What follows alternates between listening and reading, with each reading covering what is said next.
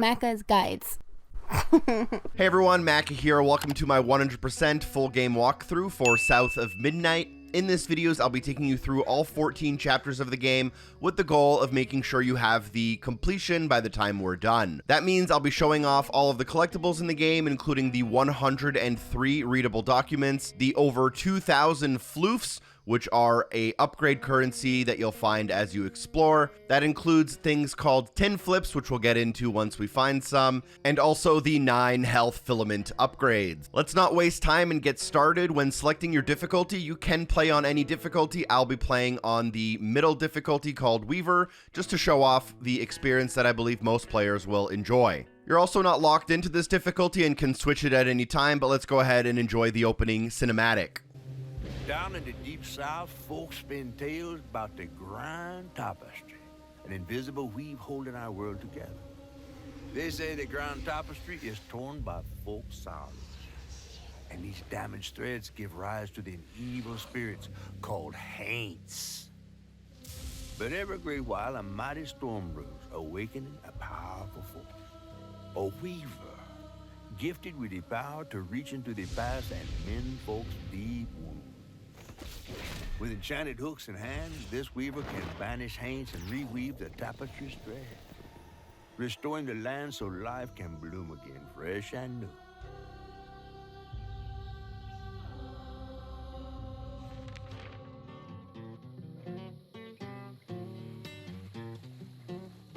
The last weaver vanished long ago, but I'm getting ahead of myself.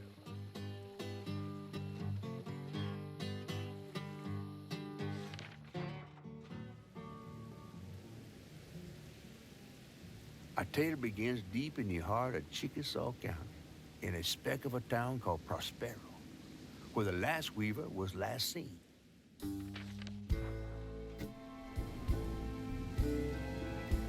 That evening, Hazel's mama was running late, driving home through a storm that seemed hell-bent on drowning the whole South. Meanwhile, our Hazel is packing an emergency box, fixing to evacuate quickly. A hurricane brewing on the horizon, and a mighty big one at that.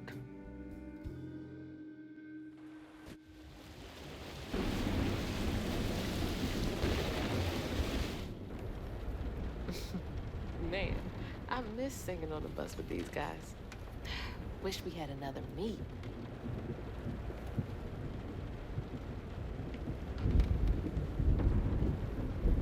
Another medal, too. We was fast as hell. Mine should be back by now. Probably got sucked into work again. Typical. I shouldn't be doing all this packing by myself. But here I am. Now we're going to start with Chapter 1, and like in many games, this is going to serve mostly to progress the story and give you a small introduction into some of the basic mechanics of the game.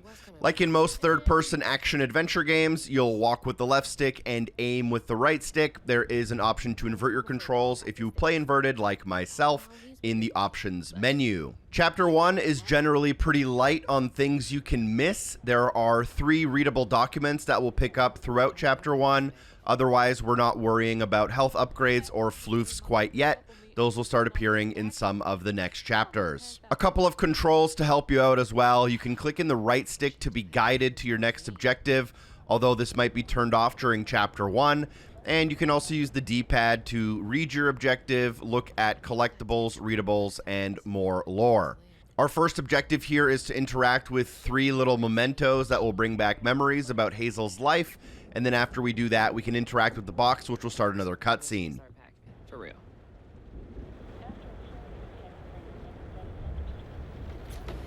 Whew, it is really picking up out there. You ready to go? I was over here all alone.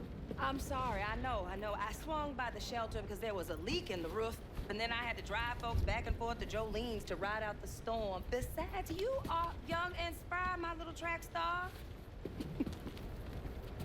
Oh, shoot, we got 5 minutes. Let's go. Did you pack everything? Mama, I'm grown. This ain't my first hurricane. I know what to do.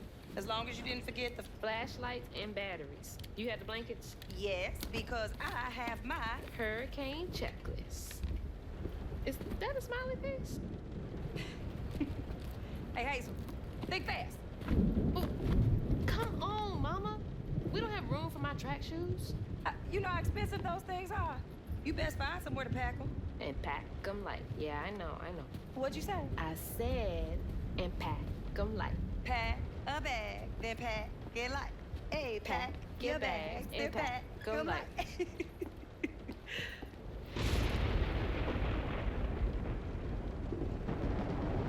You think this place will still be here? After? I called Hurricane Lulu and she said we good. Mama, I'm serious. What if it's different this time? That's not for you to worry about. And now we got 4 minutes. Did you just suck your teeth at me? I wouldn't be rushed if you didn't. Don't mumble. Speak on it. I said we wouldn't be rushed if you didn't waste all that time at the shelter. Waste time? That's not what I meant. It's just... you left me to prep for a hurricane by myself. Oh, I thought you was grown. What if we called up Bunny and go over there? You know, the mansion with the hurricane-proof windows? Now, you want to bring this up right now. I'm just saying.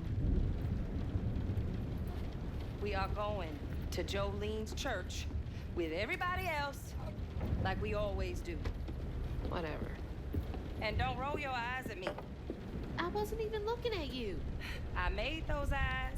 I know when they rolling. I just don't understand why we can't go over there. Bunny still can, even if Daddy's dead. Just tell me Hazel, why. please. Just, please, go over to Bo's and Mrs. Pearl's. Check on them. They may need help. We might need some help. I might need some help. While you're out helping everybody else. Damn it! No. Your great-grandmother made this. You never told me that. I shouldn't have to tell you something is important for you not to break it. Well, maybe if you did, you still have a coffee mug. This world existed before I brought you into it, Hazel Flood. Remember that next time you go around thinking you know everything. Hazel! Everything I do for you. Whatever. Our first little piece of gameplay here is to go outside, and we're going to have to check on Bo and the other neighbor. So Bo is kind of down the street, staying on the same side of the road. Go ahead and knock on that door to start a cutscene. And then after that, I believe the other neighbor is called Miss Pearl. They live directly across the street from you. Go ahead and visit them and start a couple more cutscenes before we start getting into some of the actual platforming and more of the actual gameplay we'll be experiencing through most of the game. Oh, Hazel! Oh, come on in and grab some punch. It's fucked up out here. I came here to check on you, but it looks like you're riding this storm out in style. Oh, yeah.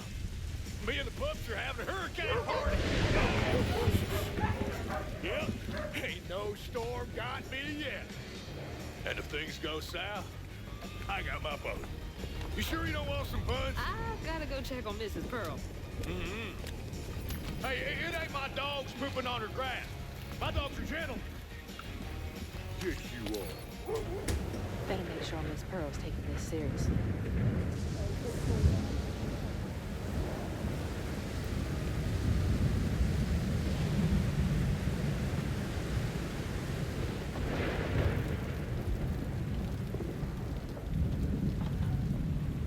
What you doing on my porch in all of this weather, baby? I'm just checking on you, see if you need anything. You holding up okay?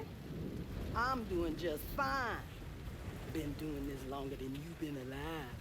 Why don't you come in for a second? I should probably head back. Come in, have some gizzards. I'm cooking them all before the power goes out. You know I can't say no to your cooking. There's a bee in your bonnet. I can tell. Just frustrated with Mama. She stayed late at the shelter and left me all alone.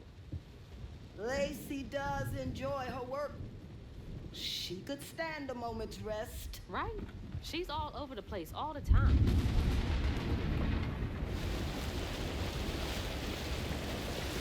She's got a good heart. Just wants everyone to be okay all the time, you know? Yeah, I know. You need some help in there? Thanks, hon. I'm almost done. What else is on your mind? What you know about Bunny? Why you barking up that tree for? It's hard not to. Mama never so much as talks about her. Well, does she ever look in on you? No, I guess not. Sometimes people are privy to things that we aren't. Your mama is doing what she thinks is best.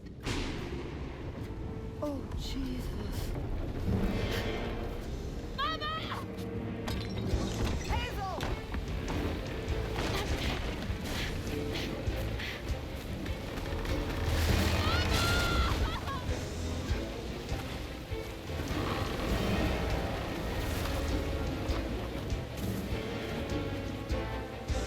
We've now taken control of Hazel and are learning a few more of the kind of mechanics. You can press in the left stick to sprint. We also have a jump ability. We keep things pretty basic here in Chapter 1, but you will be learning how to double jump, glide, wall run, and use a bunch of abilities later on in the game as we progress. So it does get a little bit more advanced, but I wouldn't say the platforming generally here is very difficult. Most of the difficulty in this game is going to come in the combat, assuming you have the difficulty here on medium. But once you jump across the log, you should start a little bit of another cutscene where you'll learn a little bit about Hazel's past here as she falls into the water but is able to be picked up by strands and saved. Now, generally going forward, jumping into water, not a good idea. That will technically take you out as the water is toxic. There are also something called brambles, which are these kind of sharp, thorny bushes, and running into those will also damage you and hurt you and potentially drain your life bar. You can just keep running here past some of the next objectives and then squeeze through the crack in front of you to progress. No.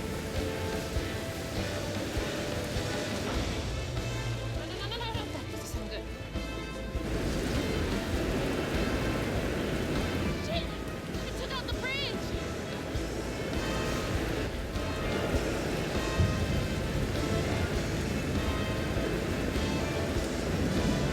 Mama, I'm coming! I'm gonna make it!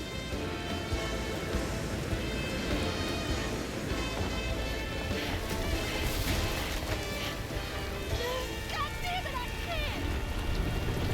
I'm not fast enough. I'm always fast enough. What is it? Bunny. She's gotta help me.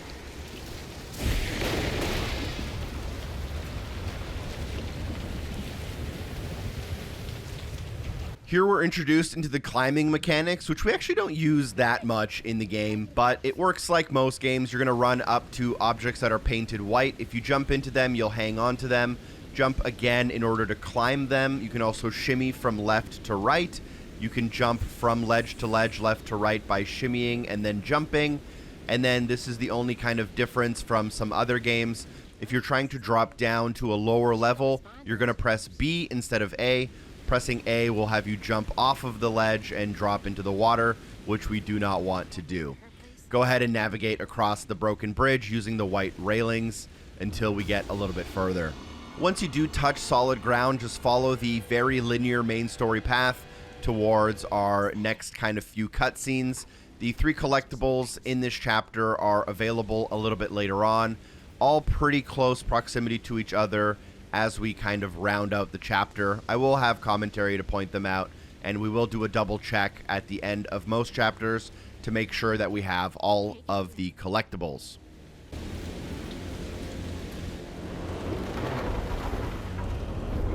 Oh, shit! Help! Please! My mama! We need help! Can anybody hear me? Please! Anybody!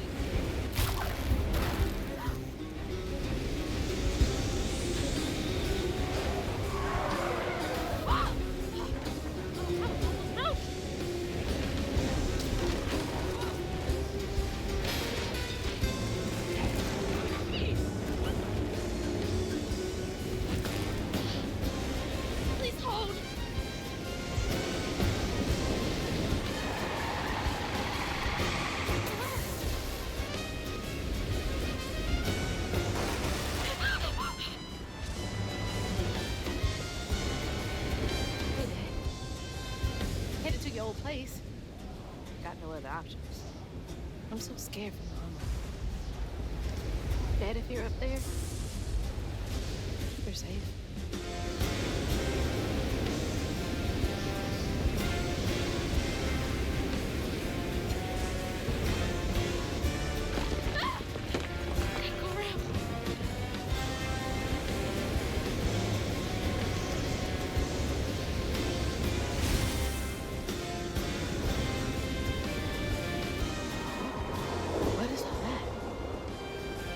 That can't be real.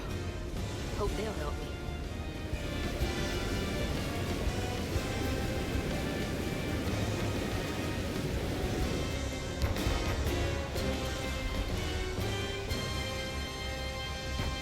I know y'all in there. Excuse me. You can't just show up unannounced. I have to talk to Bunny. Well, she is rested. You're gonna have to come back tomorrow. It can't wait.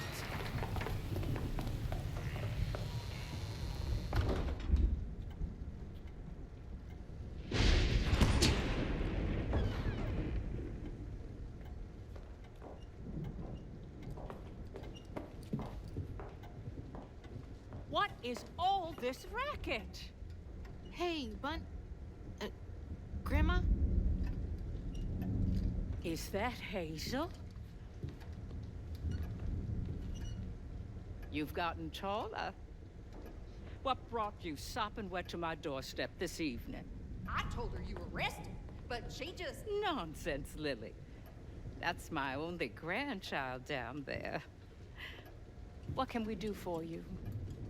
The trailer got swept downstream with Mama in it, and Swept down in the river in that tin can of a home? I tried to catch her, but I couldn't keep up.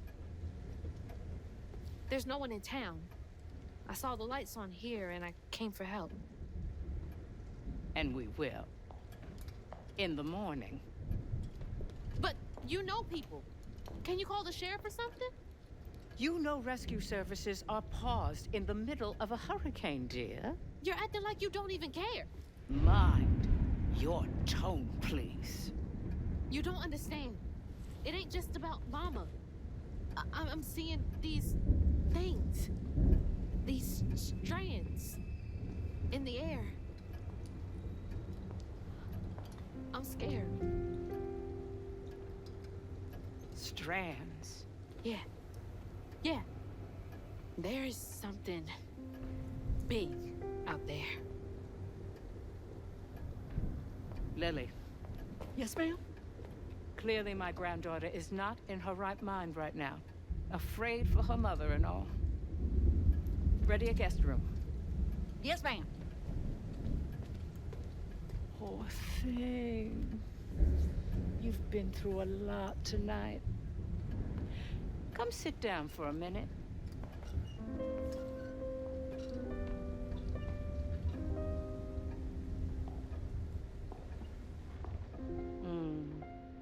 I'll take care of this.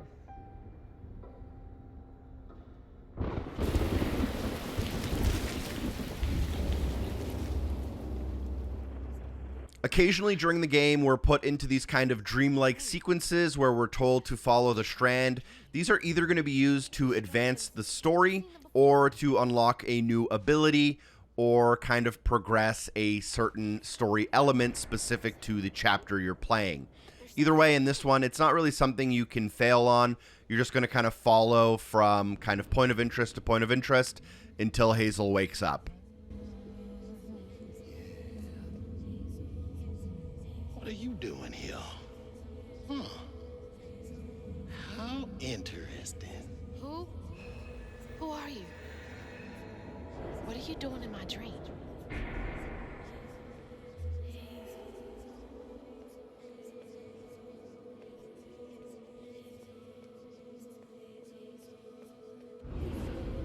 Hazel? Hazel! I'm right here! Ma! Can you see me?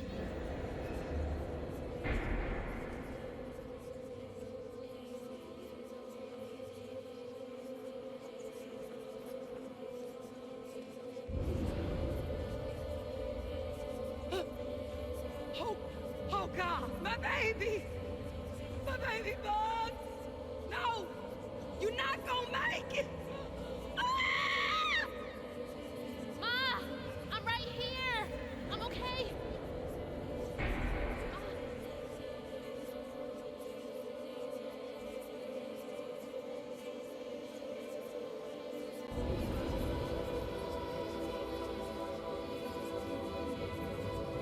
Ma! Ma, wake up!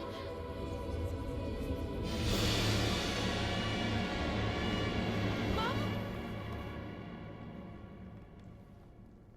The trailer. Mama? Oh no. Grandma?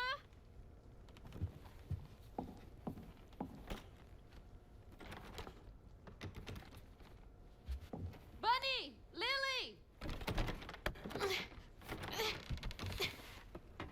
We gotta find Mama! Hey, open the door!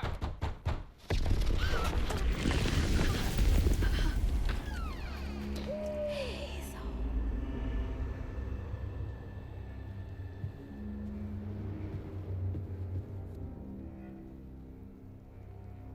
It's my only option, I guess.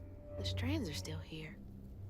Now, as soon as Hazel wakes up, we're going to start kind of getting towards the end of the chapter. Let's focus on those 3 readable collectibles for Chapter 1. You should find your first one kind of directly in front of you.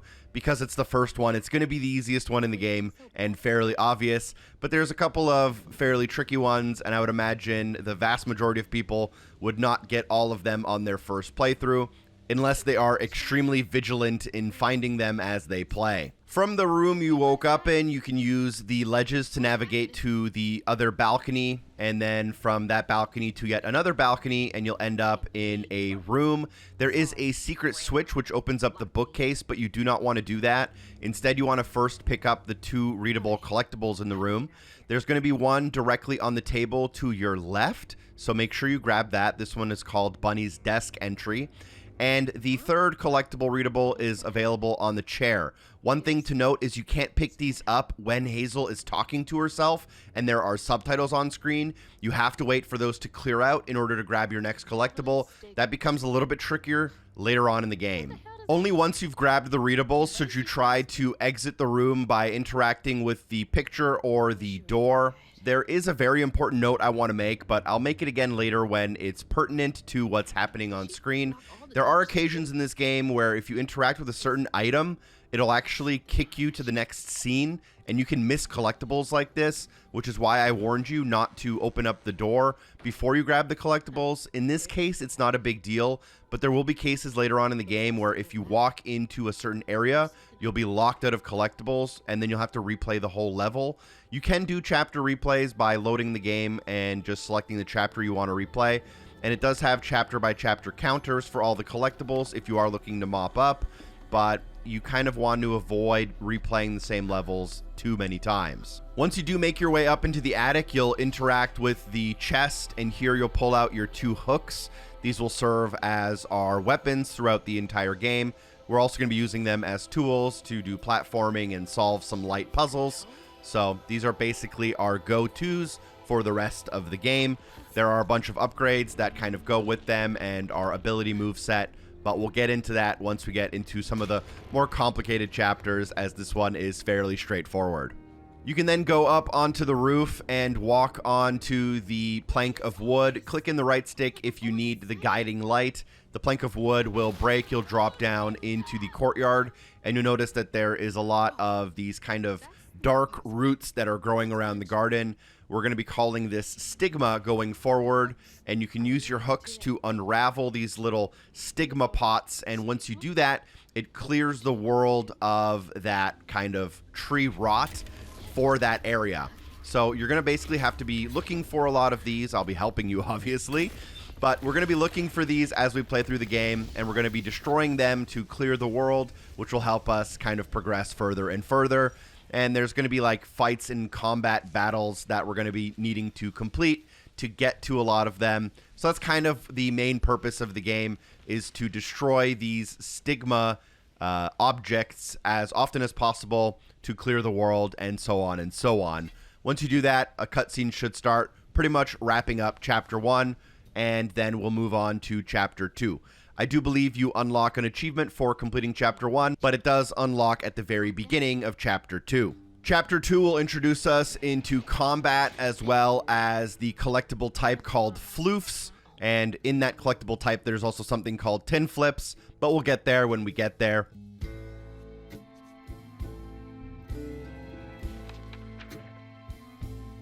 Hazel got no help from her strange grandma.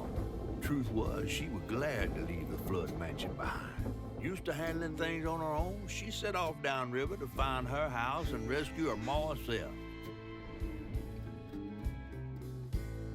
There, magic called to her. A magic she'd felt in her bone, but she had never seen before.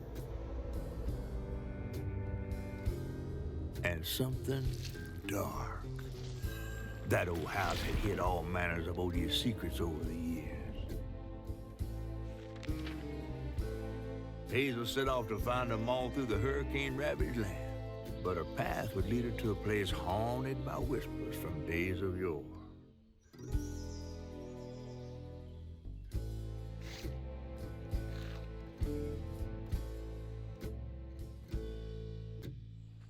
It's all on me to find her. Welcome back to Chapter 2. In this chapter, we'll be introduced to a bunch of new mechanics, including some combat. We'll get a new collectible type called Floofs. I think there is 135 of those on this level. There are 4 readables. We'll also grab a tin flip. I'll show you how those work. And we'll also get a couple of combat-based achievements kind of out of the way pretty quick. But from the beginning, you can click in the right stick if you want to see the guiding strand that kind of shows you where to go. We'll follow the main path towards a wall that we can kind of climb here at the top. You can shimmy to the right and then drop down and continue along that main path.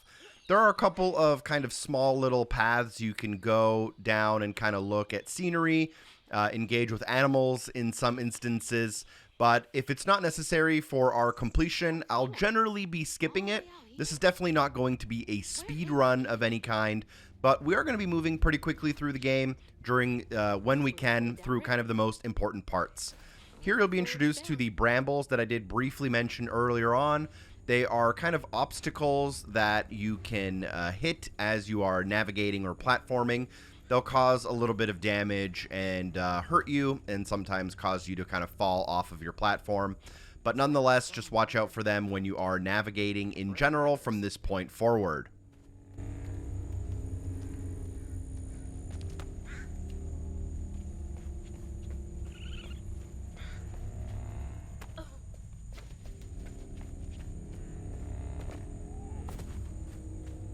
Around this corner, we'll be introduced into our first combat section of the game, and there's a couple achievements we can kind of work on right away. It's up to you. These are things you might be able to get just as you play naturally, but if we get them out of the way quickly, we don't have to worry about them later.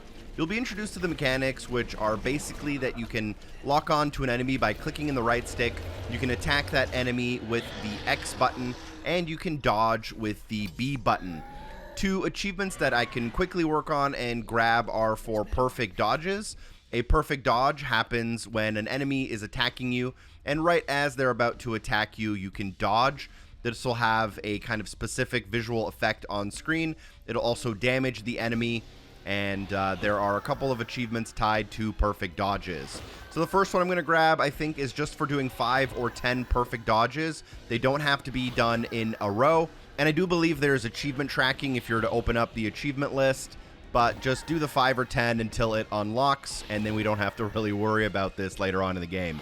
It's also decent practice for some of the timing to do against some of the enemies we'll be fighting. One thing to notice is that after you do kill an enemy, you can unravel them, which is a mechanic that you should be participating in. Unraveling a haint does allow you to gain a little bit of health back, as well as a little bit of recharging of your abilities, which will unlock later. Unraveling your first haint and getting some perfect dodges in unlocks an achievement for each of those things. The next thing I'll quickly work on is I'll allow the enemy to get me into low health, which is the blinking red health. And there's an achievement for performing perfect dodges while having low health. So I think you have to do 5 dodges while your health is blinking red. Now, for the perfect dodges here, I end up taking out the enemy because a perfect dodge does do damage. I take out this enemy a little bit too quickly, but I think 5 perfect dodges while at low health does allow you to unlock that achievement. There's also these green orbs in every combat instance. You can use them to heal up, though once you use them, they kind of despawn unless you have accessibility settings turned on for them to just be there permanently. Here you'll also be introduced into unstoppable attacks, which happen when an enemy turns yellow. There'll also be multiple enemies here, so you can practice kind of fighting 2 enemies at once. Generally, when there's 2 enemies, I'd recommend just focusing on one and taking them out as quickly as possible. But I do want to grab this close call achievement for getting perfect dodges while my health is low. So I am going to take out one of these enemies, allow another enemy to kind of hit me for my health to be low, get a couple of perfect dodges in order to get that close call achievement to unlock, and then I can round out this fight by unraveling the stigma in the middle of the arena. So that was kind of a longer fight because we're trying to get a couple of the dodges in, but once this fight is over, unravel the haint and continue forward. We are going to unlock some abilities pretty soon here that'll make the combat a lot more fun. I'm so far off road. Hope I'm nowhere close to that place. It's those voices again. Might be worth checking out.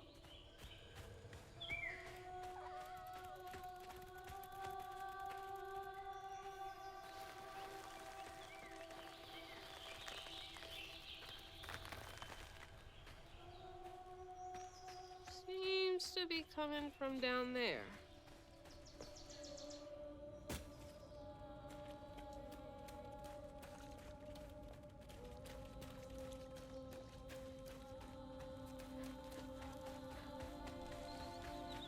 Sounds like I'm getting closer.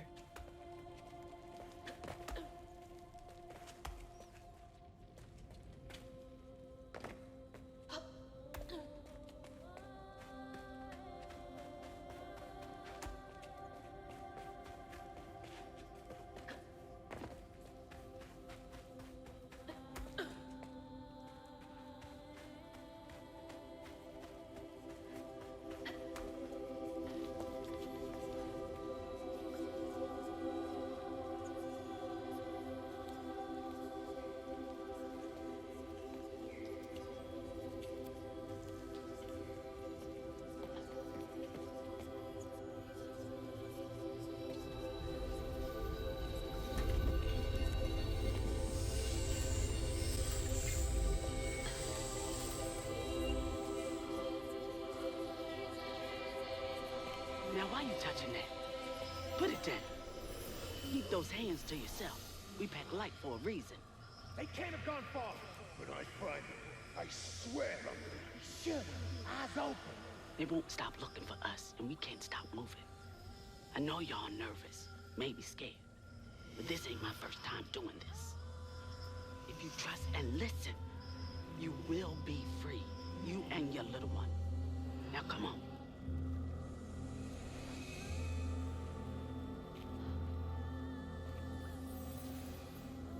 I'll take you to the river.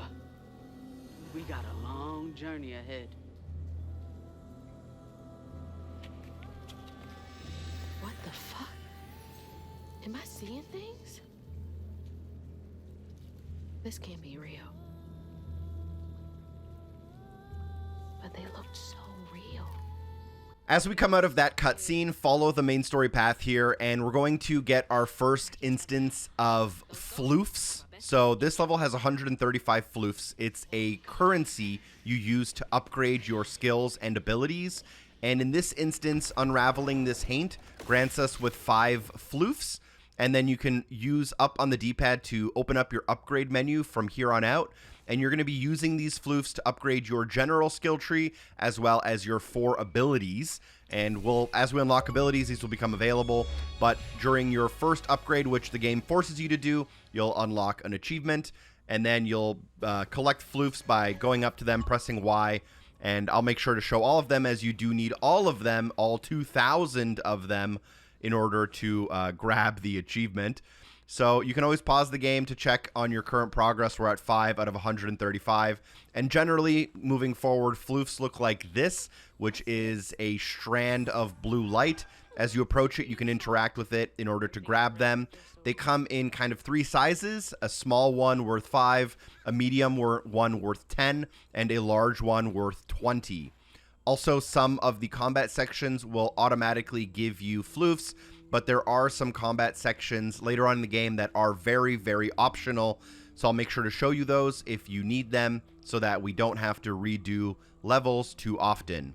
Squeeze through between the rocks to get a little bit of a cutscene, opening up into an area in front of us. And in this area, there are quite a few collectibles to grab. I'll make sure you grab them all before you move on. We're also going to learn our first ability here. So after the cutscene ends, the family kind of disappears in front of us.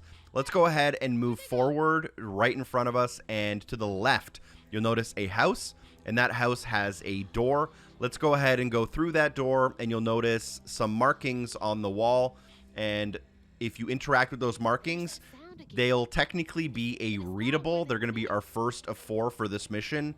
Generally, for the rest of the game, readables are going to actually be like physical notes, but there are some readables you get from other items. So that's our first readable for Chapter 2. And then if you go kind of behind the house we were just in, you'll find a floof along the shoreline. This is the small one that's worth 5. At the end of that path that was in front of us, if you look to the right-hand side of that path, you'll notice a house. You can go into that house and then use the ledge to get up on the roof. And here you can find another floof. This one looks a little bit bigger, so it should be worth 10. Once we grab that, we can actually kind of go a little bit towards the main story path. You can click in that right stick always to find out where to go. Now, once you drop down here, do not go to the right. Instead, you want to go to the left, and you'll find a floof on this ledge here. This ledge is a little bit tricky. I don't know if there's supposed to be a different way to do it, but if you just kind of stand up against it and hold A to jump, you should be able to grab the ledge in this location. Going up to the floof to grab it, worth 10, and then follow the main story path until you drop into the building. Once you drop into the building, you should unlock your first of 4 abilities.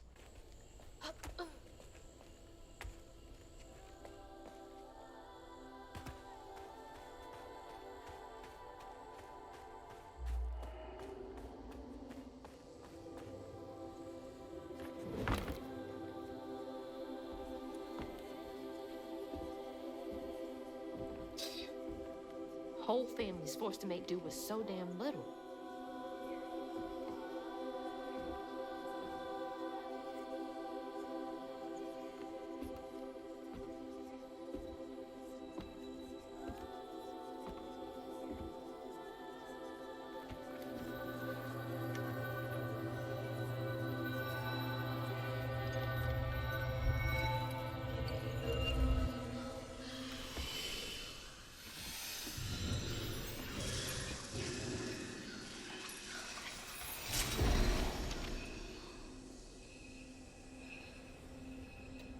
Now come on, this way.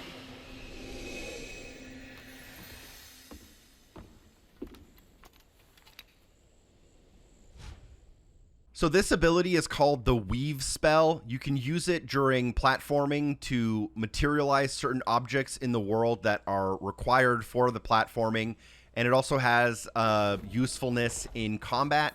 It allows you to basically trap enemies in a bit of a weave web. It freezes them and allows you to attack them. And as you upgrade that skill tree, attacks on weaved enemies also do more damage.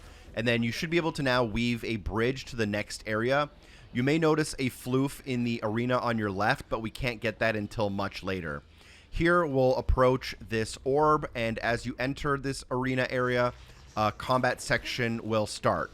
Many combat sections start like this in the game, where you kind of approach, the walls cave in around you, and you just have to defeat all of the enemies with whatever strategy you prefer.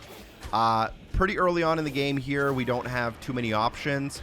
Obviously, pressing LB to weave an enemy and encase them in that kind of web allows you to do a lot of damage very quickly, but unravel the stigma once you complete the fight.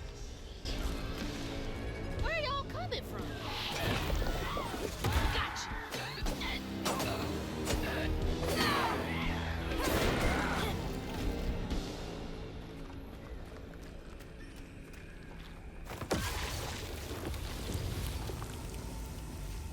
Now, this is kind of a reoccurring thing that happens in the game, but as you clear the stigma and all that rot goes away, it often reveals an optional side path towards some floofs, and this one is no different. Instead of going directly in front of you, which is where the game kind of forces you to go, you want to turn around a little bit and go to your right to find a path that leads back to the river. Here you'll find a floof worth 10. That's something that we're going to have to do very often, is complete a fight that is a part of the main storyline, and then we're going to have to kind of backtrack immediately after that fight. But if you follow the path there into the main building, you'll get your next ability, which is the push strand, which allows you to interact with the world with specific items in order to solve puzzles, and it also pushes enemies away from you during combat. And around the corner here, as you come down the hill, you'll be introduced to your first tin flip. Tin flips are a specific type of collectible that are a part of the floofs, but for some reason there's also a separate achievement for them. So in order to get the completion, we'll have to get all of the tin flips, but that's just because we're getting all of the floofs anyways. So come down the hill and to your left, grab the tin flip. Your first tin flip is worth 5, and you will unlock an achievement for doing so. And then along that path, you can move towards the cart. There's another tin flip off of the path here next to the cart. Make sure you grab that as well before you push the cart so that you can use it as an item to cross over the fence. Use your push in order to get through the next fence. And as you come around the corner, you may notice a fight, which we are going to ignore temporarily. The reason we want to ignore that fight is because there are a few collectibles we don't want to miss before the fight. Just off to your left, this is a small little fenced-in area with a 10-point floof inside. We could have seen it from the bridge we took earlier, but this is the first time we have access to it. As you exit that little kind of fenced-in area, keep on the side path to the left, close to the river, to find another tin flip. Make sure you grab that tin flip. We now have a total of 75 floofs available for our upgrades. You're free to spend them as you want. I'm going to spend them a little bit later on in a specific way. Enter the arena now, and feel free to just kill enemies in whatever fashion you desire. You're free to obviously weave them and get through the fight as quickly as possible.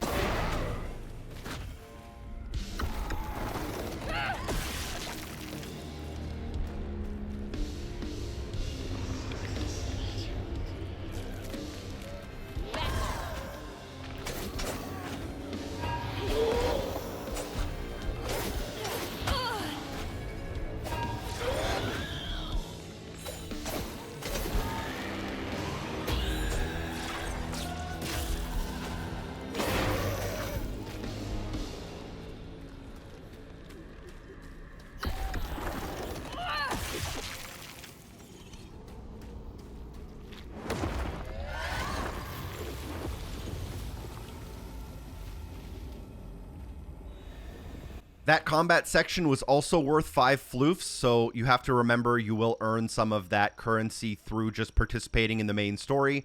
And as I've mentioned previously, once you clear that stigma away, you have a side path that you can now access. At the end of that side path, find 5 more floofs. I'm going to say floofs probably 1,000 times in this walkthrough, but you want to make sure you grab that on the side path before you push along that main path and into the barn house. In the barn house, you'll learn your 3rd out of 4 abilities. Our 4th ability comes quite a few chapters away from now, but we have our weave strand, we have our push, and now we have our pull. Those are going to be bound to the LB, RT, and LT buttons, and you'll be using them during platforming and during combat. I wouldn't really call this a puzzle, but this is a part of the kind of light puzzles in some of the platforming. You're going to have to pull the box, and then you can get behind it to push it. And once you push it up against the wall, you should now have enough height in order to get up on this ledge and continue along the path. Around this corner, before you jump down from the barn, make sure you grab our 2nd out of 4 readables sitting on this barrel. Unfortunately, if you miss this and you trigger a checkpoint, you can't get back up here. You have to redo the whole chapter using chapter select from the load game option in the main menu. As you jump down, you'll get into another combat arena section. Just take out the enemies however is comfortable for you.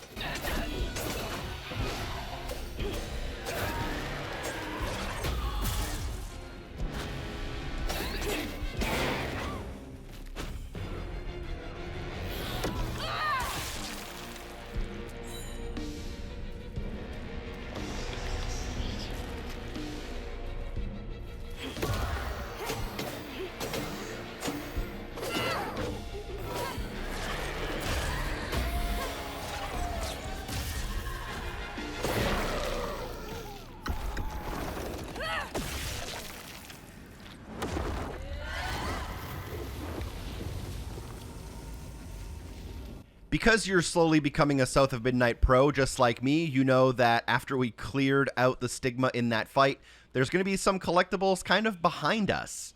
To the right of the barn, if you're looking at the barn, you'll find another tin flip. I think tin flips are probably the hardest collectible in the game. They're very easy to miss, and they're not worth a lot, so it's very possible. If you don't follow a guide, you'll miss some. After that tin flip, go ahead and go forward. Directly in front of you, you'll notice that there is a gap, and you have to use a cart to cross that gap. So go up the train tracks, destroy the wall, and then pull the cart. You do have to watch out so the cart doesn't hit you, or else it gets pushed back. And behind the cart, you can find some floofs. Make sure you grab those. And instead of going to the left as you come out of these train tracks, go to the right. These are probably the most hidden of collectibles for Chapters 2's purposes. There's some much worse ones later on in the game. But if you break through the branches here, you can find a small little side path. There is our 3rd out of 4 Readables, and there is also a group of 10 Floofs. And you want to make sure you grab these as we are approaching the end of the chapter, and you don't want to have to replay the entire thing to grab them. Ignore the small text on screen that says I have 130 available Floofs, as this was filmed a little bit out of order, but now we can rejoin the main story path and grab the Floof here before we jump over the gap using the cart that we moved on the train tracks. Entering the cave is kind of a point of no return to the end of the chapter, but there are a few more collectibles we'll still have to grab. As we enter the cave, you should notice the kind of glowing blue light on the rock to the left. You should also notice the prompt next to it. Make sure you interact with it, though. This is going to get our 4th and final readable for Chapter 2.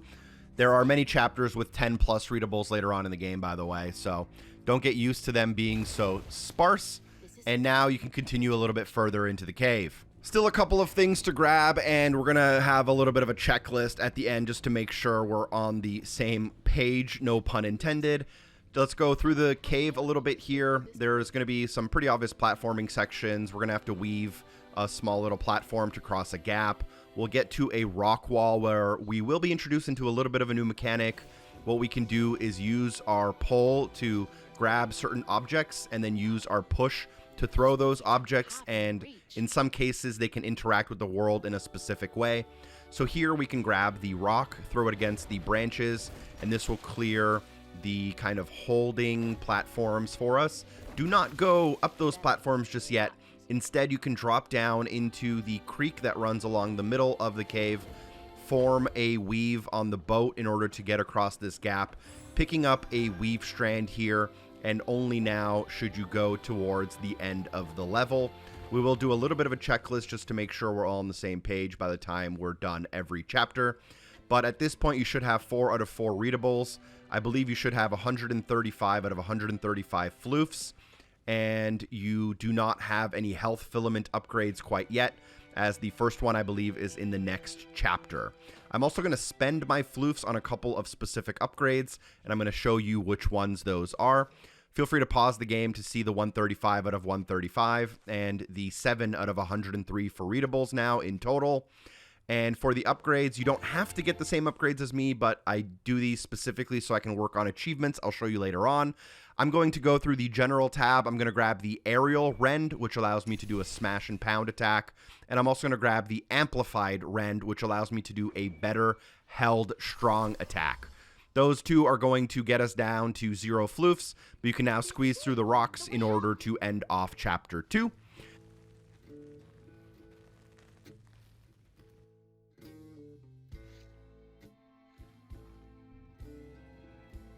On her journey to find her house downriver, Hazel felt hushed and awed by what she saw.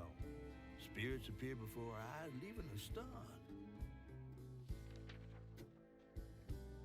She hadn't known about Mahalia, the last weaver of Prospero, but Hazel felt a connection as she watched her weave magic.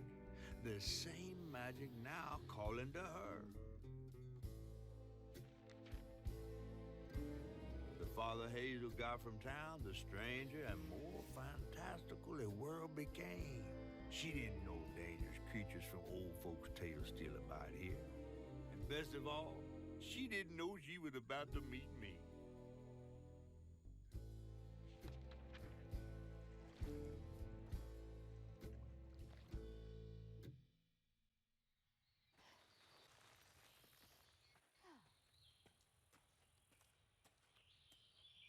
we're kicking it off now with Chapter 3, which has a total of 7 readable collectibles, 385 floofs we can get, as well as the tin flips, which are a part of that, and a new collectible type called health filaments. As we start, let's go ahead and walk forward. This is a longer chapter and also very dense with collectibles and things we can grab. Before we drop down into the first fighting area, I will remind you that I do have the aerial rend and the amplified rend. Getting kills with both of these will result in an achievement, so let me go ahead and try a couple of them. You probably can't get both of them in this single fight, but you'll get them eventually if you just use these couple of abilities. And there will be a new enemy type here. It's a nest, and you can target the nest, use LT to pull a larva out of the nest, and then use the right trigger to throw the larva. You can also push larva that's already spawned back at other haints. So those are kind of two mechanics that you can use here in this fight, and they work as follows. I'm going to be trying to get a couple of kills by using my new kind of overcharged X attack here, holding it. It does a decent amount of damage, and it also works towards an achievement that we don't quite have yet. And once the other enemies spawn in here any second, we'll also be working on those aerial rends, which are a jump into an X, and that causes a bit of a slam. If you interrupt enemy attacks like I just did there, you will be making your way towards progress of that specific achievement. You do get hit a little bit, so it's not something you want to necessarily, boost always. I do like this attack quite a bit, but it can be a little bit difficult just to boost specifically against these enemies. After about 5 or 10 attack interruptions, you should get an achievement here, which I did unlock in a practice run called Taking the High Road. So that's something you can work towards by using your aerial attacks. And then also we're going to be using, grabbing our healing if we need it. We're going to be holding down the attack button to do our big attack. And if we kill a couple of enemies with that big attack, we may also get an achievement, although that one did take me quite a few of the little arenas that we're going to participate in before it unlocked. I'm not exactly sure how many enemies you need to take down using that ability, but if you do take out a few, it will unlock as we make progress through the game. After this first fight here, we can unravel the stigma. This should give us our first 5 out of 385 floofs, and we can start kind of working towards more and more. As it clears, you should notice the path we can take. As I reference my notes really quick, let's go ahead and follow that path around the corner. The collectibles are very dense, and there's quite a few, probably 40 of them total in this chapter. But we'll make our way kind of through that weaved ledge up to the branches. Press the right trigger to clear the branches, and then go forward. Here we will be taught a new little mechanic, which is a very simple double jump. As if you've played any other platformer in the past before, you know that a double jump is simply just jumping and then jumping again. It lets you get a little bit of extra distance. It lets you get a little bit of extra, movement in your combat. And once you do climb up the next ledge, make sure you take a sharp right-hand turn around the corner, jump over the log, use the right trigger to clear the branch to find a hidden floof right here worth 10. Now from here, you can kind of just try to jump across this first gap, and instead of following the ghosts, we do have a couple more collectibles we can grab. So you'll notice that there's a floof kind of sitting on the tree branch in the middle of the area. To grab that, jump to the left, clear the branches, and then head up the kind of log here that curves up onto the tree to get yourself onto the top of the tree. Here, use the ledges of the tree to get to the floof. And this is one of the kind of new sizes. As in Chapter 2, these were only worth 5 or 10, and this one is worth 20. From here, we can try to go to our regular path, which would be to jump across this gap right here. And we will need to make a ledge. On the other side of this jump on the wall, you'll see a drawing. Grab that. That's our first of 7 readable collectibles. This one's called The Happiest Day. and they are numbered specifically to the collectible that you grab. So if you miss one, it would be number 2. It wouldn't be just showing up as 1 again. Jump across the gap to our next collectible type, which is the health filament. I believe there are 9 of these throughout the entire game, only 1 in this chapter. You collect it, and as you get 3 of them, you'll get an increase to your total health, and an achievement does unlock for finding our very first one.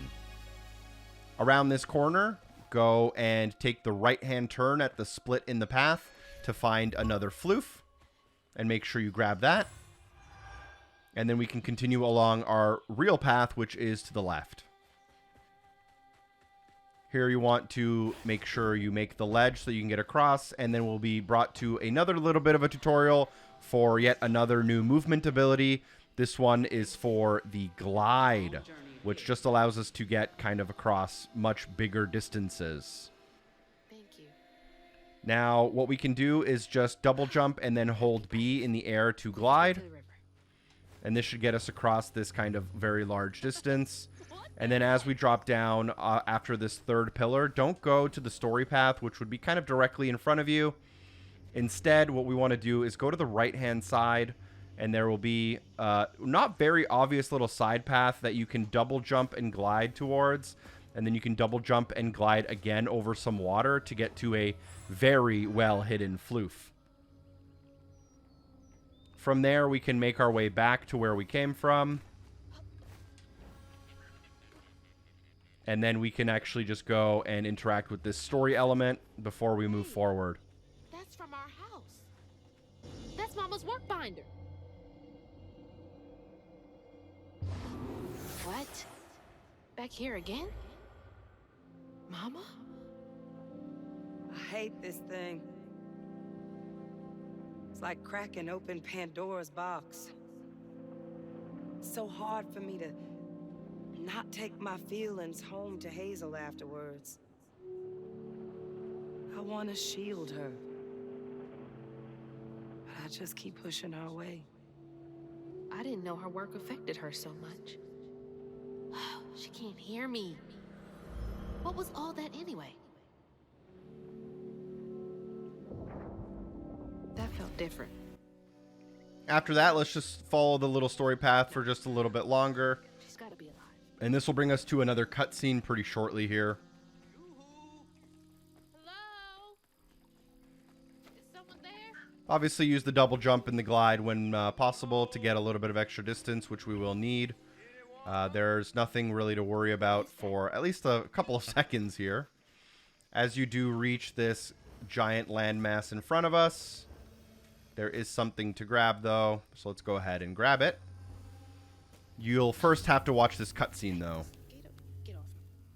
Hey, Hazel. Who's there? You up here. Where?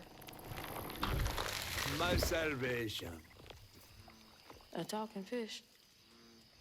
Nope. Ain't no way. Oh, Weaver like you must have seen stranger things than me. And I was so sorry to hear about your misfortunation. You find your mama yet? How do you know about my mama? Well, before I tell you what I know, would you mind?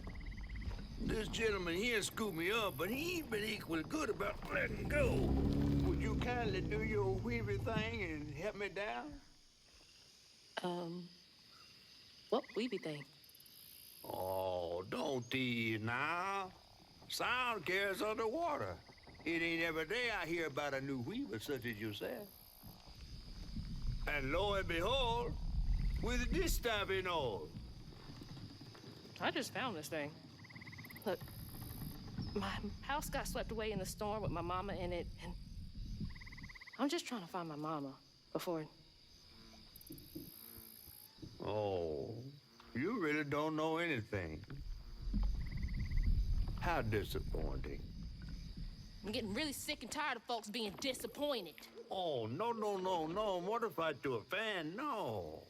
I just, well, you can't see strands, can't you? Like knots, tangles, thingies.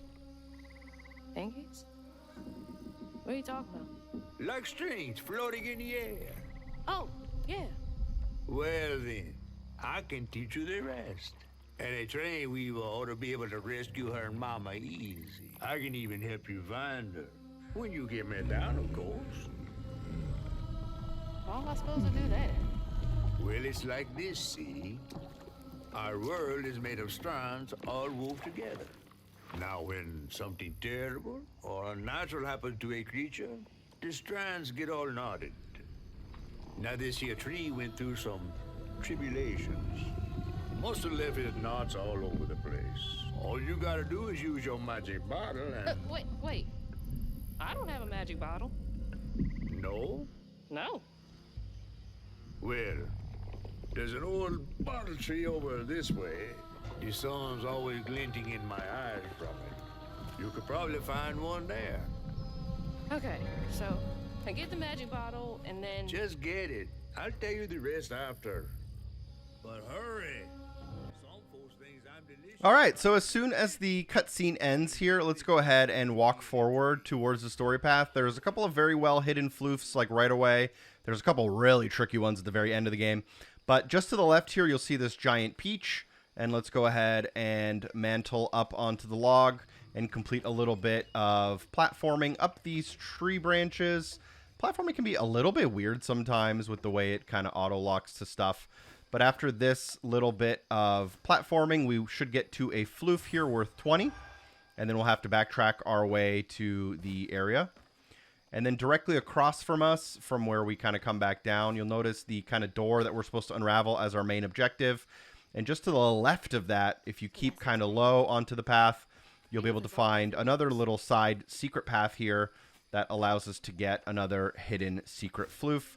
This one, you do have to kind of watch out for some of the prickly bits. But this is an upgrade worth 10, and it does circle back around using a separate path.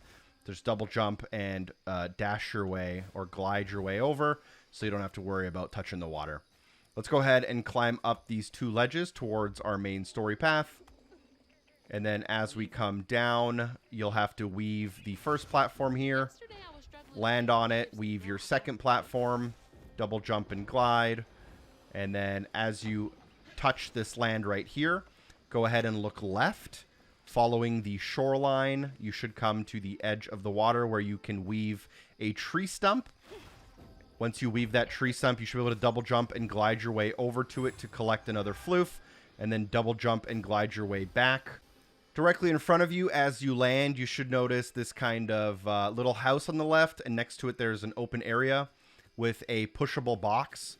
So let's go ahead and push that box in a way where we're able to climb up to the kind of tree branch. And once we do that, we should be able to get up on that tree branch where we can find another floof. So let's go ahead and grab that.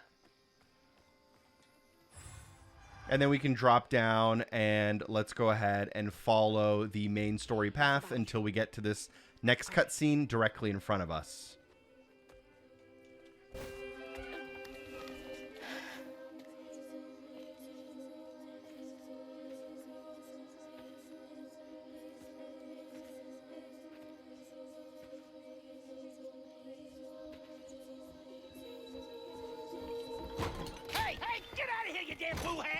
Boo what? Yeah, I saw you jumping through the air back there. Ain't no one but a boo-hag can do that. I ain't gonna steal my soul while I sleep. I'm sorry, I need a bottle. Yeah? Even you're not a boo-hag, come up on this porch and prove it. I know full well you boo-hags can't abide the color blue. See? I ain't no boo-hag. Well, maybe you ain't. Thing is, I need all my bottles. Just for hates. Wait, you see him too? Well, I ain't entirely seen one. But they bite, and they clump up around places of old pain. You know, some folks say that if you scoop up those clumps, put them in a bottle and put that bottle in a bottle tree, you could cure the pain. Hasn't really worked out for me just yet, but... Maybe I could help bottle up the pain. That's why I'm the last person left here. All those damn haints. This part of the river's filthy with them. Ever since my brother went missing. If you let me take a bottle, I could help. We'll get you one off the tree then. And you're welcome to try bottling up the pain. But the roots of this trouble go deep. The roots of this trouble go deep.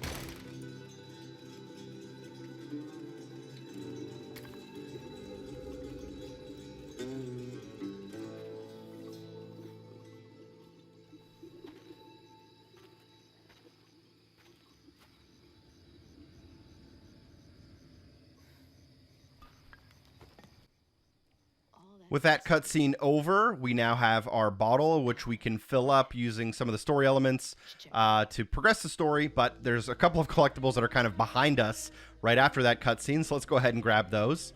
On Rhubarb's little porch, go ahead and walk up and interact with the note by his front door for our second of 7 readables.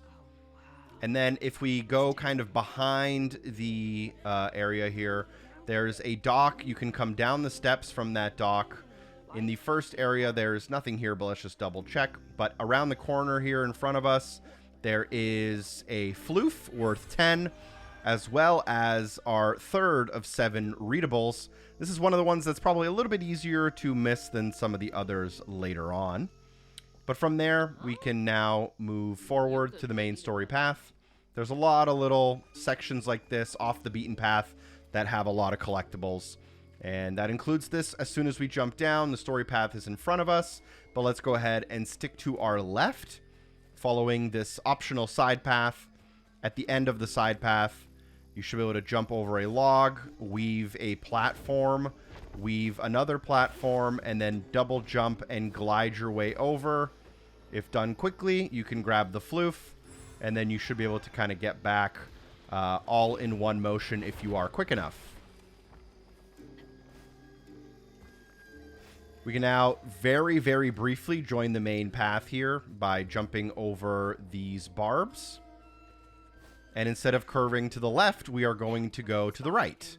There's a couple of things up here as well. Let's double jump and get our way up onto here, following the decking around. There are these eviction notices, which seem like readable collectibles, but they aren't. I will show this one, but I may skip one in the future. Those don't actually count, but they are kind of an optional thing you can grab just for, thoroughness. But do double jump onto the top of this building to get a couple more upgrade points, and then now you can join the main path again. As you rejoin the main path, just continue forward. And here you will not have to worry about anything. You'll see that there is some stuff in front of us directly here. So let's go ahead and watch out for these barbs again. Come around the corner. There is an eviction notice, which we'll skip. But around the corner, you can find another floof. From this floof, let's go ahead and join the main story path again very briefly, as there will be a house directly in front of us. We're going to enter that house. You'll notice on the table directly as you enter, there is our 4th readable. And then from that readable, let's go ahead and head upstairs. You may have noticed a floof kind of near the top of this building. You'll have to go through the building to the top. This will link you to a couple of branches on a tree here that you can climb and jump across to get your next floof for another 10. You'll now want to rejoin the main path. And instead of taking a left-hand turn from this house, take a right-hand turn. You'll notice a floof off in the distance. So we'll go ahead and grab that as well.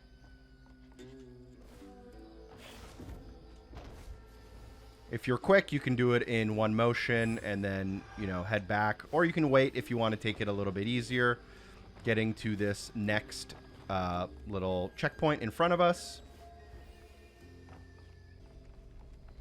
And here in front of us, there will be a fight. So you're free to upgrade your character if you want a little bit. I'm going to quickly grab the... I'll grab the weave strand upgrade here, but it's not really that important which one we grab. I will also be working on the kind of held attack achievement, so you'll see me kind of hold a couple of attacks here.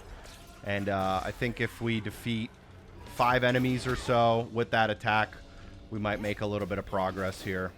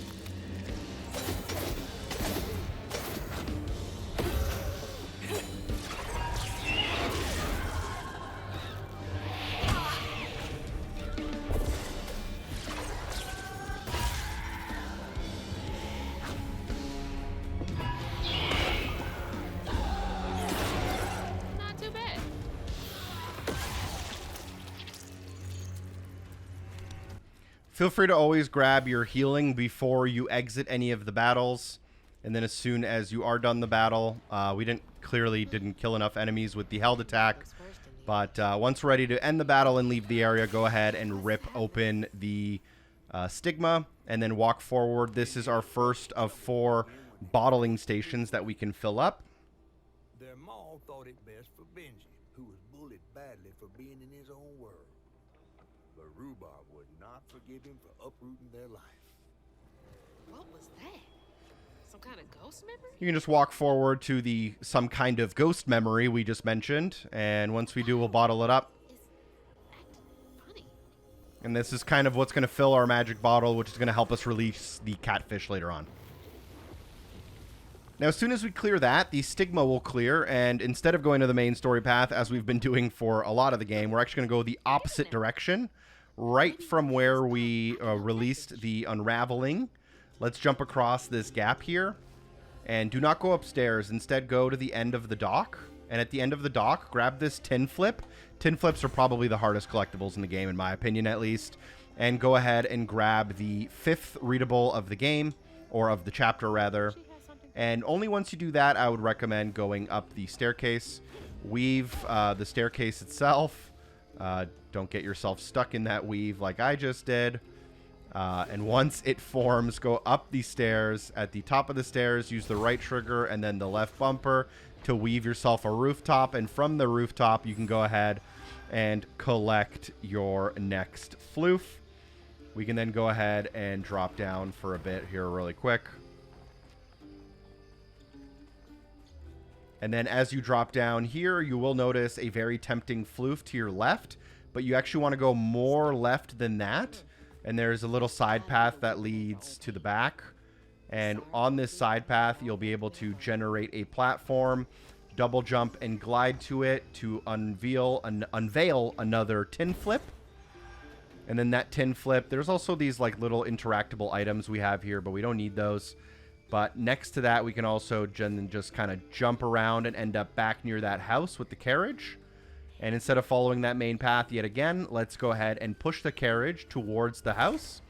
We can then jump up on the carriage to end up on the balcony. And from the balcony, we can grab this next floof.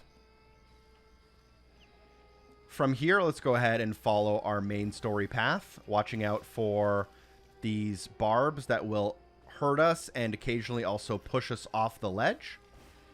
As we come across here, you'll see a rooftop that we can weave. There's a pretty tricky floof around the corner, so weave this rooftop and then just follow the tree branches here. And at the top of these tree branches, watching out for the little barb that did hit me, we can find yet another floof. Let's go ahead and rejoin our main story path. And instead of taking a right-hand turn, let's go ahead and take a left-hand turn towards this house. Behind this house, there is a dock, and follow that dock to find a breakable wall behind it. go ahead and break that wall to find another tin flip behind it. If we go ahead and press up on the D-pad, or if we pause the game rather, we are at 215 out of 385 for the Floofs. I think we have 5 of the 7 Readables, and we have our 1 health filament as well. So with that, we are ready to kind of move on here, rejoining that main story path. And there will be another battle here directly in front of us. Feel free to use your upgrades however you please. We are going to be still working towards a couple of amplified rend kills as we work our way through this chapter. But don't risk yourself dying for it. It's not really worth it. This is a little bit of a new enemy type. It is a little bit more difficult. We do get a small tutorial. You can press the right trigger to push back the hurled haint. And we're going to be dodging a lot of like kind of long distance unblockables as well. I like to just weave them early on. They can do a lot of damage and be pretty dangerous. So I like to not really have to worry about them kind of right away. They're pretty easy targets for our amplified rend. So we're going to use that on them while we can here. With some more enemies spawning in, it can be a little bit difficult to kind of get them all together. So just keep yourself alive when you can. And use that amplified rend to get as many enemies as you can. But again, it's not that important right now.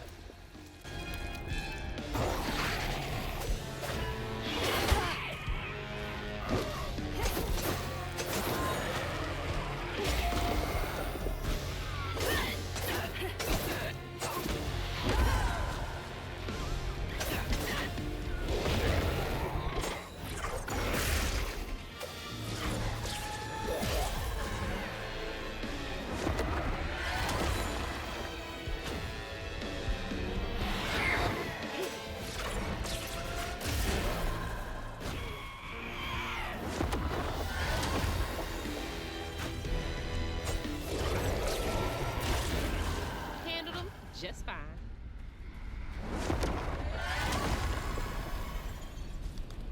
Seems like I still don't have enough of those amplified kills, but it is what it is. We're working towards them as that achievement will unlock eventually later on in this chapter. When the townsfolk caught wind of Benji's difference, they started throwing rocks at him and his brother. Rhubarb was not surprised. Bad people always prey on those who stand out.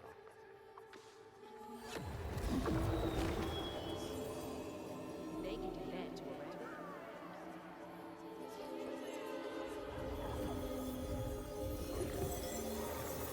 After we fill our bottle here for the second time after that fight, after the cutscene, and once the stigma is cleared, we do have a few collectibles, one pretty obvious and one not so obvious. So let's go ahead and grab the obvious one, which is inside of the house. Directly at the kind of edge of the fight there. There are 3 pictures we can interact with if we want to. I'll skip them, but allow you to do them if you so desire. On the balcony up here, you can find 10 floofs. And from there, you may also notice a floof directly in front of you on some of the tree ledges. So let's go ahead and grab that by going kind of underneath the tree, jumping down onto some of these floating platform rock things. And then this should allow us to kind of loop back onto the tree, watching out for the prickly barbs. Here you may need to do a little bit of a double jump onto the next ledge. And then this should get you to this floof, which is very large and worth 20, which is a great start. We can then drop down and refollow ourselves here to the main path by following straight across here. And then you'll be able to jump from kind of the right side of the catfish to the left side of the catfish. And here I believe you were brand new at this. I barely know what filling this thing does. Oh, you see. One step at a time. And then as you follow this path, it'll lead you into another fight, which again, you're free to use your points to upgrade some of your abilities. I'm going to upgrade my pull strand for now. And then we're going to go ahead and do kind of what we've been doing in these fights. Use your amplified rend to do some damage if you so desire. But just stay alive. Make sure you heal yourself if you need to, using the healing thing. Feel free to weave some of the enemies that do a little bit more damage, just to keep yourself safe.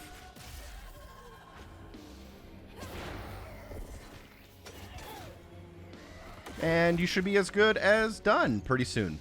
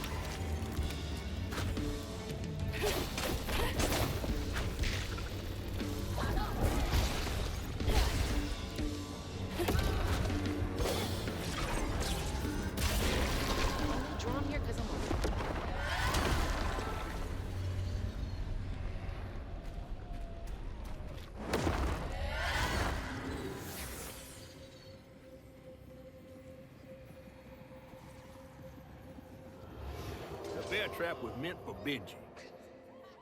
There weren't no bears around here. To Rhubarb, it was proof that things was going to get a lot worse, just like last time. There was no escaping it. Oh my God. What kind of person would do that to someone?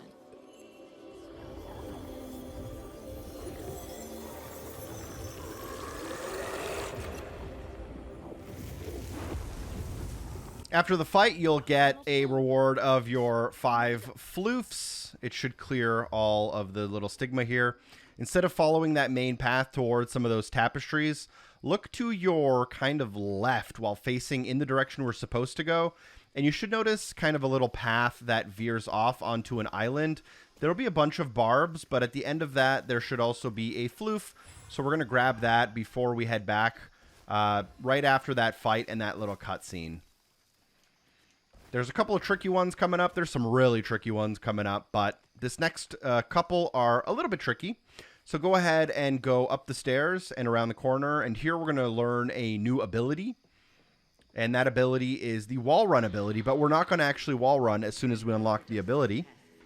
This game has a little bit of a habit of having a cutscene, immediately putting something in front of you after the cutscene, but having the collectible directly behind you. So we've learned that we can now jump into a wall run across the wall, but instead we're going to actually turn around 180 degrees, and behind us there is an optional wall run, which leads to kind of 2 big floofs. So you're going to want to start on the right-hand side, jump into the wall to wall run, and then once you make it across, look to the right-hand side, and here you'll find a floof at the top of some trees. Watch out for the barbs.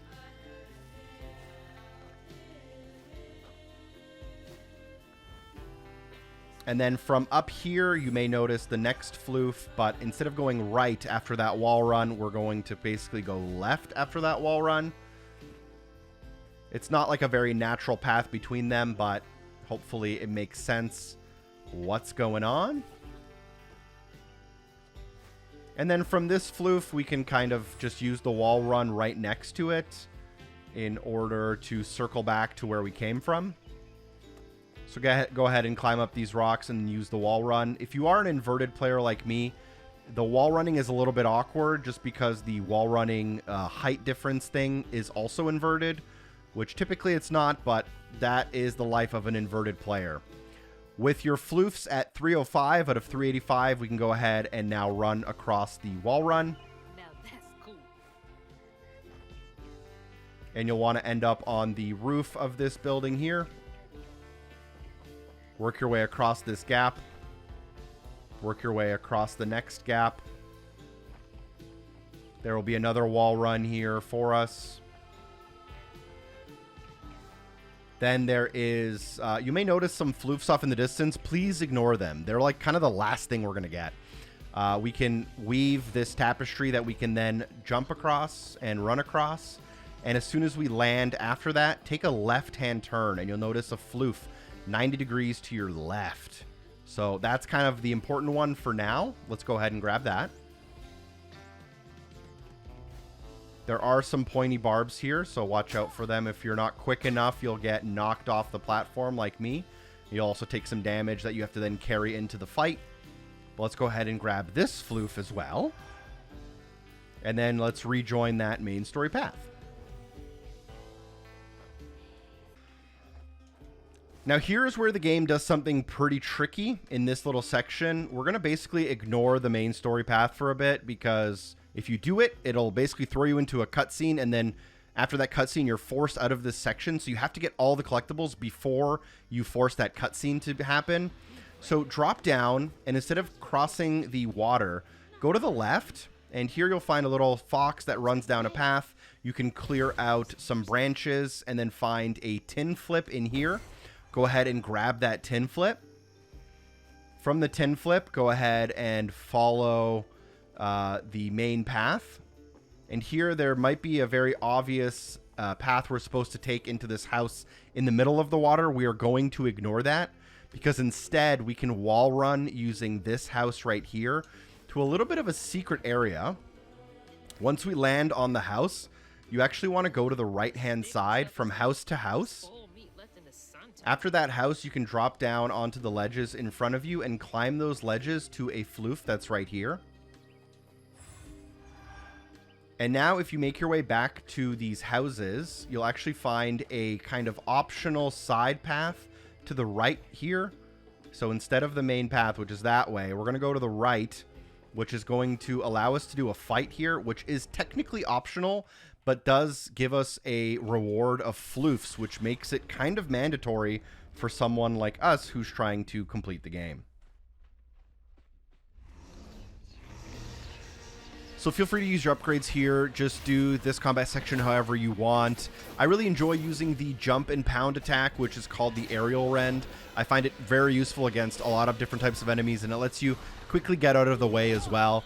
But I will hopefully also unlock the amplified rend achievement here for defeating Haints after killing them with the amplified rend. There it goes.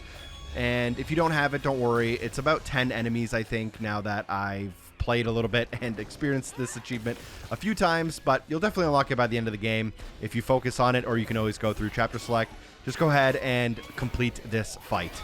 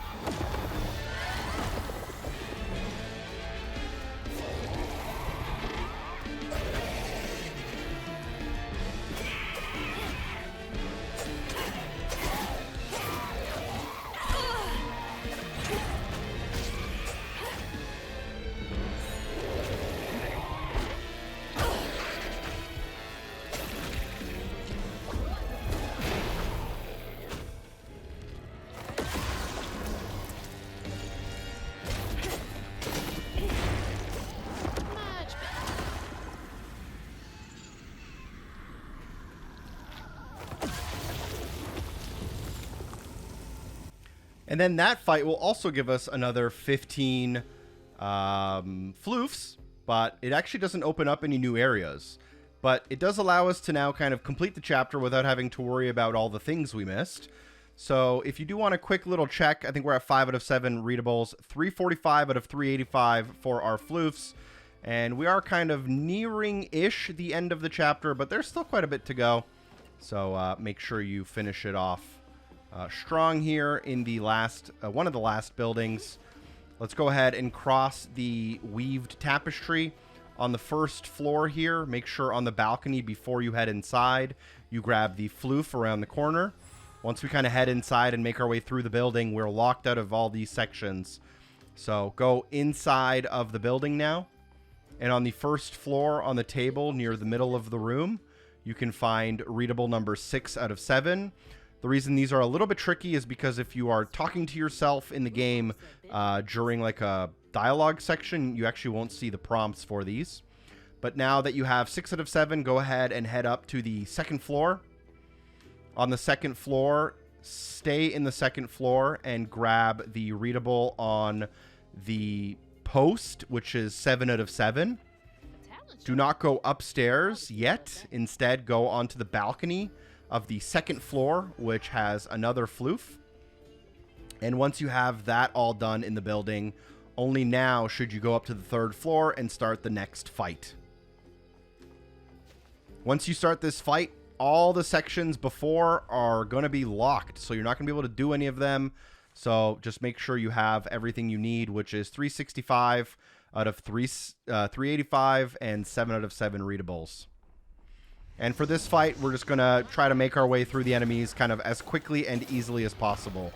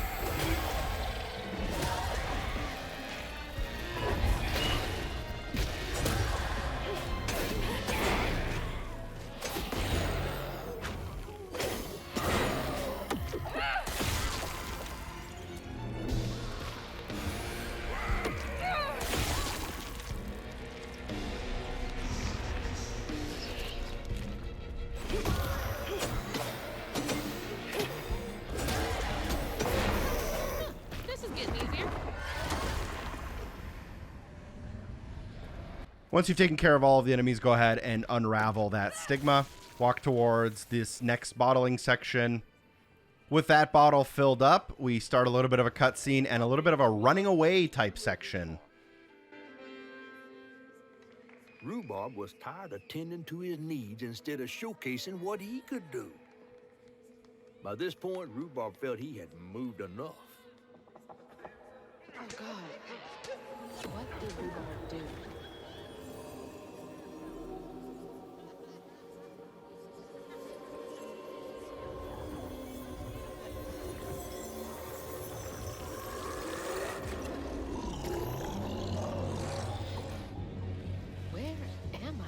Well, now, how curious. You shouldn't be here. Let us remedy. Who's there?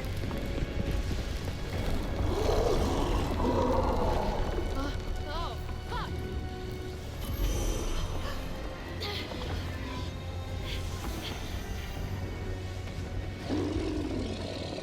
Nothing to worry about during this section like collectibles.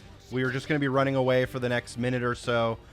Using some of the platforming we've been learning, which involves a lot of wall running, a little bit of strand weaving, whichever one that is, and then just keep making your way across the gaps.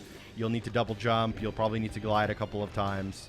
So just make sure you do all the good stuff to safely get to the end of the section.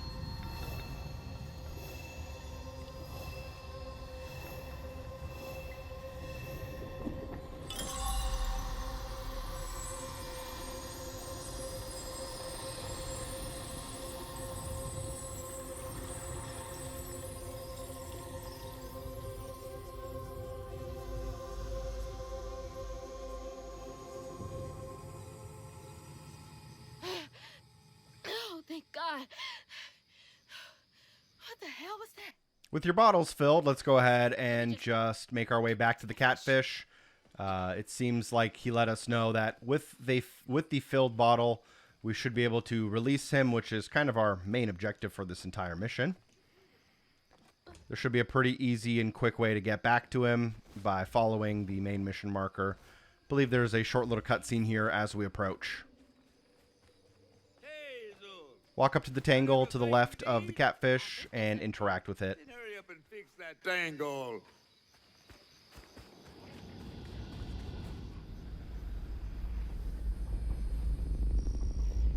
Okay, what crazy thing is about to happen now? I assume your first time in the Wii was a bit eventful? Oh, yeah. You could have warned me about the fog. Fog? Oh, that fog. Yes. Must have slipped my mind. I'm a tad dehydrated. You get a pattern? Yeah, I didn't expect it to be so personal. Secrets are a terrible burden. That's why I'm so eager to help. By listening.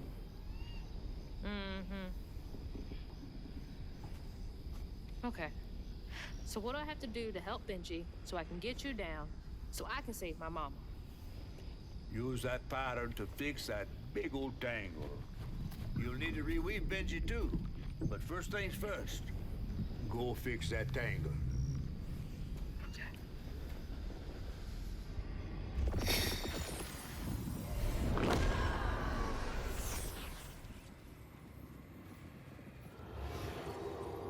When Rhubarb said go inside the hollow tree for a game, Benji did it. Even when he was nailing the hollow shut, Benji trusted him. There must have been a moment when Rhubarb decided to leave him there. And a moment when Benji, trapped inside that tree, finally understood. He must have cried to the heavens. Somehow the tree took pity, and somehow Benji become the tree. But he'd never forget that the brother he had loved had done this to him. Wow. What kind of magic is that? And what kind of man would kill his own brother?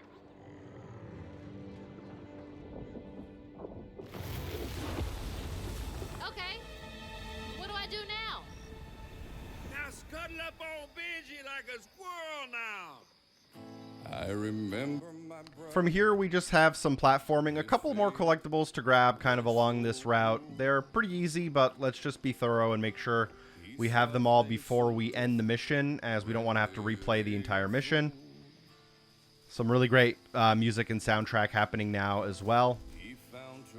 But we're basically just going to be climbing the tree for the next little bit of time here.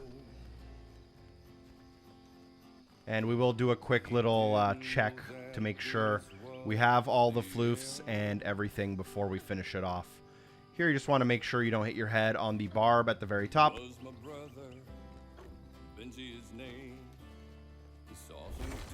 You will have to move some parts of the tree in order to be able to complete some of the navigations. After this wall run, as you land, just around the corner to your left is a floof. Let's go ahead and grab that. And then just continue along the path, watching out for some of the barbs and stuff.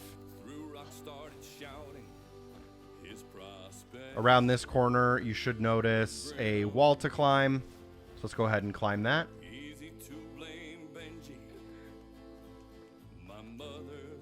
And directly in front of you is another floof. This should be our last one for the chapter. So if we were to pause the game now, we'll be at 385 out of 385. 1 out of 1 health filament. And 7 out of 7 readables. Make sure you have all those. If you've been following along, you will. And let's just go ahead and now continue going up the tree here. The music in this game is definitely one of the best parts. Safe and dry. He trusted me fully. I nailed him inside. Sorry to be moving you around like this. He thought we were playing. That was a lie. He was my brother. Benji's name. He saw things different. He was my shame. And I said goodbye. I said farewell. I took my hammer. I took it to hell.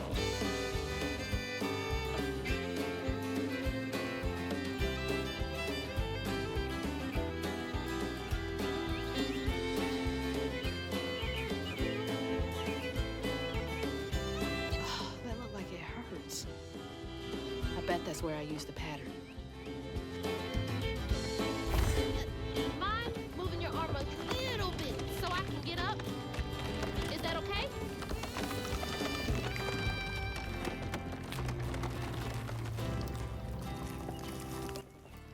This is the last little ledge you'll climb on the way to the wound. We will attack the wound and use the pattern, now that we have the knowledge of what happened, to kind of cleanse the rock here. Taking a shot in the dark. And this more or less concludes a large amount of Chapter 3.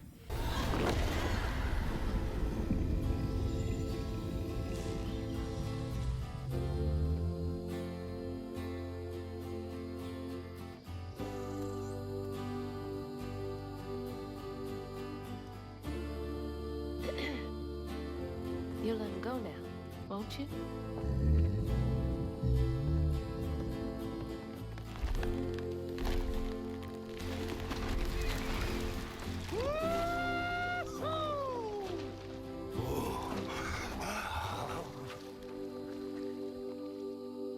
This ain't more than a mud puddle.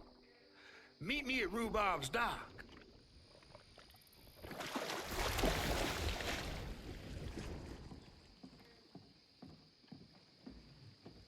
Where is that fish? He better keep his promise.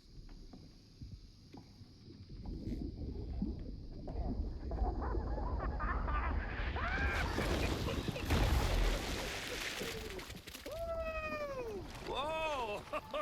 Pardon my mud. What'd you see? Tell me all the juicy details. Is this entertainment for you? Well, fish ain't got no TV. The things I saw?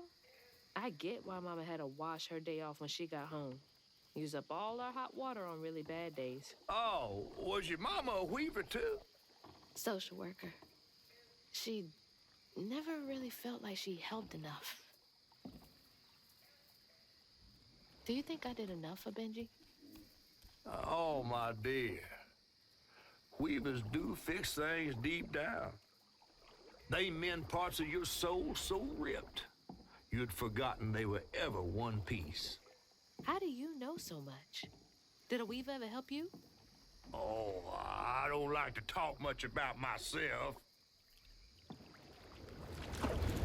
Hop on. Oh, I'm not as slimy as I look. Don't you want to find your mama?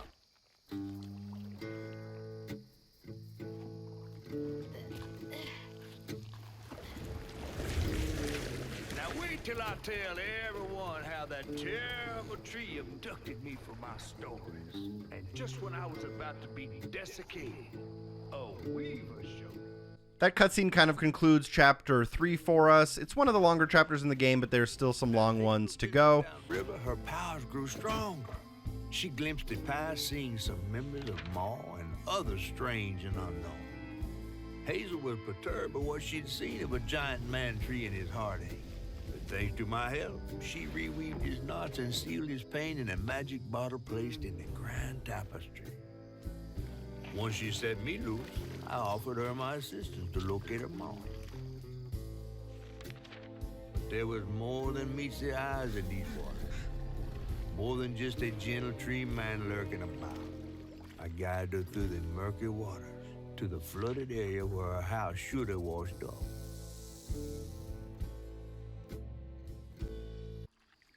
We now hop on board for Chapter 4, one of the shorter chapters in the game, and as it is pretty short, it doesn't have too many collectibles. 110 floofs, 3 readables, as well as 1 health filament upgrade, and this one I think is only going to clock in around 15 or 20 minutes, depending on how quickly we get through some of the battles here. We do start with a little bit of a cutscene, which does kind of introduce us into the chapter. So once that's over with, I'll rejoin you with commentary. We'll be getting quite a few collectibles quite quickly as we get through the level. After I got you out of that tree, you said you helped me find my mama. I ain't of a disposition to be gator snacks. Well, me neither. If we're gonna go on, we gotta get rid of him. I'm all ears. There's a church up a ways with a big bell. Go on and ring it. You want to make him come running? Tom can't abide the sound of bells. Some church folks once tried to dynamite him, and he didn't take that too kindly. If you ring that bell, he might skedaddle. You better not skedaddle. Go on now, scoot. I'll pick you up yonder after to go find your mom. So there isn't too much story development here in Chapter 4. We're tasked with ringing the bell at the end of the level, and that's pretty much it. So let's go ahead and follow that main story path right before it splits. There's a lot of splits, and you might miss one. And at the end of every split is at least one, if not 2 or 3 collectibles. So as we come down into this first area, we can we'll notice the church off in the distance. That's where we're headed towards. And we'll drop off of the cliff here. And instead of going across directly in front of us, look to your left. You'll see a weavable platform here. You'll do a double jump and a glide over. And then you'll look to your left. You'll do another double jump and a glide over to some rocks that you can scale in order to get across to this side optional area. And once you drop down, you should be able to just kind of go up a ledge here. And this will get you directly to your floof. This one is worth 20. And then we'll just loop back around to where we started in this section. And then we can now go to the main story path by weaving a boat and then getting across. And we will be introduced into a new game mechanic here called the grapple. So this little point in front of me is called a grapple point. Use the left trigger to grapple to it. And it does also carry some momentum with you. It's a little bit unfortunate that these look exactly like floofs, so it's a little bit complicated to know if you're looking at a grapple or a floof from far away. But after you get through your first gap here, at the fork in the road, instead of going to the right, go to the left. Here you'll find a couple of grapple points that'll get you across a gap. You may need to double jump and then dash your way across.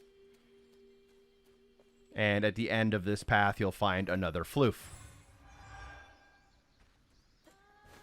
Go ahead and jump back up these and grapple back to where we came from. You may need to do that double jump and that dash again. And then as soon as you come down the hill, again, we're on the main story path, but there's a lot of little detours here. Let's take a right-hand turn and jump up these 2 ledges, clearing the brush. And down here you can find another floof. So we'll grab that. And then you'll come up. And again, instead of following that main path, go across the walkway towards a grapple point you'll notice in the trees. Grapple from one point to the next, and to the next, and to the next, landing on another floof. So make sure you grab that. And if you are looking for a quick check, we're at 45 out of 110, making our way through the chapter quite quickly, to be honest. And then just get back to that main story path.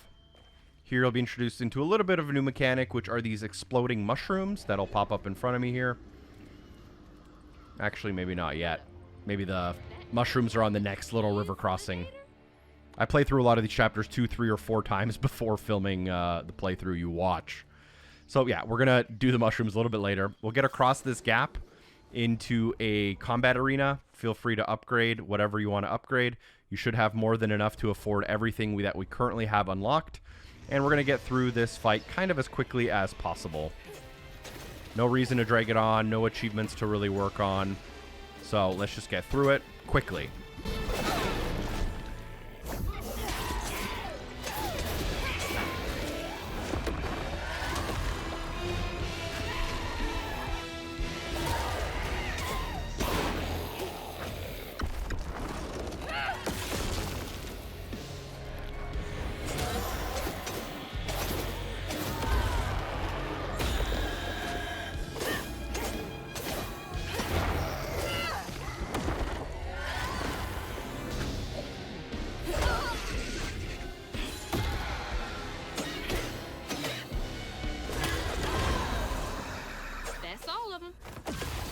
After the fight, I always recommend just grabbing the health, just to have full health before you exit the fight. Unless you needed the health during the fight, obviously, then it's not there. But don't make a bad habit like I did earlier on in the game when I first played it, where I was not grabbing the health after finishing up an area. At this point, we can just follow the main path out of this fight, which is a little bit unusual for us. But as we come down here, you may notice that there is a small little cave to the left. So let's go ahead and follow that. Push the brush away to clear a small area in here. And first thing we're going to do is we're going to go into the house on the right-hand side here. Go inside of this house and interact with the floof. You also want to interact with the page on the bed, which might seem out of order, but this is going to be number 2. Don't worry. After that readable, let's go ahead and head out of the building. And instead of going back to where we came from, we're going to loop around to the back of the building. We're going to grapple once and twice to get behind the building. And then as we land behind the building, you should be able to find a floof worth 20, as well as a readable on the barrel. And this is actually going to be readable number 1. So we have number 1 and number 2, although we did get them technically out of order. And then we can grapple and get back to our little main story path again.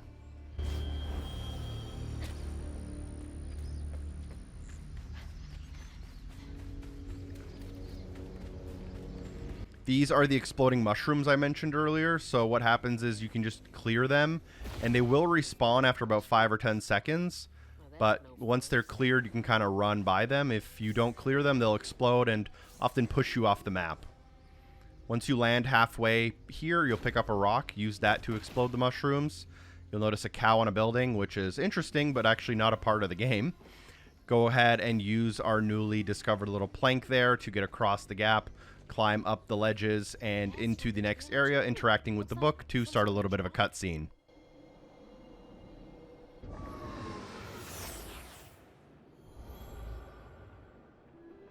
This picture, I could kill a man. Something's gotta change. I feel like a thread being pulled far too taut, trying to make the world a better place. Not for me, for her. I have to keep these kids safe.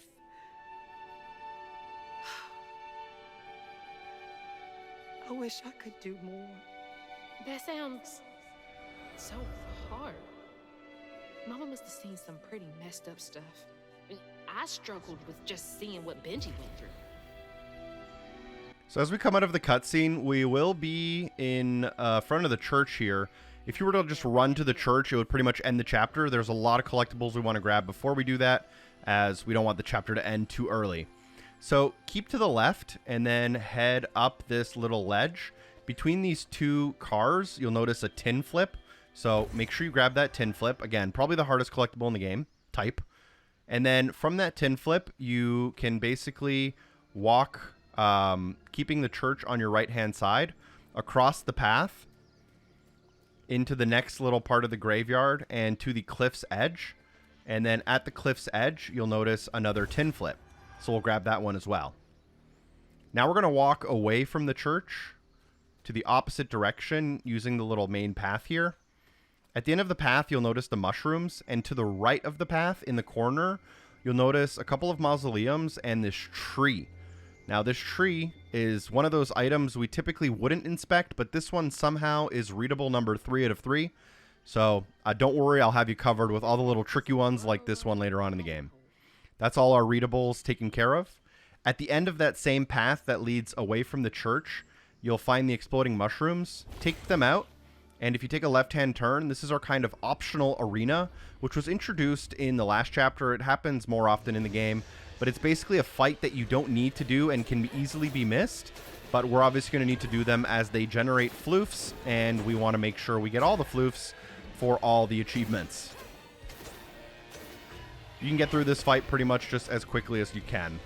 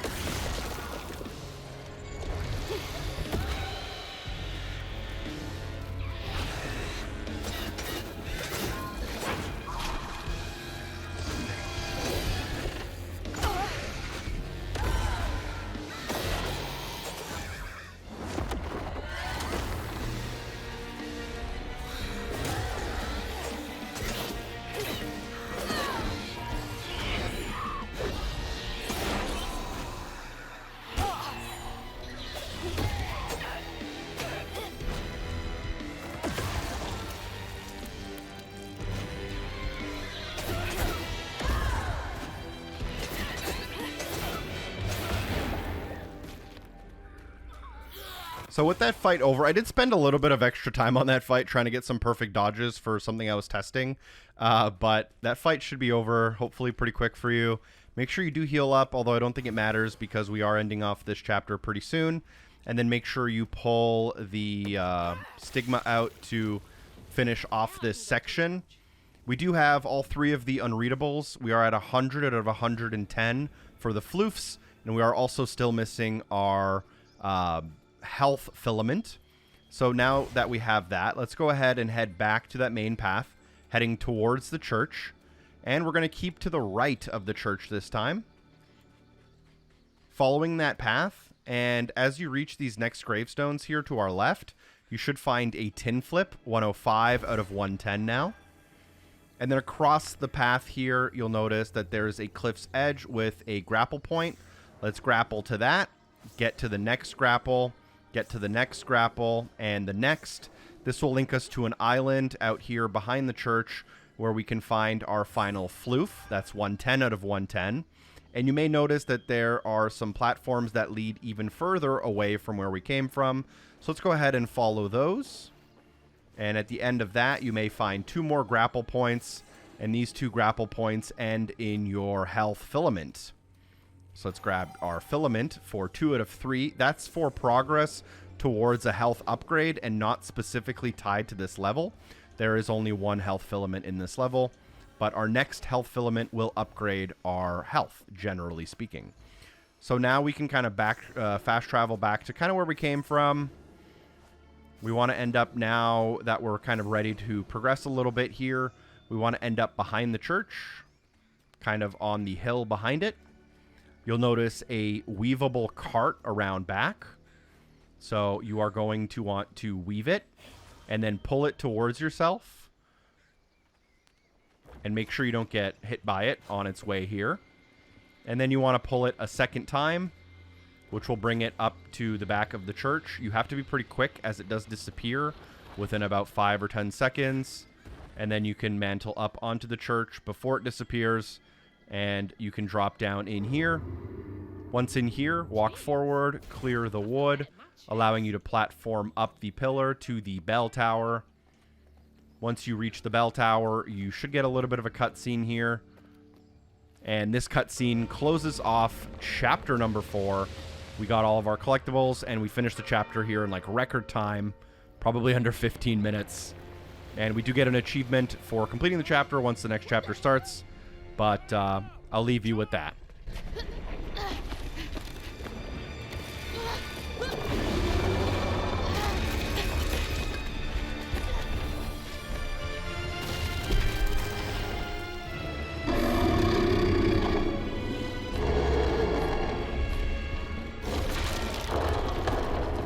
You said he'd run away. I might have been missing 4.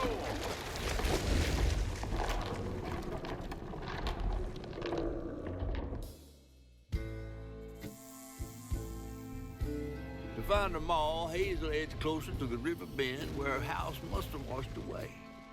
The closer we got, the more I remembered those tales about gators as big as houses. But I always thought folks were exaggerating. Hazel had to cross a flooded land to reach the bend in the river. Where they passed, and an old friend rose up like sunken secrets.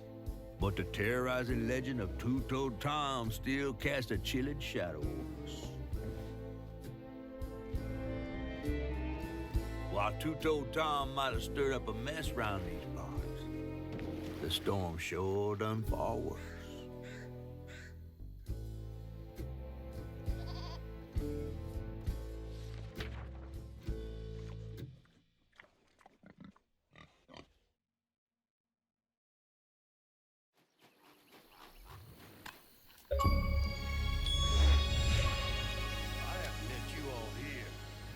You chicken it out. Let's get started with chapter 5, which is definitely a contender for one of the longest chapters in the game. It has quite a few of collectibles as well. I think there's 10 or 11 readables. We'll double check when we start playing.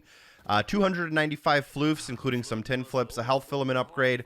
There is even a boss battle at the end of this chapter, and the boss battle does have a boss battle specific achievement, But don't worry, we are a long ways away from the boss battle.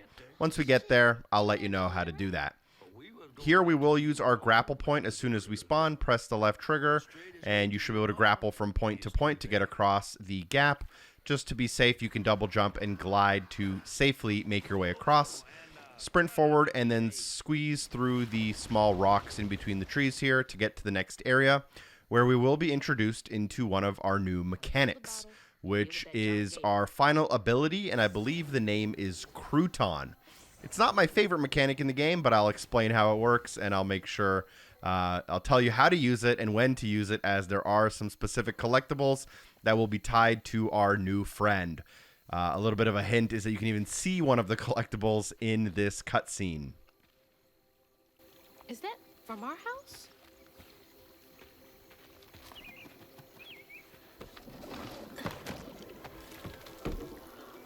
Crouton?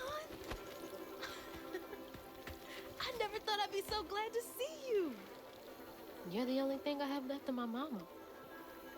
Until I find her. Which I will. What's this? I don't believe this. And this ain't even the weirdest thing I see today.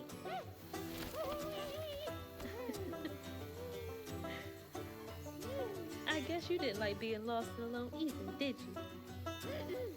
Maybe you can help me. You can scooch into small spaces I can't.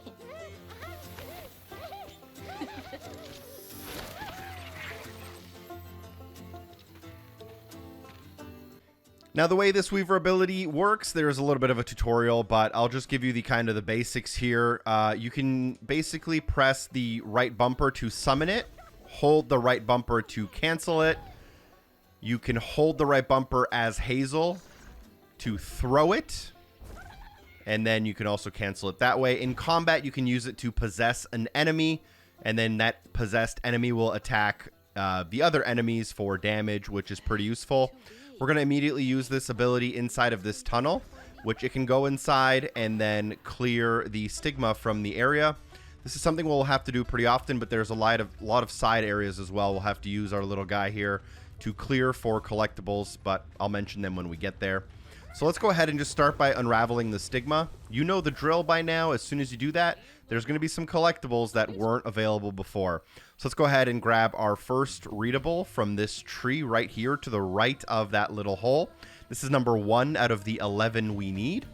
And then actually what I found to be one of the trickier floofs is from here. If you kind of turn around and look behind you, you'll notice this kind of shelter that has fallen onto the beach side. You can use your little friend here to go underneath and collect it. These are going to be worth 5 floofs, and I think there's going to be at least 4 or 5 of them throughout the chapter here, including kind of right around this corner.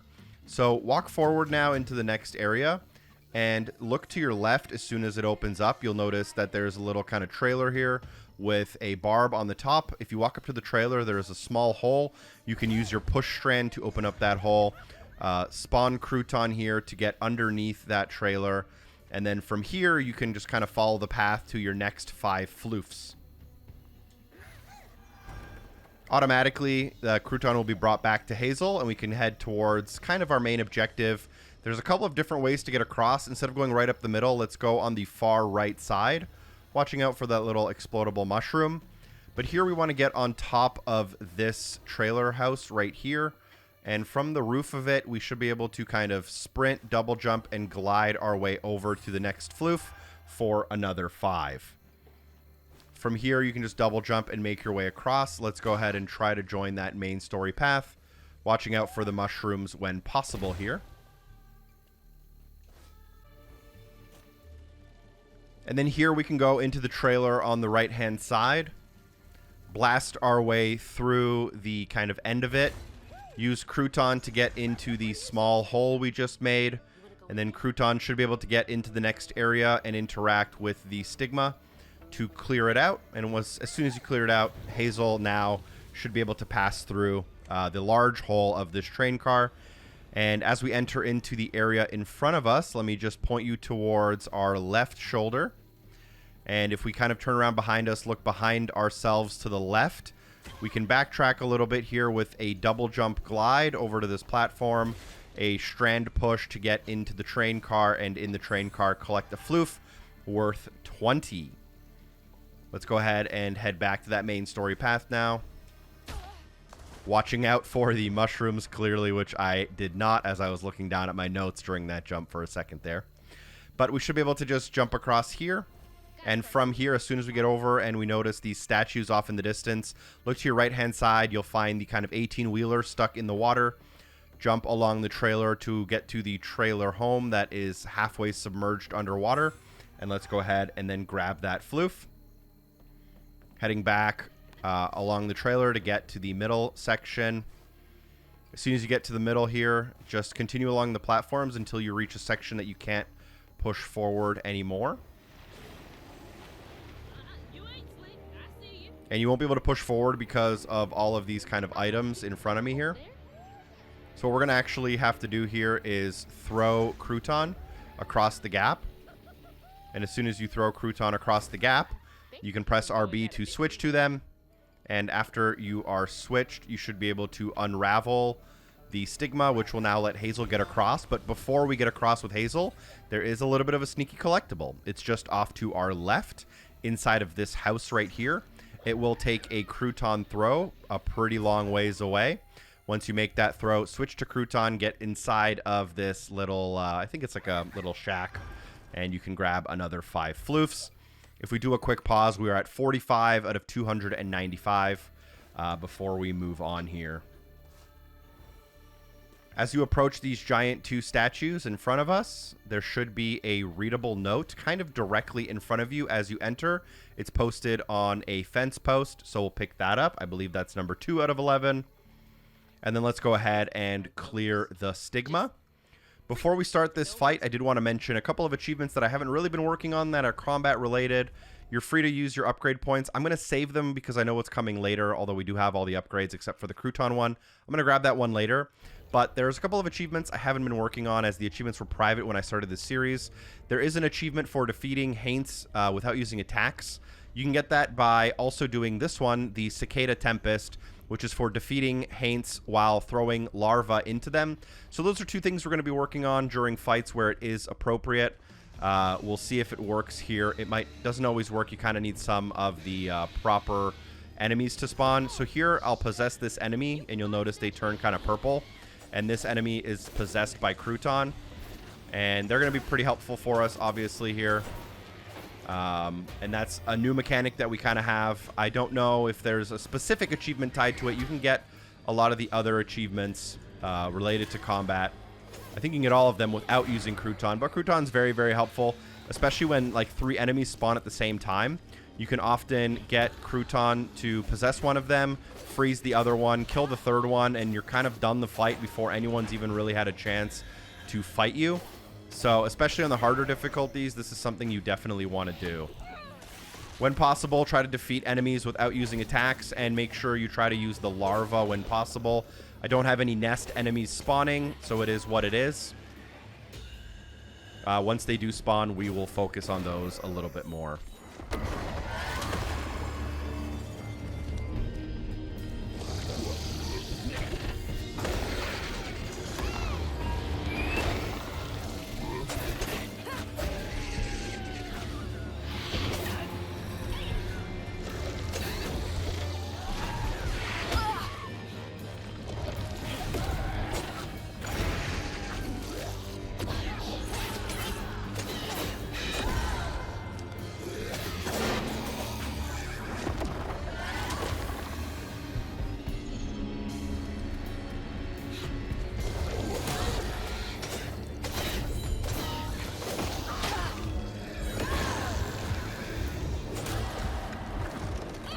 So with the fight now over, I'm going to grab the healing, which I didn't do very well on that fight. You may also notice that my... I already got the healing, I guess. I wasn't even paying attention there. You may also notice that my achievement unlocks have switched from green to blue. It's because I am filming this on 2 separate accounts, just to make sure I can do all the research I need in a level before I record. But once you do unravel the stigma, you'll get a little bit of a cutscene here about Two-Toe Tom. He started out as a pet of old Farmer Swoops, who'd starve his own kin so they'd behave. Tom's trouble began when Jolene Swope started ironing. Old Farmer Swoof knew it was a matter of time before she'd run away. That was Preacher Jolene from way back.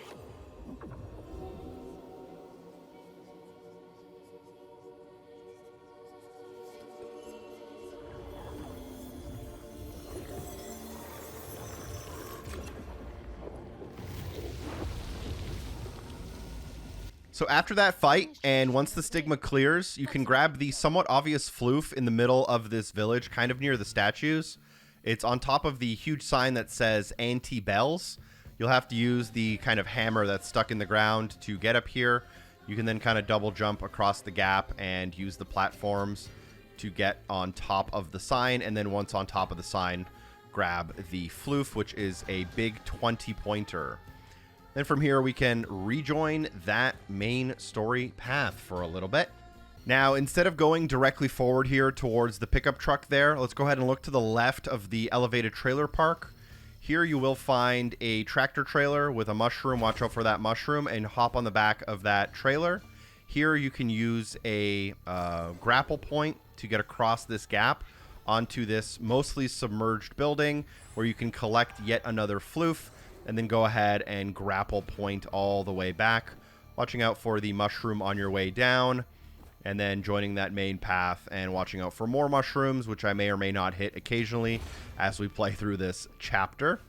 You can then jump across and get onto the trailer and work your way towards this little chapel. I believe as we reach this chapel, there will be a small cutscene, and I think there's 3 or 4 collectibles kind of at this chapel. But don't worry, if you're watching this video, I've gotten them all. I'm going to let you watch a little bit of the cutscene here. Hazel! Oh, thank God. Here, let me help you inside. How did you get here? Bo, pick me up in that flat bottom boat of his. Hazel, where's your mama? Not with you, Jolene? Not since yesterday. Folks didn't want her to leave. Some don't trust no one but her. Wait, Lacey never got home? Oh, baby. She was late. And then the storm, and then our house in the river, and I wasn't fast enough to catch the trailer. Baby, breathe. You can't blame yourself for that. Ain't nobody outrunning flood waters. I thought maybe you got to her before I could. I'm so sorry, honey. Something big as a trailer would catch at the river bend down yonder. Lacey had friends who could have helped her. Some you might not know about. Who? Not my place to tell you if your mama didn't. Then I'm just gonna have to keep on looking on my own. Why don't you stay till we get news? You can't just stroll out, not with two-toed Tom on the loose. You know something about Tom, don't you? Tom used to be my daddy's pet. Well, no one ever thinks they're serving Satan, but somehow he gets his business done. Folks are still straggling in. I gotta find Mama. It's not safe out there, Hazel. If I was the one missing, she wouldn't stop looking. Take good care of them. I'll pray for you, then. Just like her mama. As soon as we retake control of our character, here, let's go ahead and grab the collectibles before we move on and forget. There should be a collectible readable document directly in front of you on this box. It is number 3 out of 11. Now let's kind of head towards the church and go to the left of the main door. As you rub along the side of the building, you may notice a patched up hole. You can use your push weave and then summon Crouton to get underneath the deck here. You'll meet a cute little raccoon, but you can also collect the small little kind of fire pit cairn type thing for another 5 floofs. A bit of a trickier one here is if you go kind of behind the church, you'll think that this is a cliff that leads into the swamp.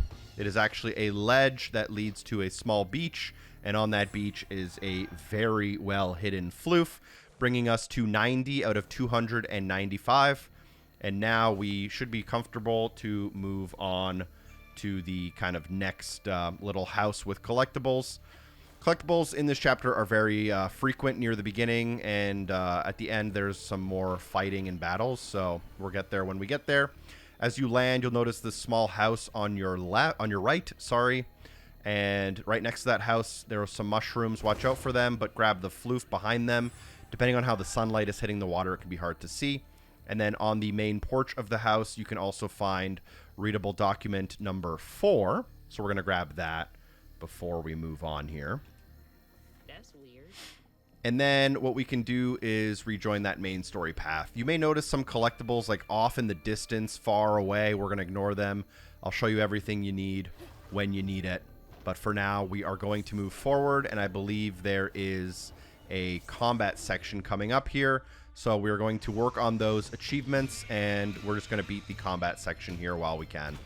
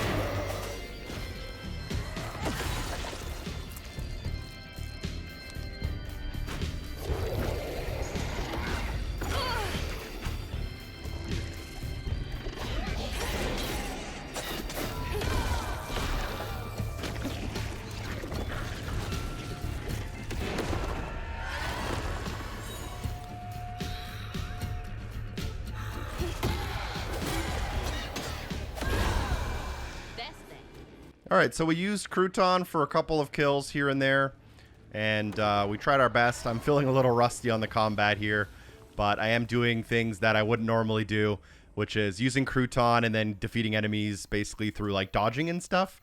So once we get that out of the way, we won't have to really worry about some of those specialty combat ones. As always, a fine lesson here is that if we just finished a fight, that likely means there's a collectible nearby.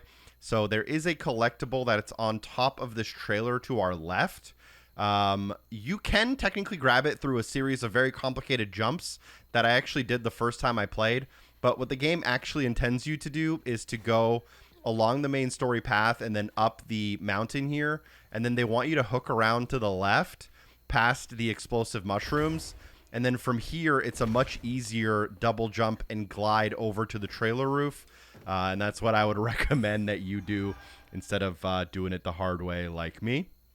But this does involve you then dropping back down and then going up the cliff yet again. So we just did a little bit of a circle here. A decently well-hidden collectible is as you come down this hill, stick to the very far left, and you'll notice that there's a beach line with a couple of hills here behind the water tower. And here there's a very well-hidden tin flip that we will want to grab. Tin flips just don't really, you don't really see them when you're navigating.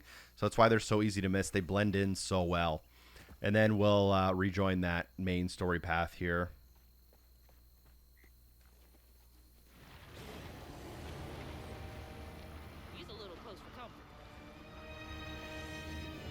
Once that happens, instead of jumping across the water in front of us, take this little side path to your left, watching out for those mushrooms. And then here is another tin flip you'll want to grab before you cross the water. Once you're ready to cross the water, go ahead and grapple. I think this pretty much throws us right into a fight, which we can try to defeat enemies without attacking them, aka dodge or use Crouton, and defeat enemies using a larvae if you can. This is definitely one of the longer and probably more difficult fights in the early game. This is probably one of the more difficult fights in the early game, especially because we have a lot of unlocks to get in the next chapters, making us a lot stronger. If you are struggling or just not having fun, don't worry about taking the difficulty down a notch and just getting the most enjoyment out of your experience. There goes our Clean Hands achievement, and we're going to also be working on larvae. I'll rejoin you with commentary after this battle.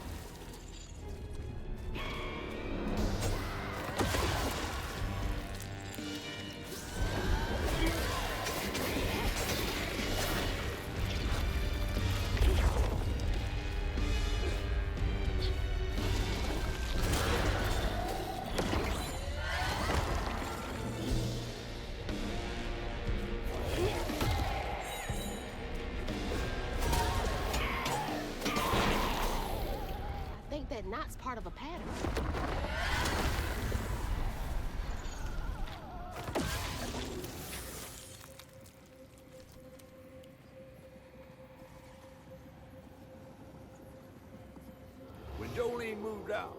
Mean old Swopes come round to force her to come home. He starved poor Tom, so that when Swopes rang the dinner bell, Tom went crazy with hunger. Jolene was scared, all right, but she was done being scared of what her daddy was gonna do to her. That little alligator can't be the same one that's chasing me.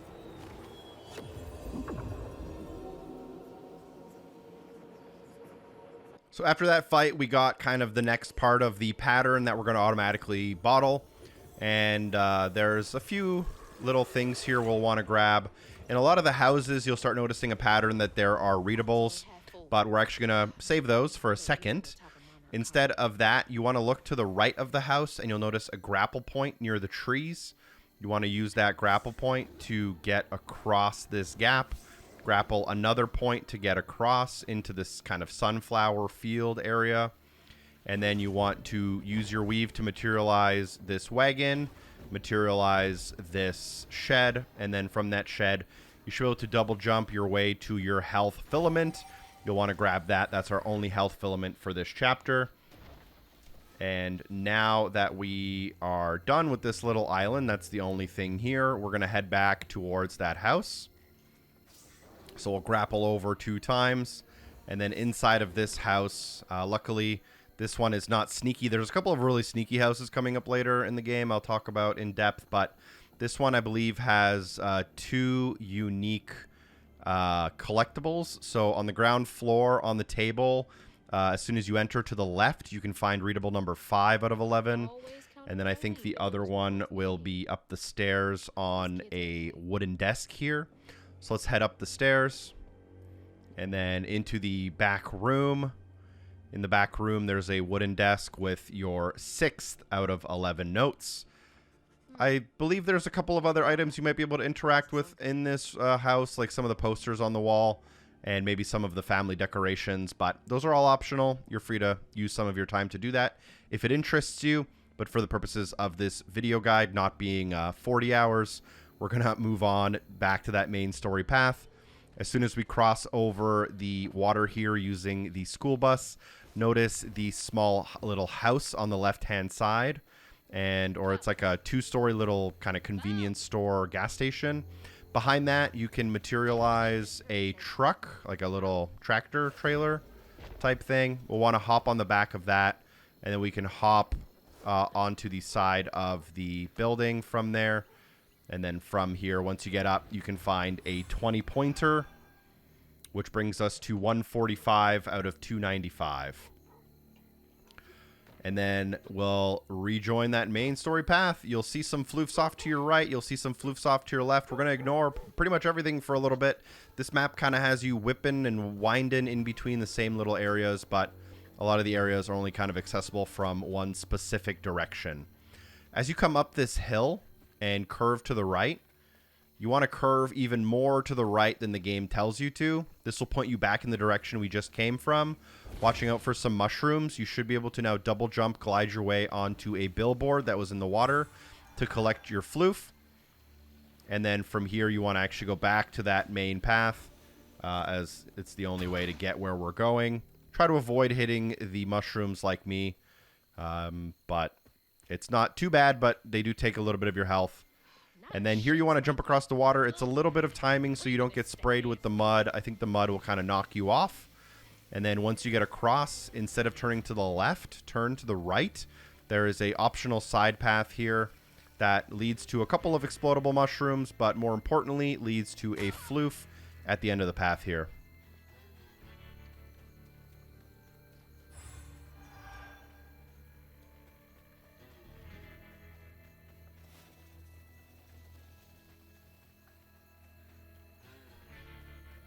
Feel free also, if you do want to, you can go to your upgrades, and there's only one upgrade we can buy, and it's the crouton detonation for 80.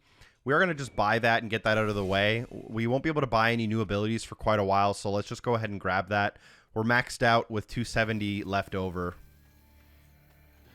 And here you just want to follow your path. You'll end up kind of getting to this huge king's head. Looks like Burger King.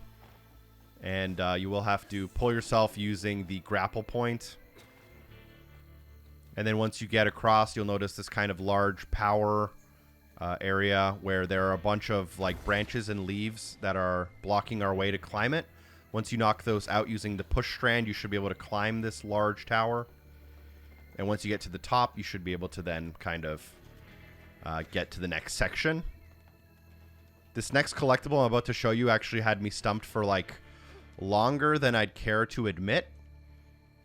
So I'll let you know once we get there. Maybe you also got stuck or you haven't been there yet, so you don't know you're about to get stuck. But if you get over here onto this platform, after this small little cutscene, you'll notice that there's a barn to your left. And there's a pretty obvious like door into that barn that you would imagine has a collectible, because it does. I thought you were supposed to jump on that tire to get across, and then I did a glide over there. Actually, it's a lot simpler than that. I don't know how I didn't think of this. Just jump down to the barn that the game wants you to go through, and instead continue along the path. This is a wall run. We haven't been doing a lot of wall running, which is why this is kind of like, it's almost like a mechanic that you forget because you're not using it. And after that wall run, you should be able to get into this barn, and this is probably one of the better hidden floofs for this chapter. There's some really bad ones later on in the game that are pretty much impossible. Like, I don't know, it took me a couple playthroughs, and then you can just wall run back across to get towards the barn here. And then blow the doors off the barn. On the left side of this barn, there is... Let me just double check here. In this barn, sorry, on the right side as we entered, there's a tin flip. So make sure you grab that. And that brings us to 185 out of 295. We do have our health filament. And as soon as you exit out the barn, there should be another tin flip that's somewhat obvious directly in front of you, just across this gap right here. So grab this tin flip as well. And then move forward. And then you're supposed to pull this pig, and there's a small little cutscene with maybe an undesirable effect, to be honest.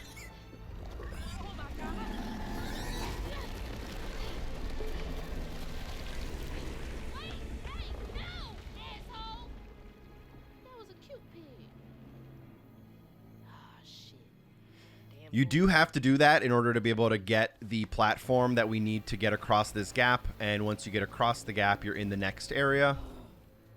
I need a shower so bad. In this next area, just follow the path here for a little bit. Use the grapple point to get across. And we will get into a battle area. Feel free to use the larva haint attacks as well as any other specific attacks you have that you can use to get achievements. These are both nests, which means that we can get the larva haints. So let's go ahead and try that. We're going to damage this enemy a little bit. And once we damage the enemy a little bit, we should be able to pull a larva out of the nest. I don't think it looked like it, but if you aim it at the enemy, you should be able to damage them. And as soon as you damage them, hopefully it takes them out and you get a larva haint kill. Might take you a couple tries, but it is what it is. Let's see if this next larva haint grabs this nest. And if they do, maybe that also counts. So we'll be using Crouton against some nests as well, because why not?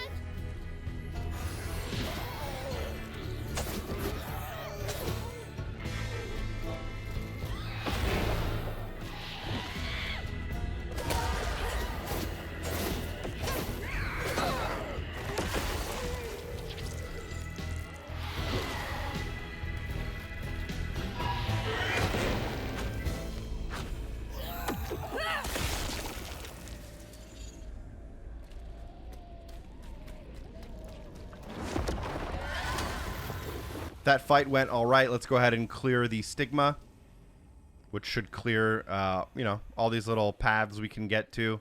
This is one of the rare occasions where there isn't a collectible like hidden right behind us as soon as it clears. So let's join that main path again. We're a solid like 30 minutes into this chapter, but there's still quite a bit to go. Interact with the generator behind the garbage. Then you can interact with the button.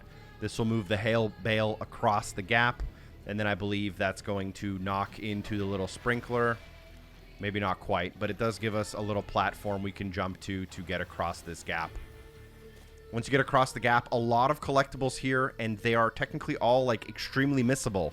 Because if you do the main objective, the game teleports you to a new area. So we're going to grab every single collectible before we finish both of the fights. If you pause the game, our current objective is to just reach the farm. But the actual objective is to like defeat the 2 stigmas. We're going to kind of try to do that in a specific order. Once you enter the area, take a look to your right-hand side, and you should see a tin flip. So let's go ahead and grab that tin flip. From that tin flip, you might notice a kind of windmill in the very middle of the farm area.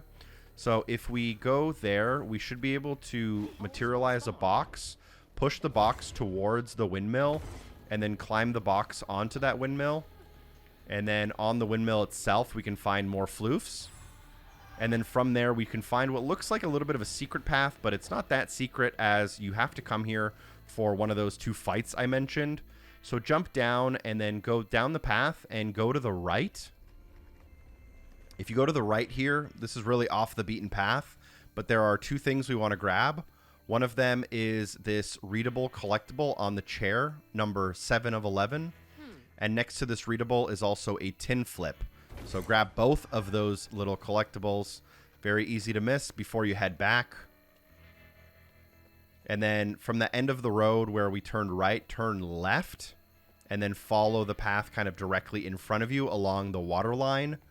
Here you'll notice a grapple point that should get you to a small island with a inconveniently placed explosive mushroom, but a very importantly placed 20-point floof. And then you should be able to just grapple back across. It takes a little bit of a double jump and glide to get your way back across. But once you do get your way back across, you should be able to use some of those hay bales you used to get over to this area to kind of just do it in reverse, rejoining the farm. So that whole section was like very optional and very missable, which it obviously had quite a few collectibles. Let me double check my notes here just to make sure I know what's happening next. Be ashamed to miss something at this point. All right, in the farm, let's go ahead and kind of work our way counterclockwise for a little bit. The first barn house here, you want to blow the doors off. Once you blow the doors off, you should notice Floof kind of directly in front of you. You can not pull the carriage through the hole. You want to push the carriage and then go to the other side of the carriage to push it back towards the farmhouse. And then once you do that, you should be able to jump on the carriage into the barn house and then pick up your floof that would have otherwise been missed. And then what you want to do is drop down, and there should be a battle directly in front of us. Let's see if we've made any progress towards this cicada one. We have. So if there are nests, we're going to be working on the larva haint kills, but otherwise we're just going to be trying to get through this fight kind of as quickly as possible.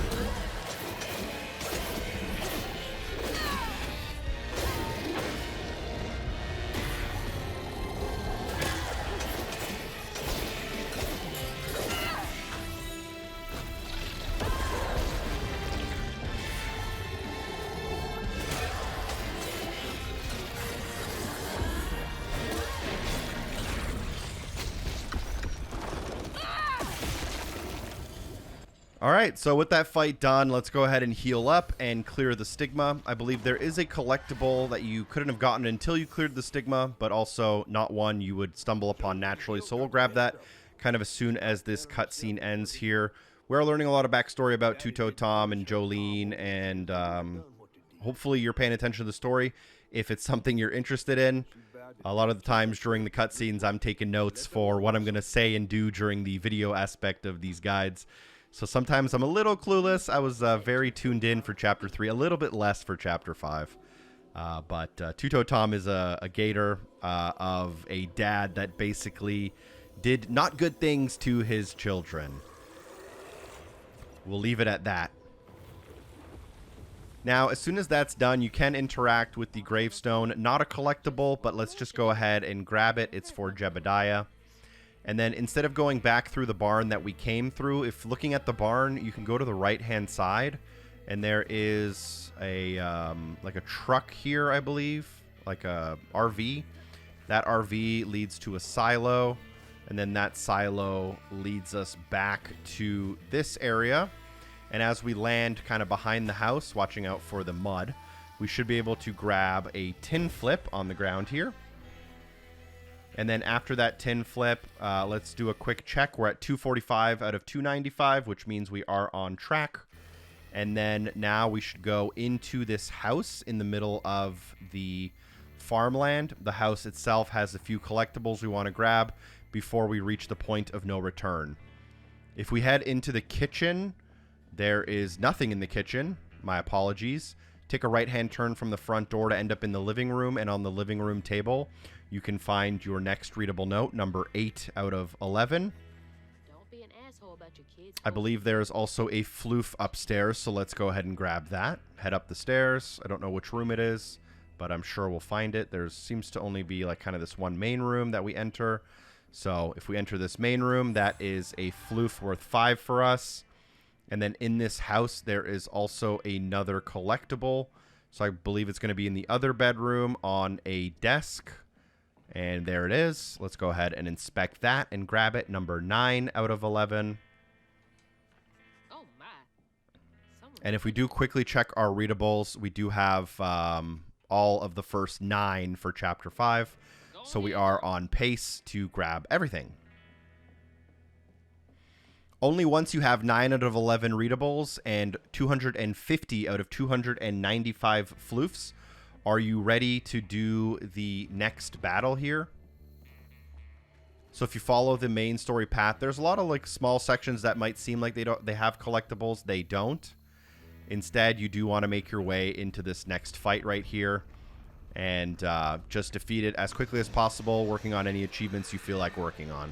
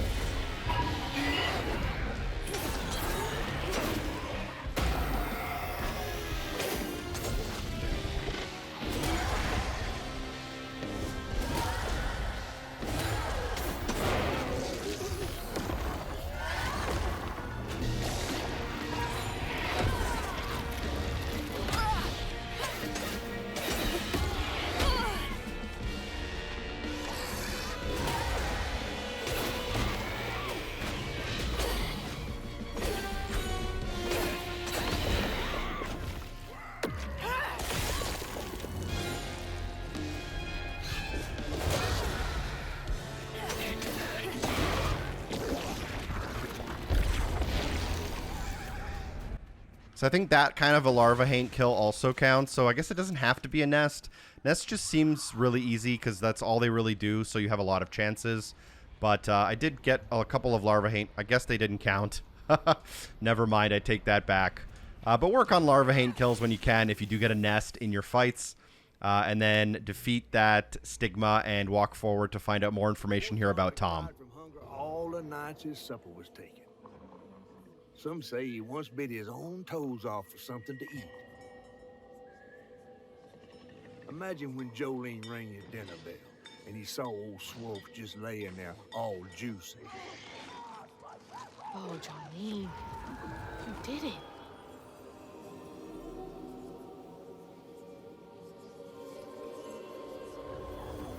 So it looks like Jolene did a couple of not so great things as well. So I guess everyone's a little bit guilty in the story. This upcoming section, some people may find, well, this first section here, this is just one of those runaway sections. You're going to just be sprinting through as quickly as possible, platforming, double jumping, gliding. That's pretty much all you need. This one lasts about 1 or 2 minutes. I'll rejoin you with commentary once it's over. If it's not obvious, there are no collectibles during this section, and there will be a couple of grapple points as well. Maybe a wall run at the end as well.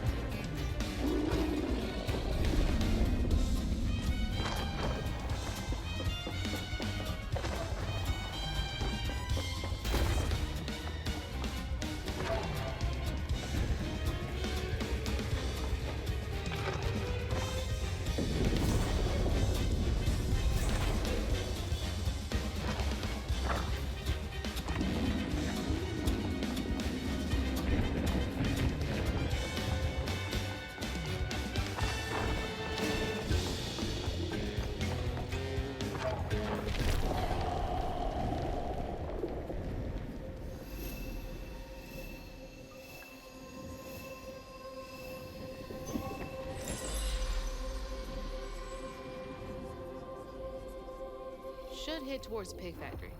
They said the trailer might have got caught in the river bend. All right, so as soon as we are done that section, let me just get my bearings here. All right, directly in front of us is that main story path. Let's go ahead and follow it. Very briefly after we follow it, just around this corner, instead of heading towards the pig farm, which is a little bit of a gruesome section of the game, you'll notice this tree directly in front of you as you bend the corner. Let's go ahead and basically head behind that tree. Behind that tree, there are a couple of platforms here, and that platform leads to an optional battle area arena, and we do want to complete this battle arena as it does give us some floofs that unlock, and we need those floofs for all of our achievements. So the optional battle areas, we're always doing them. There is also a larva haint nest, so we're going to work on that really quick while we have that enemy type here. So we're going to damage this enemy really quick. That should be enough. And then if we grab the larva, throw the larva, and unravel this enemy, we'll get some amount of progress towards that achievement. If we keep the nest alive, we could do more. So let's keep that nest alive and just try to do a couple more.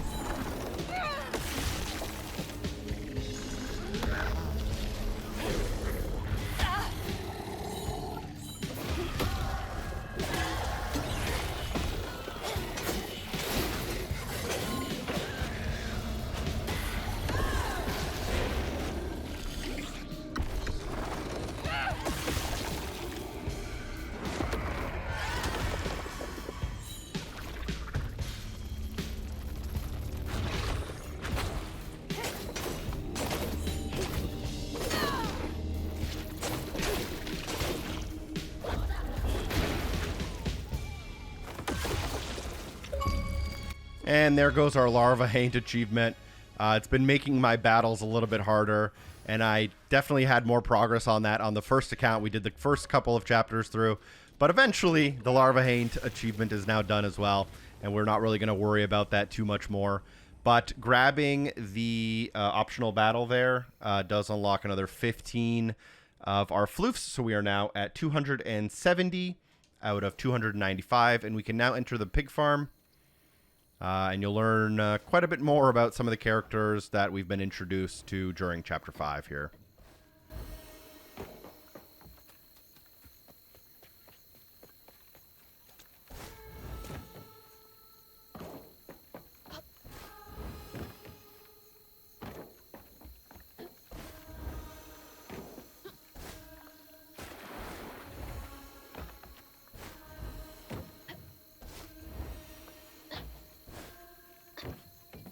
To get into the pig farm, we're going to need to activate the power. So blow open the small little hole on the side of the terminal here. Go in with Crouton following the cable. And if you follow that cable, you'll find a ramp that leads to a button. And interacting with that button turns on the power. Switches us back to Hazel. And as soon as we switch back to Hazel, we can now interact with the button on the garage to open up the garage. Once we get inside, let's go ahead and follow the hallway to the next room. As soon as we enter this room, ignore the floof directly in front of you. There's a collectible on the table as you enter, and that floof really takes your attention away from it, makes it easy to miss. So that's 10 out of 11 for Readables. And then finding the floof on the top of the silo here. Just double jump up to it, grab it, worth 5. And now you should move to the next room. As you move to the next room here, you know, things get PG-13, you could say. We're going to use Crouton to go underneath this small little kind of tunnel that goes underneath this meat pile. And on the other end, we should be able to find a button. I believe the button is in this control room. And once you interact with that button, it'll clear a large enough path for Hazel to squeeze through, which will get Hazel into the next room. There is a collectible for us to grab in the next room as Hazel before we interact with the large wound that is kind of our main story, part objective thing. So do not grab that. I'm not sure if it throws us into a cutscene and makes it missed or not, but we do want to, before interacting with the wound, make sure we interact with the tin flip to the left of it. Grab that tin flip, and let me check my notes. We are ready to move on past the wound.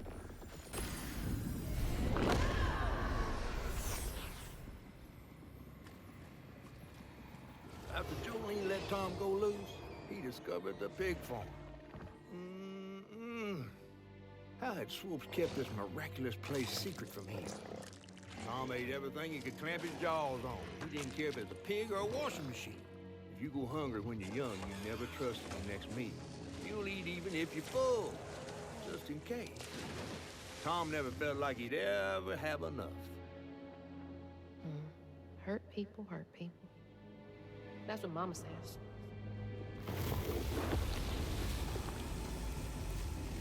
We now have the pattern from the wound. We can walk forward here. And as soon as we exit out of the pig farm, you'll want to hop up on this truck trailer, or just the truck cabin, I guess, and look to the right. There will be you'll see Two-Toed Tom here kind of in front of us as a distraction, but you'll notice there's a weavable object here to our right, and we will want to jump to it, and it should lead us to a floof we'll need. Definitely don't want to miss something this far into the chapter. You'll have to replay the whole chapter if you miss anything from now on. So grab the floof, and then you should be able to make your way back. And now the next thing we're going to actually worry about is the boss battle itself. I'm going to talk about the boss battle as we approach it. I have quite a few things to say about it, and there is an achievement specifically related to doing a specific thing during the boss battle. I'm going to give you a lot of really good tips that'll make it as easy as possible. I kind of struggled, so you don't have to, hopefully. You'll get into the next area. You can generate the truck, and then from the truck you can generate Actually, first you'll need to grab a rock and then throw that rock against the tower 2 times so that you can actually climb the tower. You can then weave the truck and then weave the hay bales as items you can jump on to get to the top of this tower. And then at the top of this tower, I believe there's a cutscene, and then after that cutscene, there's a save point, and I'm going to show you some specific things you can do here. So from here, let's walk forward, and there will be a cutscene.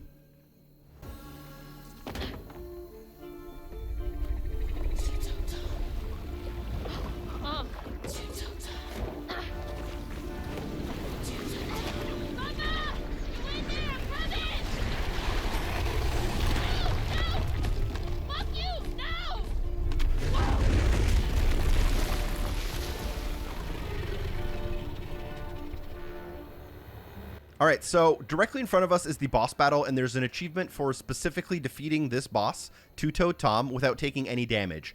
It can be a little bit hard. This is actually probably the hardest boss in the game to do that, but I have a couple of tips for you. You may be wondering about the difficulty. The difficulty actually doesn't matter. It only matters how hard the boss hits you. You'll do the same amount of damage no matter what difficulty you play on. But just for simplicity's sake, let's go ahead and switch to the easiest difficulty, just because I know people tend to not believe me when I tell them that the easiest difficulty won't make a difference. So I'm going to switch it just for you guys. And then the other thing I'd actually recommend is to go to options. This is completely up to you, but if you go to gameplay, you can turn off camera shakes, and then you can turn off the stop motion effect. This will make the game a little bit more smooth, and it'll let you actually read the boss's attacks a little bit better. And when you can read the boss's attacks better, it's easier to obviously defeat them without getting hit. I'm also going to turn motion blur off, which I did have on my other profile, but I guess not on this profile. So with motion blur off, camera shakes off, stop motion off, and the difficulty set to the easiest, we're ready to try to do the boss battle. If at any point you take damage during the boss battle, just press start, quit the game. That'll bring you back to the main menu, and then press continue. And when you press continue, it'll bring you back right here. So there's no way to like restart the checkpoint. The fastest and easiest way for you to restart the boss battle, quit the game from the main menu, press continue. It'll bring you back to the boss battle. And that way you can just keep retrying the boss battle as many times as you need until you complete it without getting hit. Now, the boss battle itself, Two-Toed Tom will have 4 attacks, and you're going to memorize them exactly as follows. He does an attack where he charges in front of you 3 times in a row, and you have to dodge left and right at the last second so that it doesn't hit you. This is just surviving. You can't do damage to him until a specific phase. Another attack he does is a tail whip. You want to double jump and glide over. A third attack he does is he throws stuff at you from the water. The easiest way to combat this is to just ignore what he's looking at and just stare directly at the ground and dodge the red circles that appear on the ground. And those are the 3 attacks he does. And then you'll notice he throws a bell. Wait for him to be on land with a red health bar. Ring the bell and attack his tongue. That is the wound, and you want to do at least half of 1/3 of his health bar, which is basically this kind of full combo, and you want to make sure you dodge away before it explodes or it does damage. When his eyes are yellow, he can't take damage, but watch out for the tail whip, the bite attack, and then the most dangerous attack, in my opinion, is the one where he throws stuff at you. It's the most unpredictable attack and the one that I think is most easy to kind of fail. Again, wait for him to come up on land. You have to wait for him to have a red health bar, and then you want to ring the bell.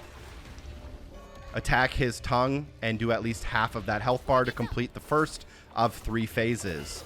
The final phase does have a 4th and new attack, but the second phase is essentially the same as the first phase, just happens in a different area. There's one tiny new mechanic, but I'll explain that as we get there. Wouldn't it be amazing if I got it on my first try while recording this video?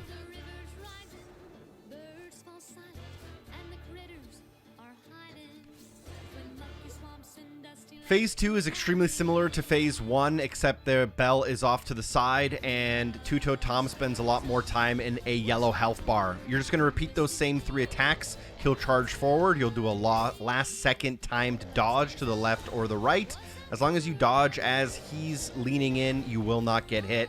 That usually ends with the tail whip, and the tail whip ends with him getting into the water and throwing those rocks at you. I'm going to go back to that same strategy that I've been testing, which is to run diagonally across the battlefield, looking pretty much straight down and completely ignoring Two-Toed Tom himself, and then dodging with the B button if you end up having a red circle under your feet. Wait for him to come up out of the water, ring the bell, and just pretty much just repeat what we did exactly as we did it in the first phase, just in a slightly separate battlefield area. And the third phase does actually have a fourth and new attack, but hopefully you're starting to learn a little bit of the timing. You're learning that the tail whip always comes after the ones where he tries to snatch you up the middle, and then after the things get thrown at you, he always comes out. That's when you're going to ring the bell and attack the tongue.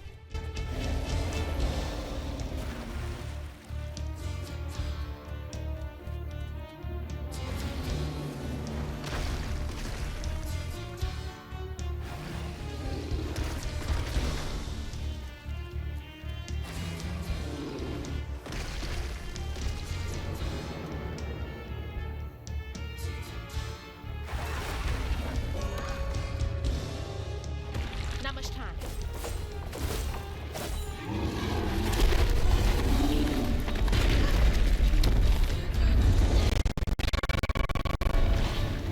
Shit, there he goes.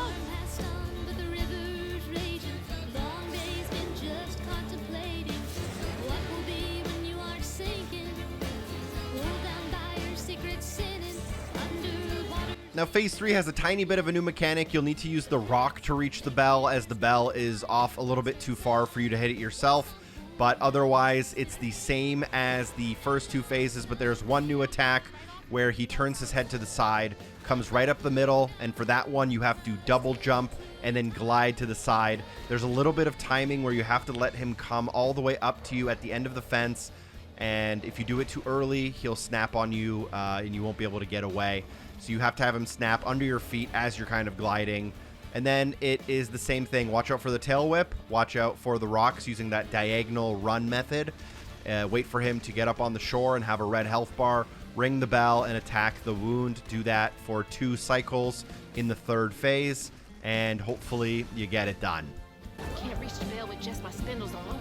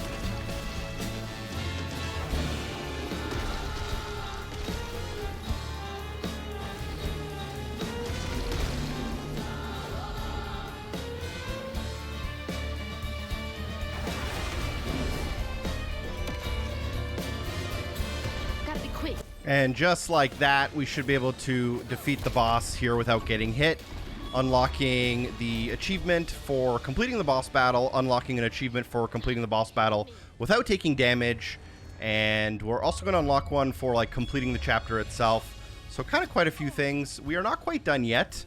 There's a little bit more to go in this chapter. There's a cutscene. I think there are kind of 2 collectibles we'll want to grab as well. So let's go ahead and grab both of those before we finish it off.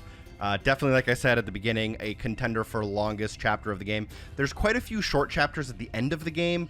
The game is very heavy in content at the beginning and a little bit less at the end as you unlock all the abilities and you'll have all the floofs. So there's a lot less kind of like side optional little story paths and stuff.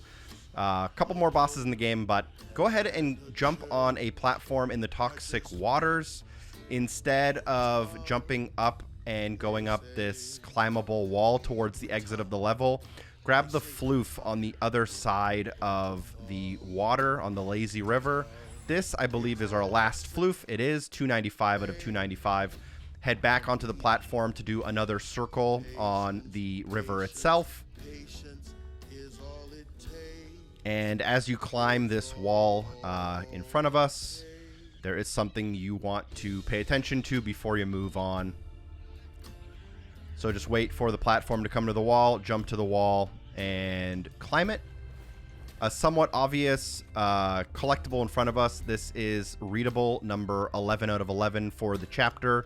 So if you were to look through your readables, you should have 28 out of 103 if you've been following along, which includes every single readable we could have possibly have. We also have our health filament, and we have quite a bit of floofs. We have 390 floofs with all of the available upgrades. In Chapter 6, we can buy a ton of upgrades, which is really great because we can actually spend some of those extra floofs we have and unlock a couple of new abilities that also have achievements tied to them. Use these vases to break open the billboard, get across the gap here with a jump. This allows you to now attack the two-toed Tom wound, and when you do, you can use the pattern we had earlier. I believe this is now a cutscene.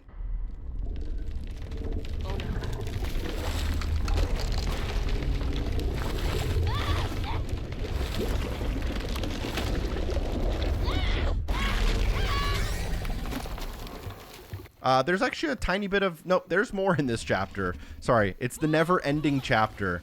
There's this little house we'll have to walk through, and there's kind of one more thing you want to keep an eye out for, but we are very, very close to the end here.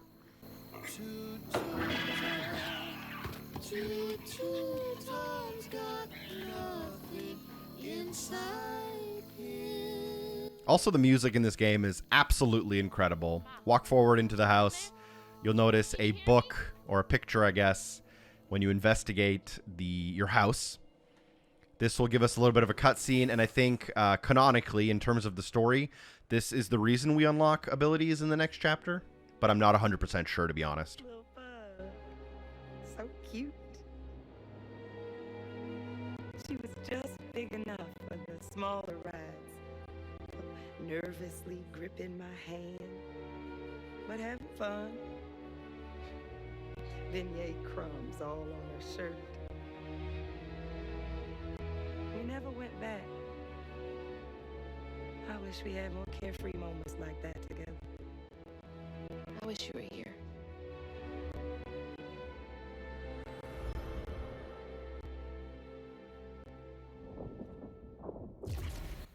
After the cutscene, we can speak to the catfish by going through the little gap here by the edge near the fridge. This, I believe, starts yet another cutscene, and because we have 11 out of 11 readables, the 295 or whatever floofs, and the health filament, we are ready to move on to Chapter 6.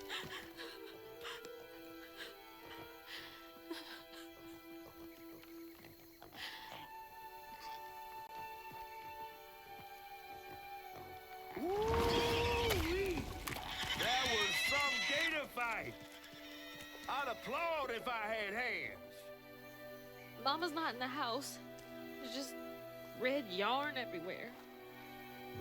Red yarn? That means Huggin' Molly's been there. What? Didn't your grandma ever scare you? Oh, Huggin' Molly's gonna snatch you. Yeah, to keep me from wandering off when I was little. Old Huggin' Molly steals children, and all she leaves behind is red yarn. Wait, is Huggin' Molly real? All the stories are real, darling. If Huggin' Molly took Mama, why? Well, Molly takes children no one cares about. Your mama might have gotten away one too many times. But there's nothing in the stories that talk about how to find Huggin' Molly. I might know where you could start looking. Hop on.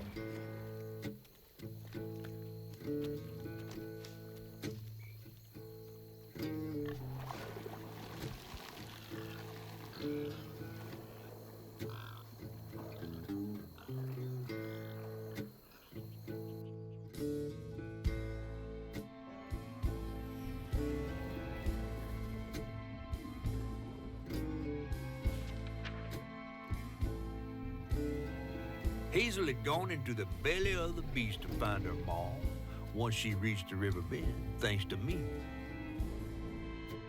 But Hazel's house was covered in red yarn. A sure sign of Molly's child-stealing ways. It looked like she got to Lacey first. Maybe Lacey had crossed paths with Molly. Tales of old Molly stealing children weren't just tales. Years ago, when he was no bigger than a minnow, hugging Molly even snatched Hazel's daddy tray. But Bunny got him back somehow. Hazel would have to track down old Molly to bring her ma back. Fortunately, I knew a spot owned by Bunny where she might find some leads.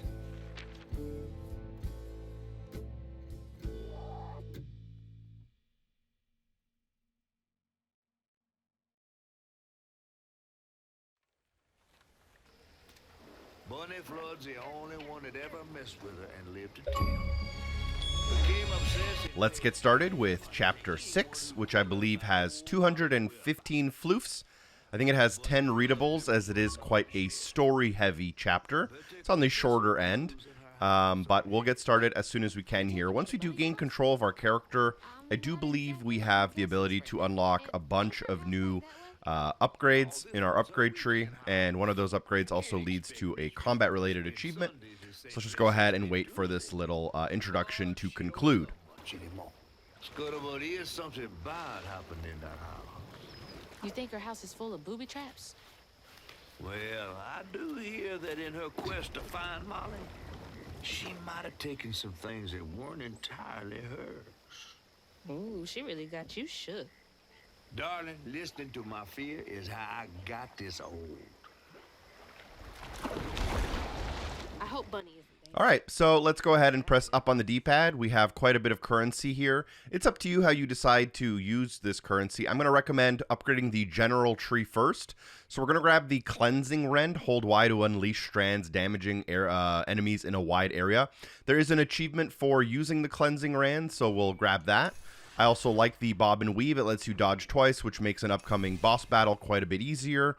And then Stigma Conversion is extremely helpful. It allows you to rebuild your abilities more quickly.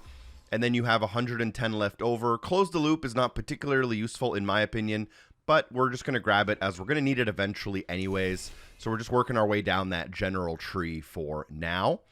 And we're going to now run forward. And for the first minute or two here, there's no collectible to worry about. Let's just follow that main story path that I've been talking about for far too long. You will be able to use a little bit of a grappling point here to get across the gap. Jump down onto the islands. On this next island, we're going to have to use the push strand to clear the branches. This jump, I would just recommend getting a little bit of a running start before you get that double jump, as it can be a little bit awkward if you're not sprinting, and then just jump onto these next little platforms. You'll notice these two weavable platforms we're going to be using to get across the gap, and I believe there is a collectible as soon as we cross. So let's go ahead and cross. Instead of going forward into the fight directly in front of us, which is where we're supposed to go, let's go ahead and turn to the right. Keep turning to the right, and if you keep turning to the right, you'll notice a small little pathway that leads to a breakable little tunnel where we can cast croutons. So press RB and get crouton in here. This one actually has a couple of obstacles, so we'll make sure we watch out for those. Oh, no, it's not this one. I misremembered, but doesn't matter. Either way, get to the end of the tunnel and interact with the rocks to get your first 5 floofs for the chapter. And directly across, if you were to just cross that main path to the other side, you'll notice another side path.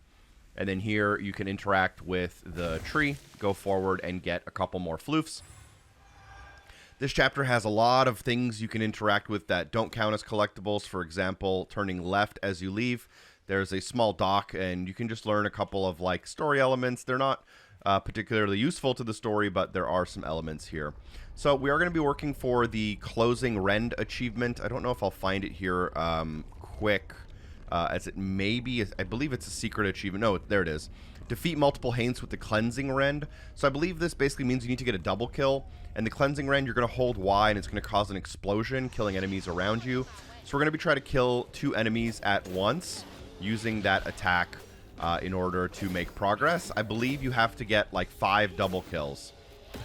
One thing I like to do is damage one enemy a bunch, and then basically cleanse or weave one of the enemies, and then you can very easily use your Y attack to get that double kill. The thing is, it does take quite a bit of time for that cleansing rend Y attack to come back. So it's basically something we won't really be able to do more than maybe once or maybe twice during a combat encounter. So I'd recommend trying to get it done on like the first 2 enemies that spawn.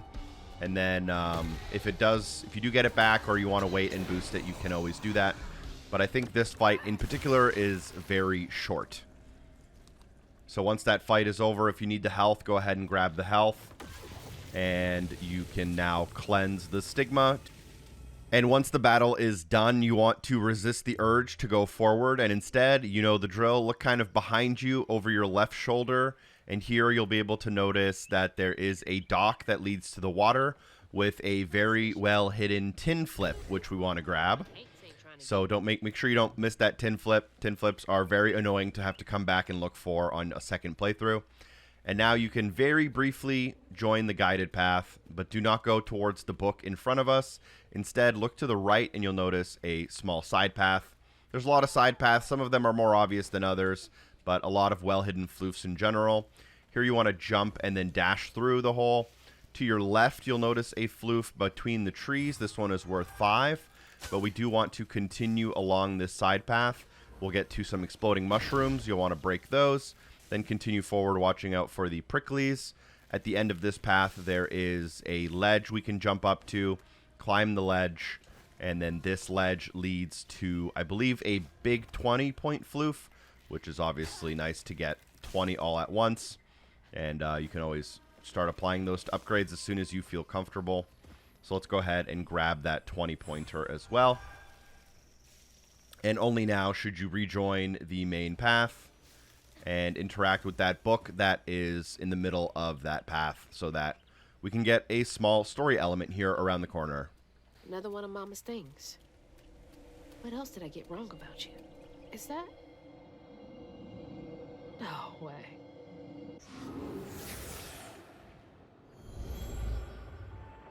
Trey always thought he'd give his wife Bunny's ring. But she refused. Swore I was after the flood money. I'd never tell him, but I didn't want that gaudy ring anyways. We chose something more to my liking together. She doesn't talk about Dad much. Nice to know they didn't care what Bunny thought.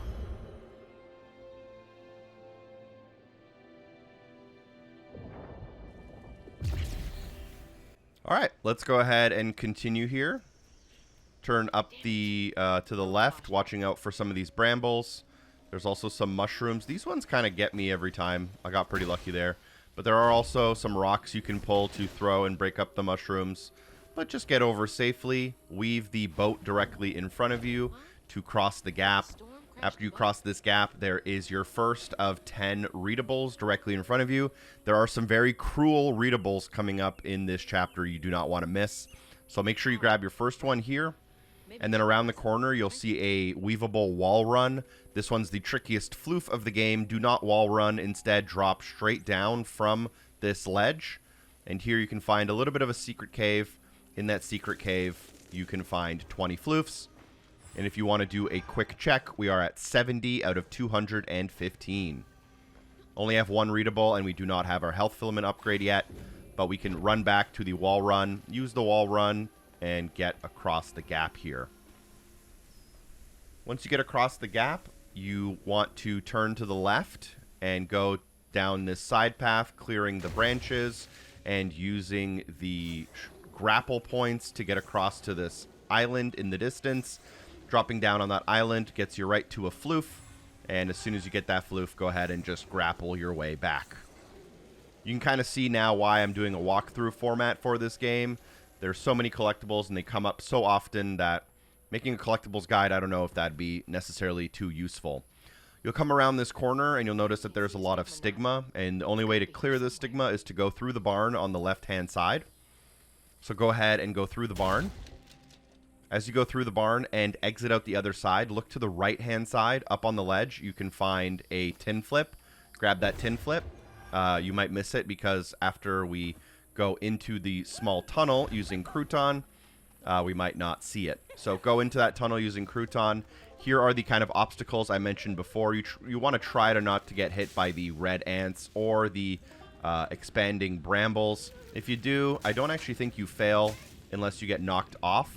But you can always just retry it until you're ready, unraveling the stigma at the end of that tunnel for an automatic 5 floofs that you can't miss. Now, once that stigma clears, we're going to head back through the farmhouse and then hook around to the left instead of going up that main path. And if you get kind of behind the farmhouse here, you'll notice a weavable cart. You want to weave that cart and then push it, I think, twice. Nope, you only need one push. Grab up onto the cart to get onto the roof of the farmhouse. Destroy the hole in the roof of the farmhouse, dropping down. In here, you can find your second of 10 readables. This is one of the easier ones. And health filament upgrade. You'll want to make sure you grab your health filament upgrade. This is the one and only for this chapter. And once you have that done, go ahead and continue forward now.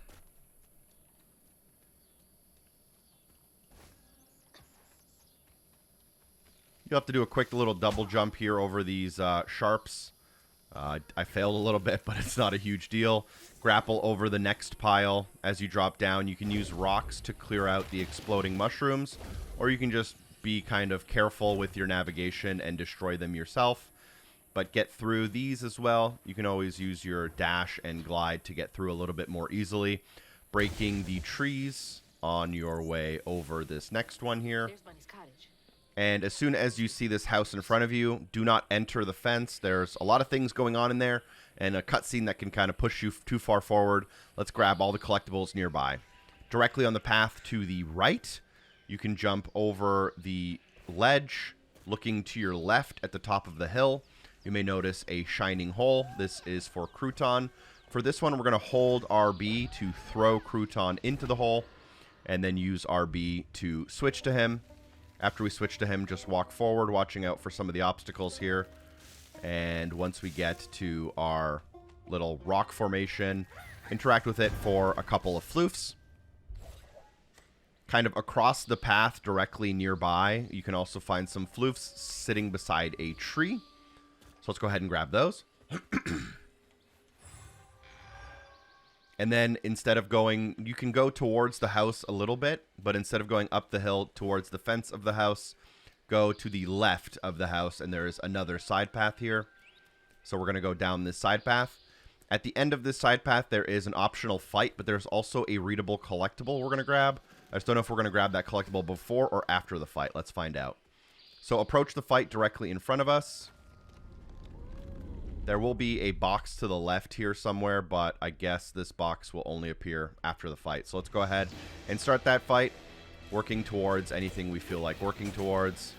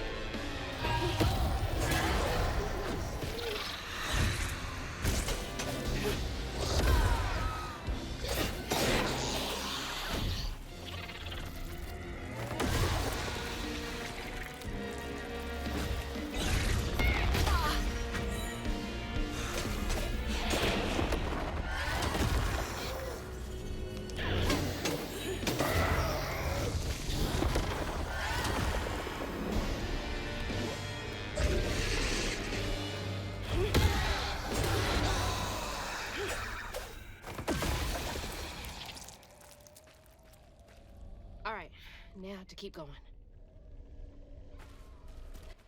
Alright, so go ahead and unravel the stigma after this very optional fight. That should give us 15 floofs for the fight itself. And then if you turn back up the hill and look kind of where we came from, going back towards the house, look to the right-hand side. And the stigma cleared up this box near the rocks. And on this box is readable number 3. This is one I actually missed on my first little playthrough of this chapter. So this one can be a little bit tricky because the box, I think, actually only spawns after that fight. We're now actually ready to enter into the fenced area of the house. We're going to do things in a somewhat specific order as to not get a cutscene to interrupt our collectible hunting. So enter into the fence of the house and immediately turn to your left after our camera gets locked up here to look at the house. Immediately turn to your left and follow the fence line towards a floof. So make sure you grab this floof. It's not particularly well hidden, but you can get a little bit sidetracked and miss it. Keep following the fence line, keeping the fence on your left. And once the fence goes down the stairs, go ahead and go down the stairs and into a fight. Inside of these combat sections, there are basically 3 combat sections in the cottage area, and we're going to have to complete all of them. I'm doing them technically out of order from what the game kind of recommends, but it is what it is. I'm going to attempt to do this double kill with the cleansing rend. Let's see if we can get it this time. Failed it on the last fight, but hopefully not too bad. That should have counted as a double kill for sure. You want to definitely use some of your weave and some of your other abilities to just keep enemies nice and close. If there are too many enemies, you can always use Crouton to convert one of the enemies, and then that just makes them help you out, and it makes them, obviously, as they're helping you out, they're not attacking you, so it just makes it a little bit easier. We're going to get through this fight as quickly as possible, though, otherwise.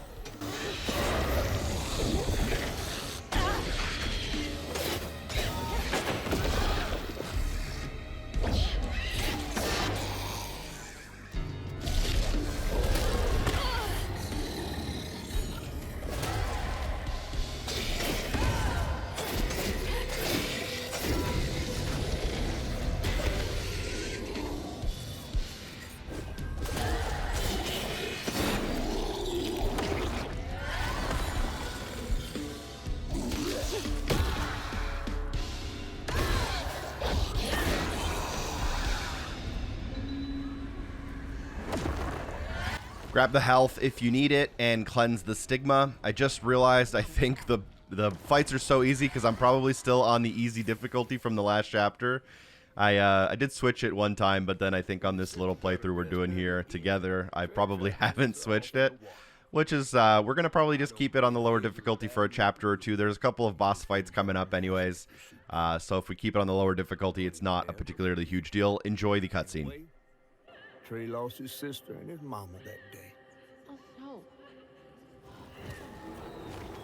Did Mama know about this?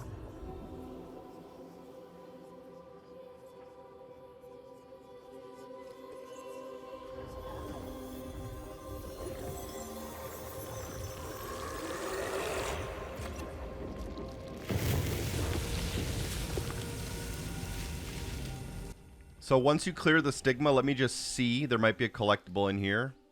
There is. So after the stigma is cleared, you can find this little item here next to the docks. This is not a collectible we technically need, but it is a collectible that adds to the story. So we'll use that. But around the corner from the rocks to the left of that, there's like a little boat storage area. And next to the boat storage, there's a tin flip. So you don't want to miss that. You can't get that tin flip unless you do this battle anyways. As I was saying before we started the battle, there are 3 fights we need to do in the housed area.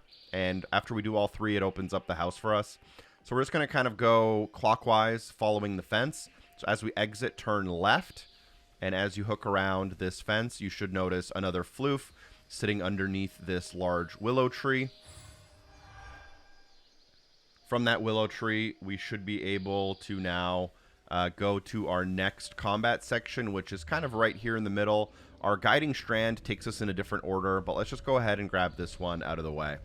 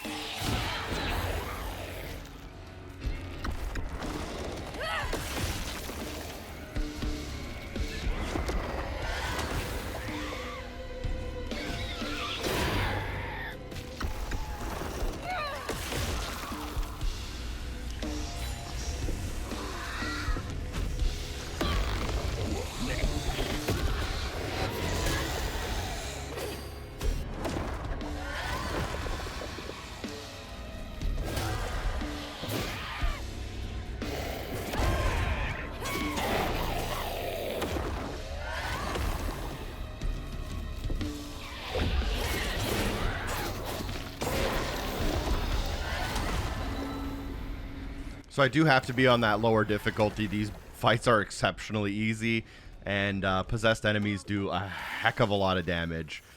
Clear out the stigma and then grab your little second cinematic inside of the housed fenced-in area. Bunny didn't care for him. When his sister got her dress dirty, he was punished for letting it happen. He didn't complain life was unfair. That's just how things was. Poor Dad. Kids make mistakes sometimes.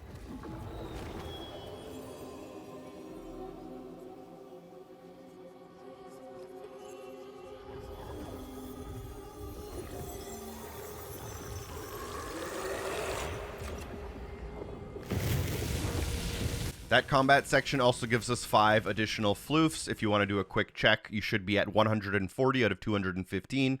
We do have our health filament upgrade, but only 3 out of 10 readables. A lot of readables coming up in pretty much the same room. So we're going to kind of continue clockwise around the property, and we're going to end up kind of at the back of the house. At the back of the house, near the exit, you may notice that there is a small shed. Inside of that shed, there is a group of floofs. So go to the back of the shed, break open the small opening with your push, use crouton to get inside, and don't miss this before you leave the area. Additionally, not far from this shed, if we follow clockwise, you'll find this small section in the garden with a bunch of boxes and crates.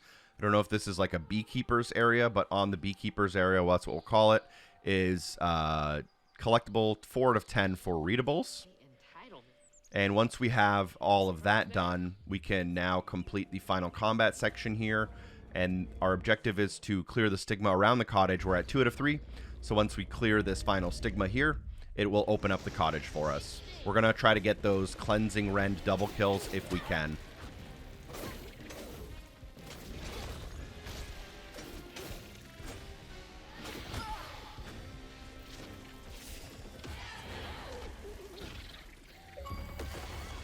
And it seems that we have already got them, took them down a peg, defeat multiple Haints using the cleansing rend.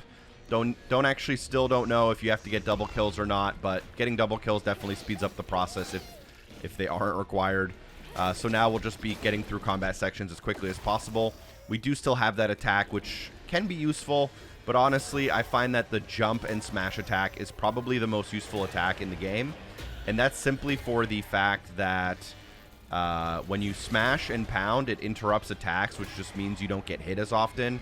If you're not getting hit, then you're not taking damage and you're able to do damage. So that's my tip. Obviously, use your abilities as much as possible.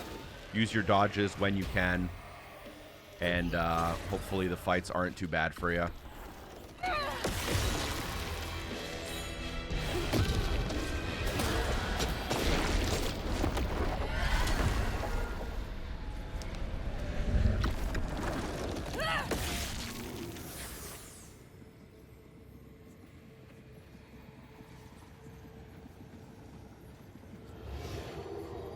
Parents always have a favorite, even if they don't admit it.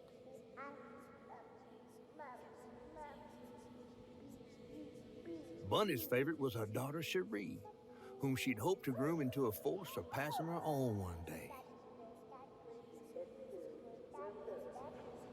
She wasn't watching her either.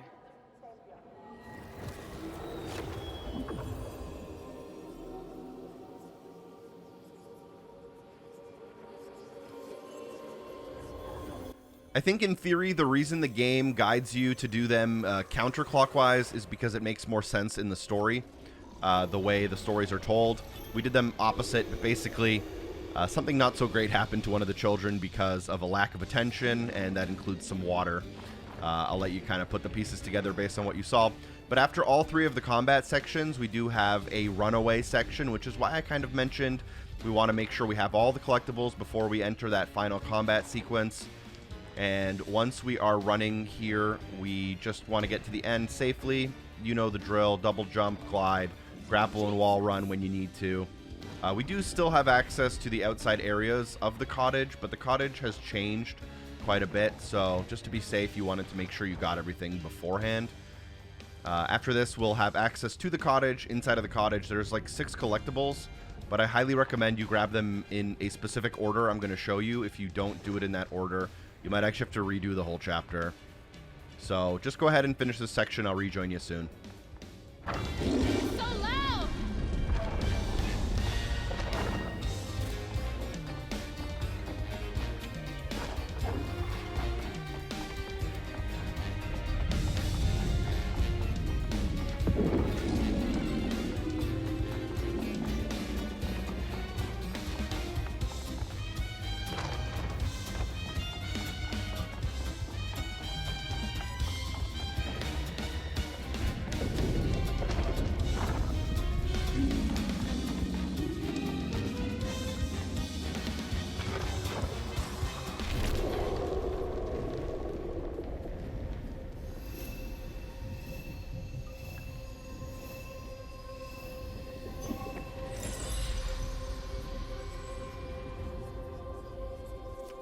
Bunny buried every kid she brought into this. So we've reached the bottle tree. We now have to investigate the cottage.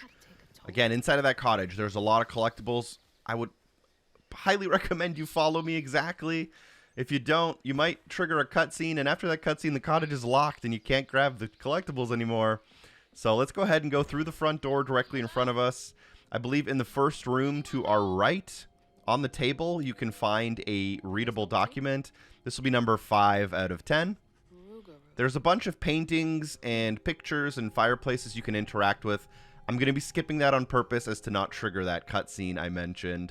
Staying downstairs, go to the end of the hall, keeping an eye out on your left for a door, and go past the first door towards the second and third door, and at the end of the hall, you may notice a small hole in the door where you can use Crouton to get through that hole, interacting with a rock pile for a couple more floofs. Once we have the 1 note downstairs and the 1 pile of floofs downstairs, we can go upstairs, following the waypoint if we so desire. Again, I'm purposely skipping interacting with paintings and stuff like that, and instead I'm going directly into Bunny's room. Definitely Bunny's Now, once I'm in Bunny's room, there are kind of only 3 things I really want to get first. And that is the note on the left side of the bed. This is note number 6 out of 10. Restorative? The note on the right side of the bed. This is note 7 out of 10. And once I have both of those notes and Hazel stops talking to herself, you want to interact with the bunny statue near the wall here. This will open up the bookcase, revealing a secret room. Do not interact with anything in the secret room unless it is the thing I show you, which is the 8th and final collectible for the house.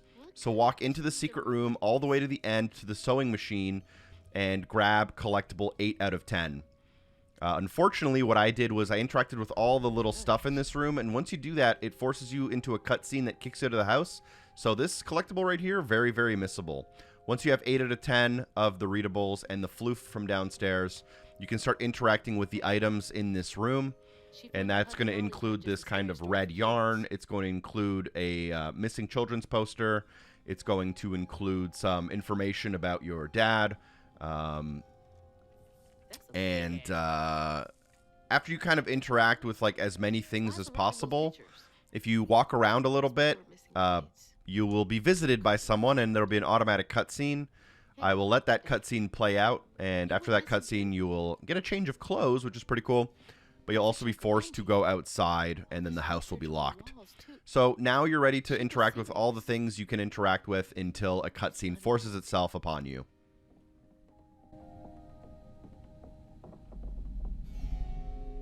Hey, that's my distaff. Patterns too. Where'd she get all this?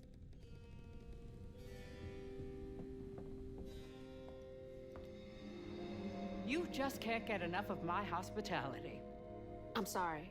I need to find Hug and Molly. Do you? What would you want with Hug and Molly? She took my mama. Her red yarn was all over our house. You've been keeping secrets. Why didn't you ask before? I did, and you didn't help. You can see strands. And now you're looking for a creature. You're a weaver, aren't you? Strange. Your mother never mentioned it. Or maybe not so strange. I guess we know each other's little secret now. Are you a weaver too? Oh dear. Why don't we have some tea?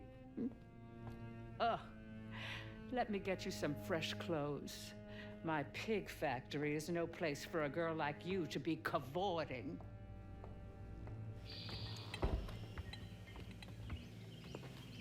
At least it's clean. Now, what do you know about hugging Molly? I know she takes children and leaves red yarn. And I've heard that you know a lot about her. Yes. She stole your father once when he was young. Really? How'd you find him? Oh, Molly meant for me to find him. Trey was just bait, you see. It was me she wanted. Molly can't abide weavers because we mend the chaos her kind likes to create. You don't think that Molly took your mother to lure you? Yeah. I never found where Molly really lives, but I suspect Laurent Baptiste knows. Laurent from the juke joint? Friend of yours? Friend of Mama's. Curious. Laurent won't talk to me.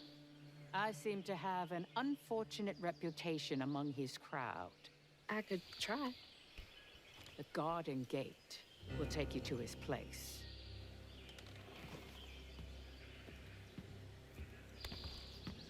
Do let me know how it goes with Molly. I'd be most indebted if you find her. Oh, I'll find her.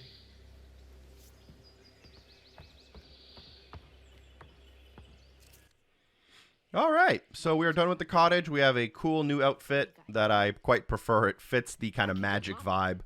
Let's go ahead and exit the cottage following our guiding strand. Only a few more collectibles to go. A couple more cutscenes before we get to the end, but hopefully we get there quick. Here you'll need to do a little bit of a kind of jump boost past some brambles. Coming around the corner, there are two things you want to grab. I would highly recommend doing this one first, which is the tree on your right-hand side. Readable number 9 out of 10. I also missed this one in my first playthrough. So you'll want to grab the readable. And then pretty obviously across from the readable is a side path. You can grapple to this side path. And then you can end up going forward directly in front of you. Watching out for some of the brambles, and at the end you can double jump and climb your way up to a large 20-point floof.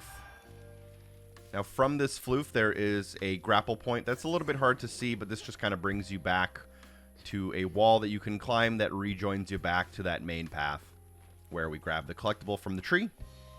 So we can drop back down and continue along forward past the squeeze in the rock. There's a short little cutscene coming up, and then just kind of getting through the end of the level. 3 more collectibles at least to grab, but we'll get there when we get there.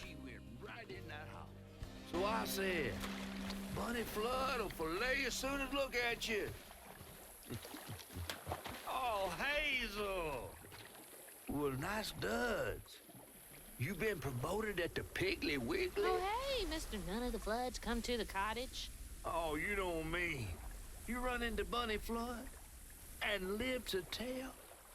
Mm-hmm, and she's helping me find Huggin' Molly. Oh, out of the goodness of her heart, I'm sure. So what, y'all in cahoots now? First off, cahoots. Second off, there's nobody I'd rather be less cahooting with. She always did want to get her hands on a weaver. I think I can handle my own grandma. So now you're a flood. No, I would have helped if I'd realized. If I'm a Flood, it's in name only. And if my last name makes Bunny believe that I'm on her side, then I'ma use it. Well, you sure can scheme like a real Flood. But you sure it ain't Bunny using you? I can take care of myself without your help. I do need to get to the juke joint. Could you maybe? Oh, you don't need my help. No, you a fancy flood weaver now. I wouldn't want to get your new dress all slimy. I didn't mean... No, you take the path. There's a tree up yonder you should see. Bunny visits every year on the same day. Might tell you a little something about who you're in cahoots with. Hey! Cahoots.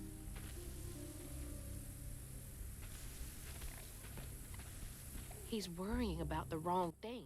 All right, so let's kind of wrap up the chapter here, walking forward, watching out for the exploding mushrooms, jumping over the brambles into this next area. The music's going to get turned, as it always does, at the very end of a chapter. And there is a grapple point directly in front of us, which I know is very tempting, but there's a side path to the left of that where we can end up kind of weaving a small bridge. And once we weave that bridge, we can double jump and glide across.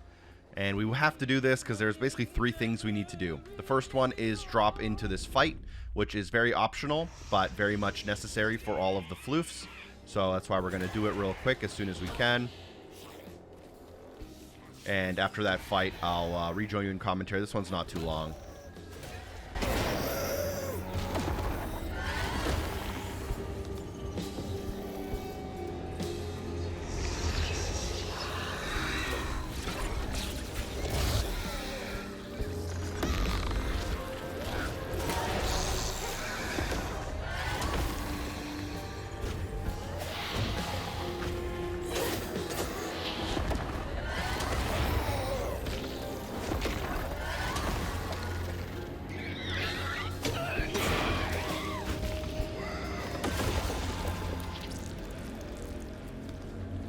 Clear the stigma after the fight, and there will be a cave that opens up kind of directly in front of you right next to that stigma. It'll lead into a kind of upward left bend through the rocks. This is a little bit tricky, but there is a collectible to your right on the box on the first ledge you climb up. Your tendency is to want to like run through here, which is why you'll miss it, but that's going to be our 10th out of 10 readables. So we'll grab that, and then you can continue up this rock path to the very top. And then at the very top here, you can weave a branch or a rock thing that sticks out of the side of the cliff. That's going to lead you into a wall run, and you can wall run to a 20-pointer. You'll grab that, and then only now should you go back down from where we came, and then use the grapple points to get across to our objective. Use the wall run here. After the wall run, I believe, is our final collectible. So drop down, get on the ledge directly in front of you, and then here to the right, you'll have a tin flip. So go ahead and flip that tin. Let's do a quick check. 215 out of 215, 1 out of 1 health filaments, 38 out of 103 readables, which means that we should now be able to hopefully progress to the end of the mission quite quickly. At the end of the mission, there's quite a few things we're going to learn about Bunny, who is our grandma and who we're dealing with quite a bit in this chapter, and about what happened to one of your father's siblings, if I'm following the story correctly. Visually, a very beautiful ending to the chapter.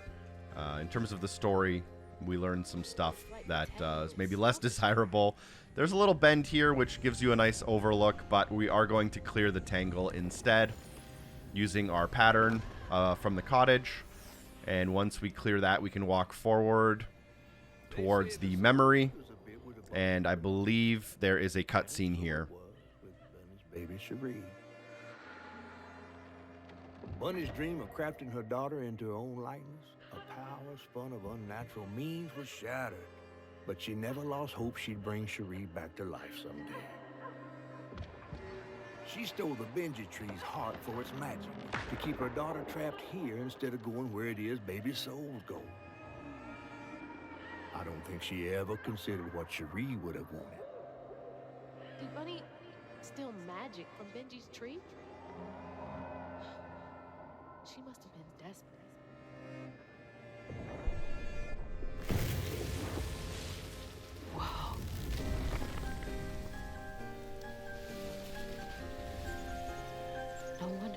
comes up here in secret.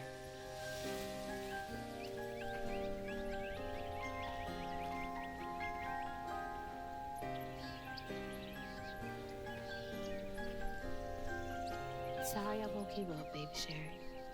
You hush now. Going back to sleep, okay?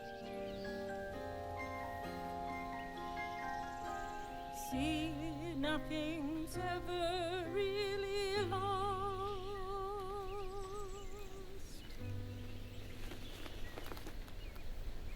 Lost.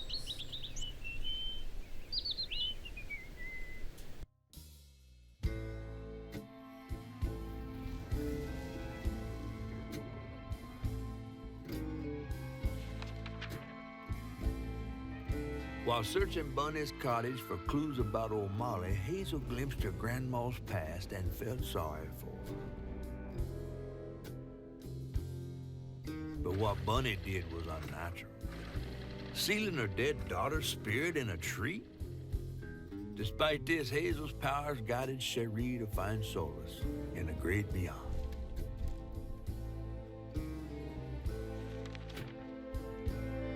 Following her lead, Hazel sought Laurent Baptiste, who knew old Molly's whereabouts, but Hazel wasn't keen on seeing him again, given a mauled history with him.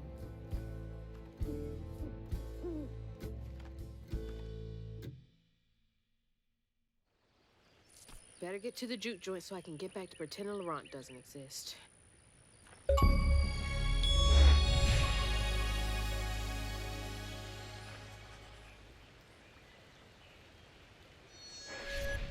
Hopping straight into Chapter 7, where we have 230 floofs, 15 readables, as well as 1 health filament upgrade. A ton of those floofs are also tin flips. Let's just go ahead and get started by running forward here. And as we come into this next area, continue along our objective path here, squeezing through the rocks. This is another contender for one of the longest chapters of the game. As I mentioned earlier, the game's kind of heavy at the beginning in terms of content and wraps up quite quickly at the end. But we'll get through it, and we'll be done before you know it. At the end of Chapter 7, there is also a boss battle, which we do need to do without getting hit for missable achievement / trophy. After we make our way across this kind of first wall run section, you will double jump and glide your way over this gap and find your first collectible to the right of the main path, not far from the shoreline, and you will be able to find a tin flip here. So make sure you grab that tin flip. From there, go ahead back up the hill and across the path. And across the path, you'll notice that there is a couple of ledges you can climb. This is another side optional path, but climb those ledges to the very top. And at the top, shimmy across to the right. Jump across the gap, go around the corner, and then drop down one ledge. Keep shimmying and drop down into this new area. Once in this new area, you should be able to go down to a floof, which you want to grab for 10, and then double jump onto this ledge. And in this area, you can also find your first of 15 readables. There are 15 readables, but we'll get through them pretty quick. And then you can just wall run to get back to the main path here. And then at that main path, go ahead and rejoin it by weaving this boat hull and then double jump, gliding your way across the gap. Double jump and wall run across this next gap, landing pretty much immediately next to a floof, which you'll want to grab before you weave the tree, which makes a grapple point to get across directly into a fight area. Feel free to use your upgrades here. I am going to be spending my floofs for some of these battles. I particularly like Strand Pull out of these available options, and I'm also going to use Strand Push for now, although we'll be able to afford all of these by the end of the chapter. Strand Pull now also inflicts a weave, and Strand Push, I think, just does more damage, and we're going to be using some of those against the final boss here in this mission. So hopefully it works for you guys. But just get through the fight in whatever way you want to. I think there is a nest if you want to get some larva kills really quick in this battle.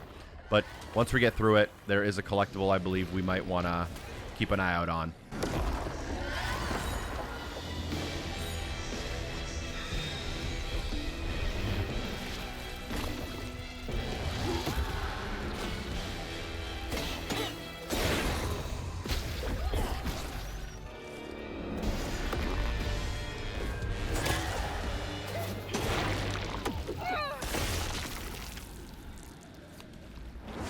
Alright, so unravel that stigma to finish off the fight, and you'll notice that the guiding strand points us kind of towards this waterfall. If looking at that waterfall, look 90 degrees to your right, you'll find a small cave, and in that cave, if you blow open the roots that are blocking it, you'll actually want to grab the document first before you go into the cave, so make sure you grab document 2 out of 15, and then you can blow open that cave and get inside to find a health filament upgrade.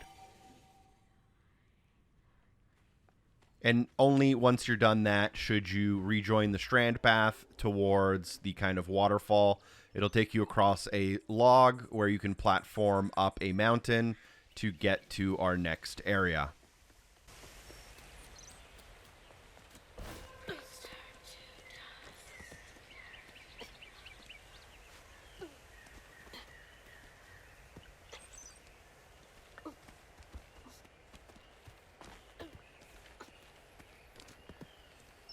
Collectibles are obviously fast and frequent, so as soon as we drop down from this ledge here, the main path will be in front of us. Instead, look to the right, kind of the opposite direction of where we drop down from. Here you can clear the brush to find the floofs inside. These ones are only worth 5, but we obviously want to grab them. And then start heading up the path, clear the branches in front of you. And as soon as you come into this opening, you can then drop down. You'll notice the book in front of you. Do not interact with the book, as to the right, there is a couple of things we want to grab. The first thing is on these little beekeeper stands, you can find note number 3 out of 15 for the chapter. And then a little bit further down that same path, you can find a box. Pull that box out, and then you can push that box kind of against a rock here. And you'll notice that the rock is painted for a ledge to grab onto. Grab onto that ledge, jump up, and here you can grab some more floofs. These ones are worth 20 as they are quite a bit bigger. And now just to check my notes really quick, we can pause the game. We'll notice we're at 550 out of 225. I don't know why it says 225. There's supposed to be 230 in this mission, unless there was just an update in the game. 3 out of 15 readables, 1 out of 1 health filament upgrades, and we will move forward. She held on to this?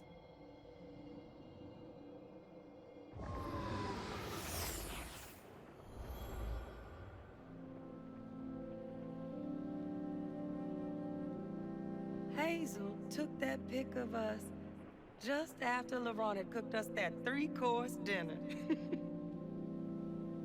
When he felt safe, he had so much love to give. Wish he had felt safe more often. Sometimes he seemed like he was scared of himself. I remember that day. I saw what Mama saw in him. But he didn't deserve her. Alright, so after grabbing the book, continue along the path. You'll have to weave a boat into the water, and then you'll be able to jump and glide across. Wait for the platforms so that you can time it in a way that you can get across the flowing river. There are planks of wood that do come down, although not that frequently, and if you get across, you are good to go. Here, right after you get across, don't go forward. Instead, go to the right and find another tin flip. Make sure you grab that tin flip.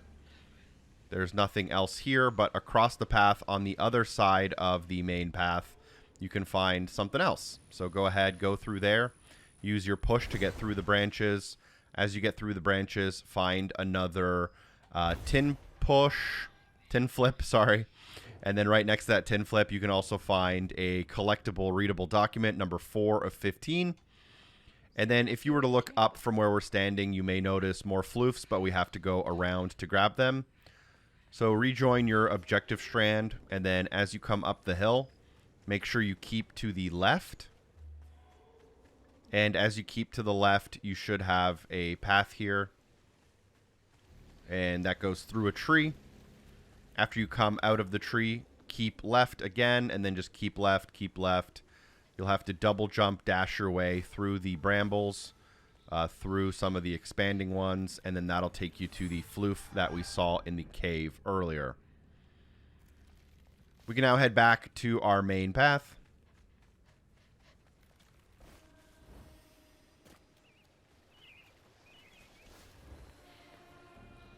Wall run to wall run, that gets us across this gap here of these weavable platforms that we can use to cross the choppy water. Once you land on a permanent platform, do not go forward. Instead, look 90 degrees to your left, weave a platform in the water, and then that you can use to get to this kind of cave system over here and collect your floof before you rejoin that path. I'm going to give it an extra second to reweave the platform, but if you're quick, you don't have to. And then a double jump glide back to the platform, rejoining the main path. As soon as we get across, do not curve to the right, instead curve to the left. At the end of the left-hand side path, we can grab two things. Grab the tin flip and grab the readable document. Make sure you grab both. That's going to be document 5 out of 15. Rejoin that strand, and directly in front of us, you'll have more collectibles. As I said, very fast and frequent between collectibles. Directly in front of us, at the end of this T intersection, you'll see the tree. That tree has a collectible readable document inside for 6 out of 15. Instead of turning left at the intersection, turn right at the intersection, away from the main path, go through the branches, and on the other side of those branches, you can find some more floofs. We're ready to turn around and head towards our objective. Directly in front of us will be a readable document pretty soon here, but just squeeze through the hole in the rocks first. This does take us into a combat arena, so I'm going to finish that combat arena as quickly and effectively as possible.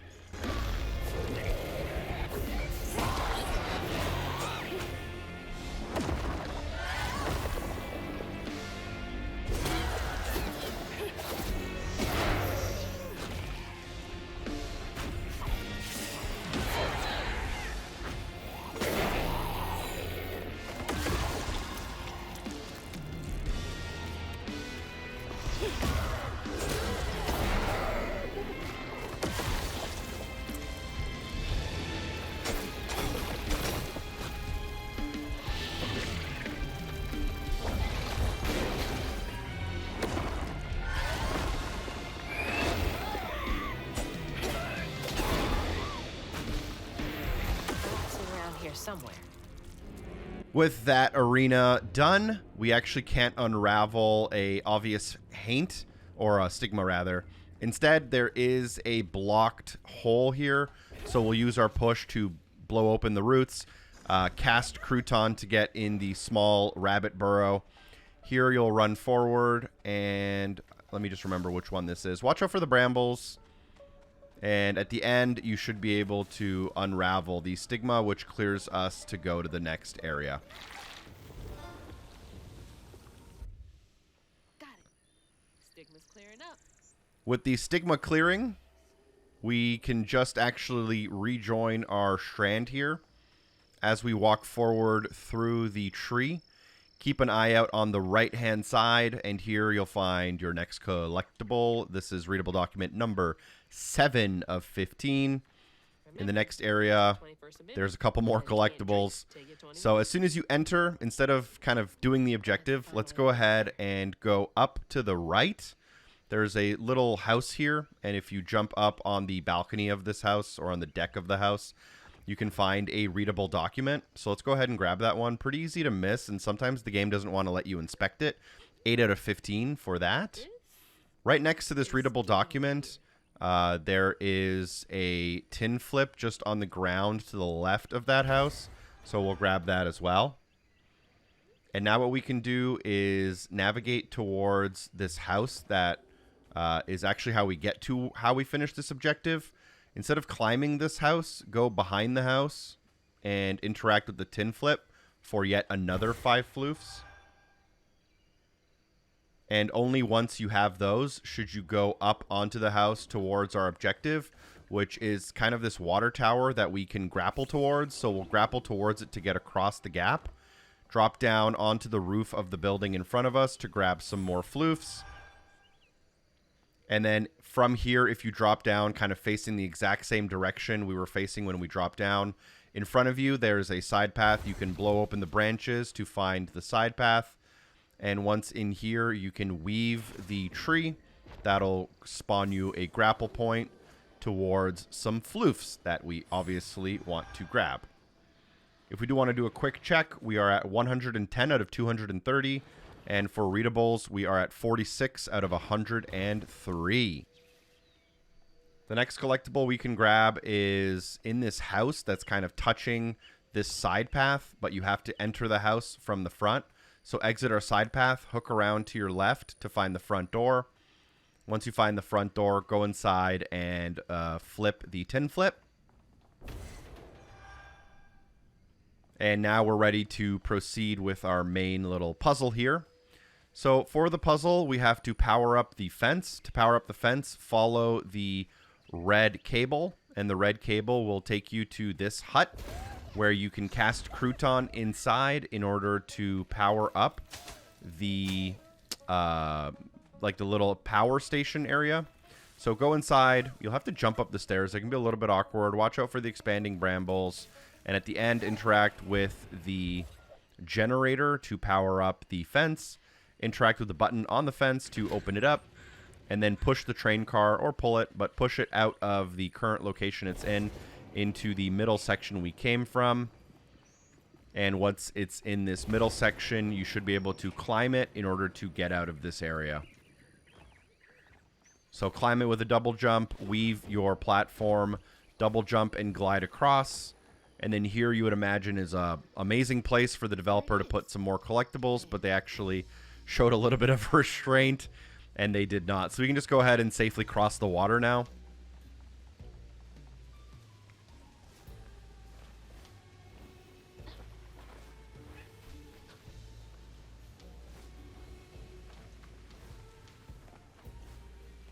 After crossing the water, do not go into the building, as I believe that would start a cutscene that might lock you out.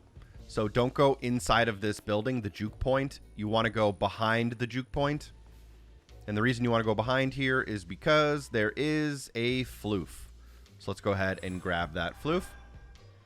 And only once you have that should you go inside of the juke point, as I believe that's a point of no return. Don't quote me on that. There are points of no return later on that are really annoying if you don't do stuff in the right order, but I'm not 100% sure if this is one of them. I'm fairly certain the door does lock behind us. Enjoy the cutscene.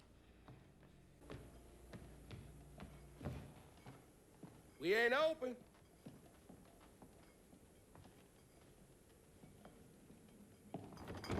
Hey, didn't you hear what? Hazel? What are you?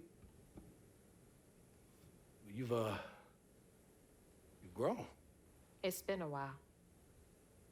Yeah. How you doing? Do you know where I can find Hug and Molly? I don't know what you're talking about. Yes, you do. Bunny said. Bunny? As in Bunny Flood, your absentee grandmother?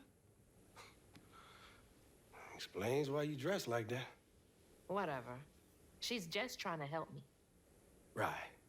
Because Bunny's known for giving you a helping hand. This is different. I saw how she treated you and Lacey. And how did you treat Mom? I treated Lacey well. Until you didn't. You just up and left us one day.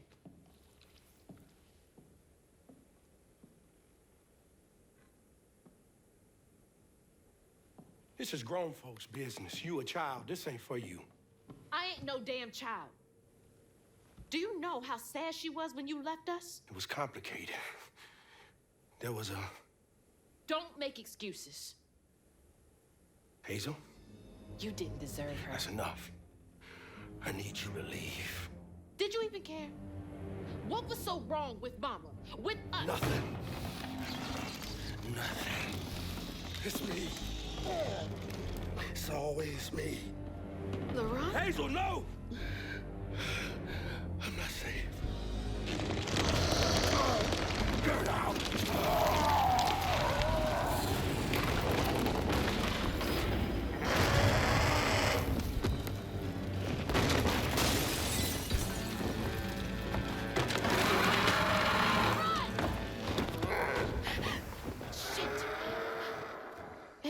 weave him. All right, so it turns out Laurent is a evil owl, and that's the boss fight at the end of the chapter. Instead of going forward after we regain control of our character, let's go ahead and head back into the juke point and go upstairs using the staircase. And at the top of the stairs, we should be able to find number 9 out of 15, and just to double check with my notes, 47 out of 103 collectible readables. And we're going to now move forward into the next kind of open area section, which has some really annoying collectibles. Because if you finish off the main objective, you get kicked out of the area before you're able to pick everything you want up. So go ahead and wall run, and then grapple again. Once you land in this area, this is a big open area with 4 battles. We're going to try to grab all the collectibles pretty much first, and then do the battles last. So start by looking like 45 degrees to your right, and you'll find this destroyed house with a tree growing out of it. If you jump on that, you can find another house that's pretty close by, and then you can double jump and glide your way over to the deck of that house. And then inside of here, you can find a bird's nest with a floof. We're going to grab that floof. And then if you exit out here, I do wish the game had a compass, kind of pointing directly in front of you. You'll see a like grocery store. We're going to go towards that grocery store, but go to the back side of it. At the back side of the grocery store, you can weave a box and then pull that box towards the back of the grocery store, and then use the box to climb on top using the ledges on the back of the grocery store. And once you're on top here, you can find a tin flip. Now from here, if you head back towards our kind of main objective, you'll notice near the grocery store, there's like a tractor or a flatbed truck with a couple boxes, and behind that is a house. So if we end up going through the back door of this house, there's 3 collectibles in here. As you enter to your left, readable document number 11 of 15, a floof in the middle of the room, and another document, which is technically number 10 out of 15. So we did technically get 2 of those kind of out of order, but it wasn't really much of an issue. We can now back out, and we can exit out the other door that we came from. And I'm just going to kind of go back to the beginning as a reference point here. It's where the grapple point is at the end of the path. It's going to be a lot easier for you guys to follow. From this grapple point, look into the area that we kind of started from, and then look to your left 45 degrees. We started to the right. And then if you go kind of left and then follow the path, you'll see this house. Behind this house at the end of the path is a tin flip, so grab that tin flip. And then you can go into this house that we're right next to. You might have deja vu because we just did this with some other houses. Inside of this house are more floofs. And now what we can do is continue, go down, exiting the house, turn left to join this path. And then at the top of the hill is where we'll end up kind of after an automatic cutscene. So to the right of that is this broken down house. If you follow the objective marker, it'll take you here now, but it doesn't always take you here first. You don't want to necessarily do the battles in order. As you enter this building, look to the right-hand side, and here you'll find readable document number 12 out of 15. And then here you can enter a combat arena, and you do have to do 4 combat arenas, but you do want to technically do them in order, and I'd recommend doing this one as your first one. It might save you a headache later on. Just try to get through the combat as quickly as possible.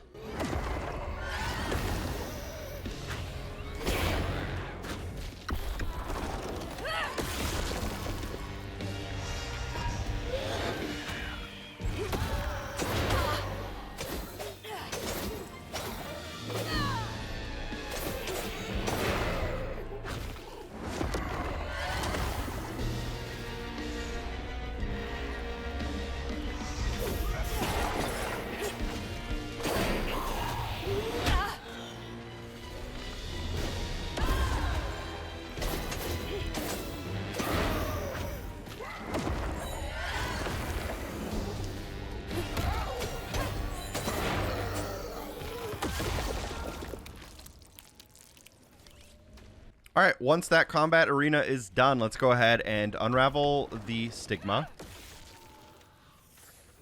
And walk forward. There's a small little cutscene here, but directly after this, there's a collectible nearby, and then another collectible nearby from that.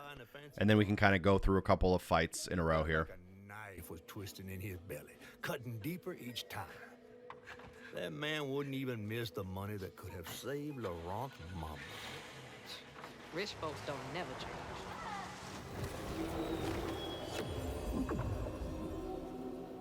So once we do 1 out of the 4 bottles here, this one is the saw. You'll come back, regain control of your character, and you can technically leave this arena. If you're looking at the exit in front of you, turn 90 degrees to your left to find a small shed, which is now cleared. Go up to the shed, and you'll find readable document number 13 out of 15 here. Just like Laurent. Couldn't share that burden. We're now going to use the guiding strand, and we're just going to follow it for a bit here. We're going to exit out and then turn to the left. Follow the strand for a little bit longer, and then you'll end up in this area where there's some overhead branches that stick out, and they look like platforms. They look like platforms because they are platforms. But next to these, if you look to the right, just kind of off to the edge over here, you may notice, or you should notice, a tunnel that Crouton can go through. And you'll want to cast him into this tunnel. You'll walk forward and drop down into a hole, which is supposed to happen. It's a little bit of a longer route, but there is a collectible in here. It's the little rock cairn fireplace type thing worth 5 floofs. Sorry if I'm mumbling a little bit. You can imagine talking to yourself for hours on end while you film guides like this. You can get a little tongue twisted. Once Laurent is out of that, we're going to use the box to get up onto the tree branches here. So you kind of want to start from where we entered the area, or else you won't actually be able to jump high enough to get on there. You can't jump directly onto the trees. You have to jump onto the rock ledge that's painted for jumping. So get up onto that ledge, and then from this ledge, you should be able to navigate across the branches. And if done correctly, you can then drop down into what's kind of the second fight. Don't make sure this isn't your last fight, but for us, it's our second fight. And when we drop down, we can just right away interact with the stigma to clear it. There's no actual arena here. But we do walk forward and have a small cutscene where we fill our bottle with the second available out of 4 kind of mini stories. You got to hide it, Daddy said. Push it down and bury it. But in the heart of the woods, Laurent found himself consumed by it. Sometimes I want to go into the woods and holler too.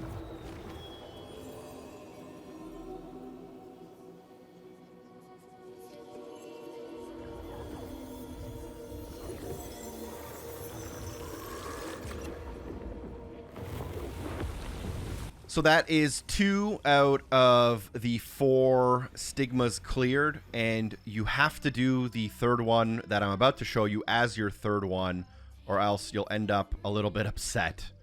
Because clearing all 4 does clear out the section, and it forces you into a walk section and spawns you out of the area. So there's another collectible you want to grab. So instead of walking forward out of the area, like the way the guiding strand is showing us, so from where we interacted with the stigma, walk forward and then turn to the left. There's a little bit of a side path here, and the side path leads to a grapple point, which you want to grapple to, and then that grapple point leads you to a rock you can squeeze through, and then this forces you into your third battle, and this is the battle you want to do third. If you're freaked out, you can always go back, but you want to do this battle third because there's a floof kind of directly in front of us behind the stigma, and you don't want to miss that floof. If you do this fight last, you'll miss it. So it's kind of one of the annoying parts of this game is how you can miss collectibles if you just do the objectives in a different order than the game kind of wants you to do them. So let's just get through this fight kind of as quickly as possible.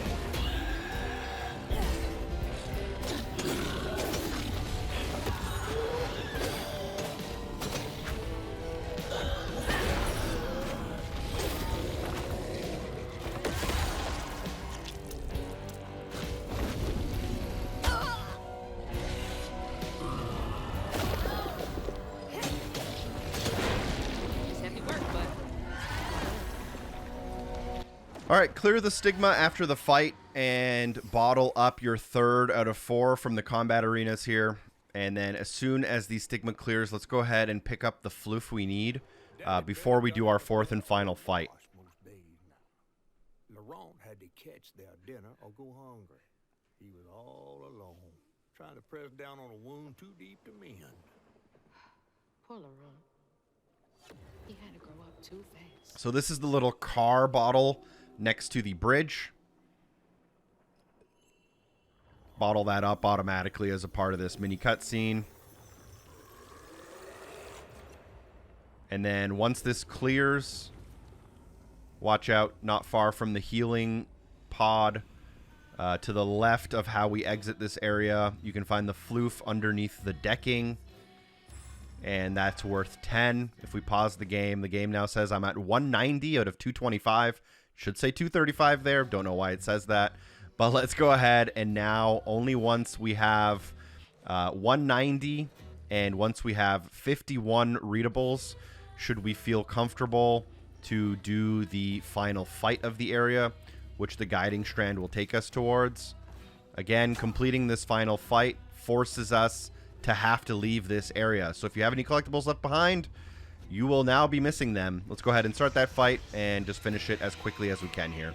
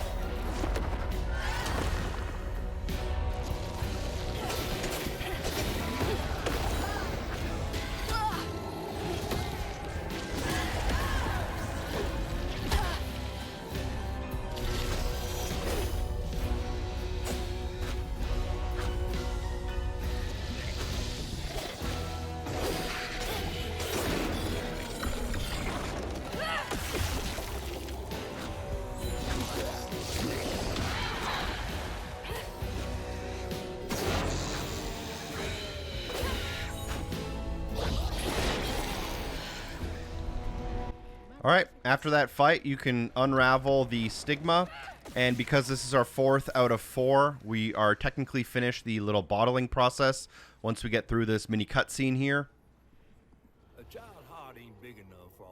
I think this fight itself might also be worth 5 stigma. I'm not 100% sure on that, but after the next one we pick up, we'll do a quick check. But this 4th kind of battle forces us into one of those runaway sections where we're going to platform for about a minute or two. You should be pretty familiar with them. This one is not very different. It'll have a couple grapples, I think some wall runs, some double jumping, gliding, and stuff like that. The only thing that's a little bit different in this one is there are a few of those kind of rafts that come across the water, and you'll need to jump on the raft with some timing in order to make it across the water. But as soon as you get through, you'll be teleported to a new area automatically. You don't have to go through them as quickly as I do, by the way. Just go through them at whatever pace you're comfortable with.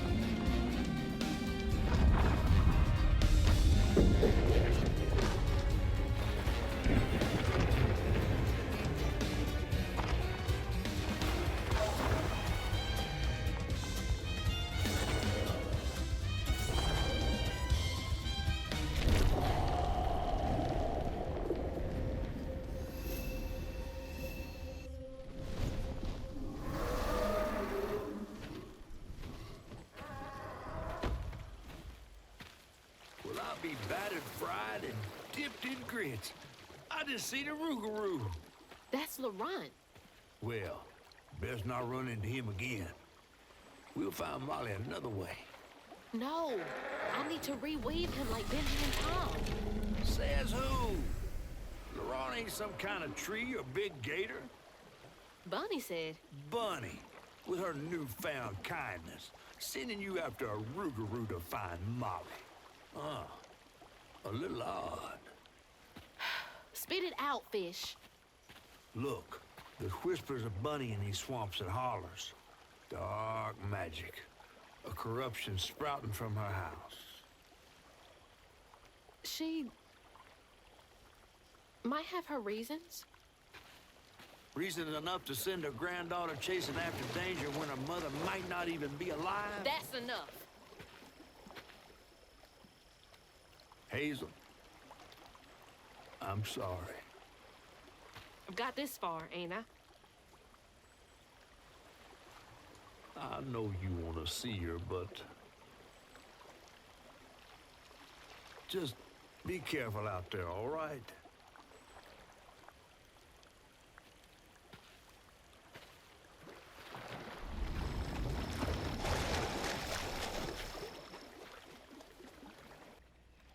Okay, after the cutscene, you gain control of your character, and you do not want to grapple up, because once you grapple up, you miss a collectible. So instead of grappling up, turn around and head down the path, down the hill, back towards the locked gate. Behind that locked gate is where we did all of our battles, but we're now locked out. So there is a floof that you want to grab right here. It is worth 5.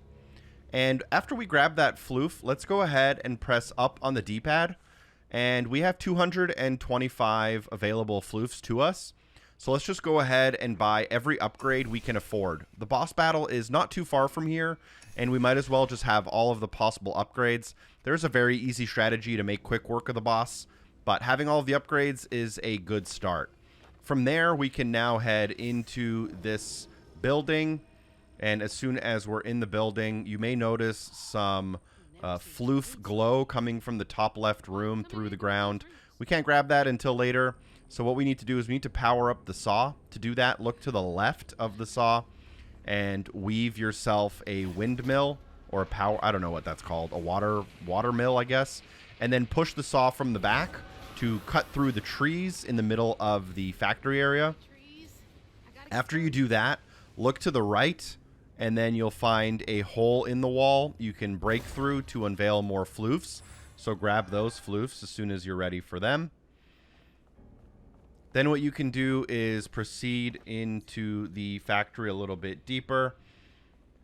Weave yourself this structure right here, and then double jump onto it and onto the balcony. And then follow the strand that guides you to a outdoor section where you can use 2 grappling points to get across from the outside here. As you re-enter the building, do not go forward. Instead, take a left-hand turn through this breakable wall. And then in here, just follow the path to another breakable wall. And then once you're in here, grab your 14th out of 15 notes. I apologize. And then in the next room, grab the floof worth 10. And then grab the readable document on the table, which is number 15 out of 15.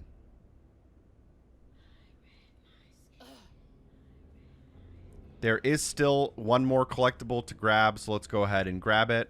At least one more. Follow that main guiding strand again around the corner here. And then up to the wall that we can kind of use to platform up.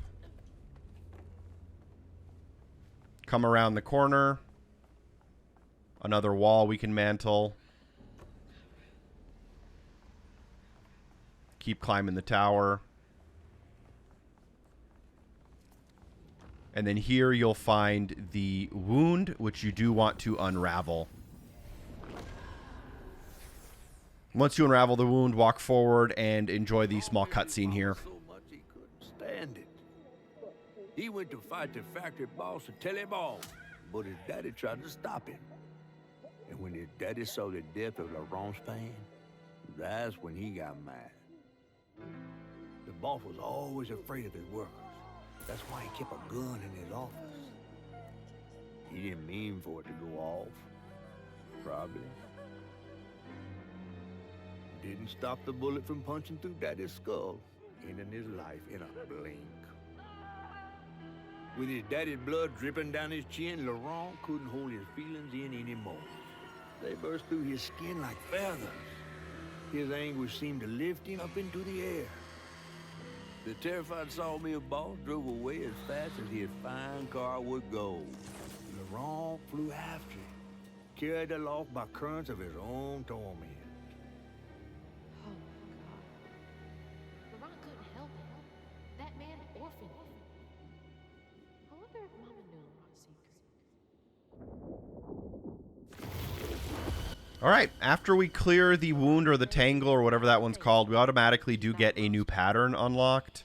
And then we can look to our left and along the main path, grapple across. As soon as you grapple, you should notice a floof directly in front of you. So drop down and then grab that floof.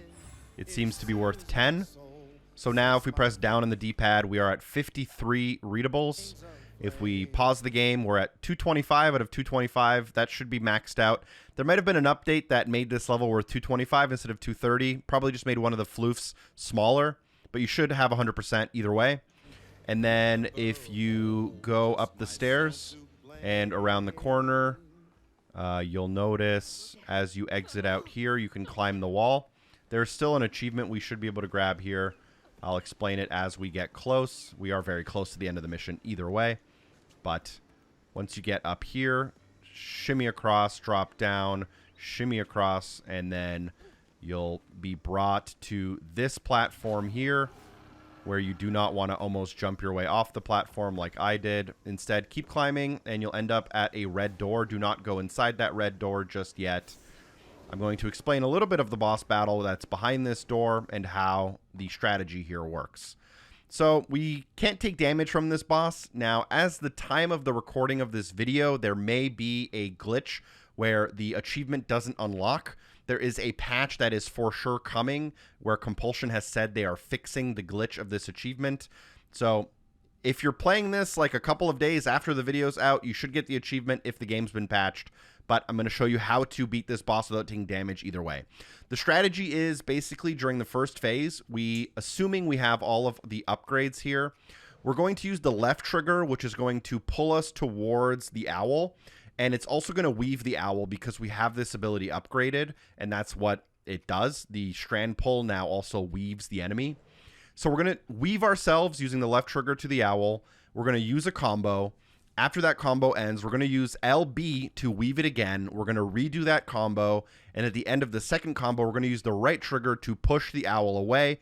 And this tends to do enough damage to almost basically beat one phase of the fight without ever having to dodge any attacks. You may miss a couple and you may, not do enough damage. In that case, you will need to dodge. And then there are multiple phases of that, and there's a phase in between. You'll see how it all works once the boss battle starts here.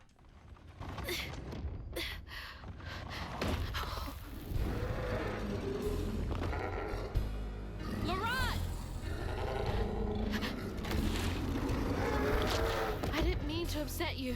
I had no idea. Stop! It's me! It's Hazel! You don't have to let this consume you. I can help you.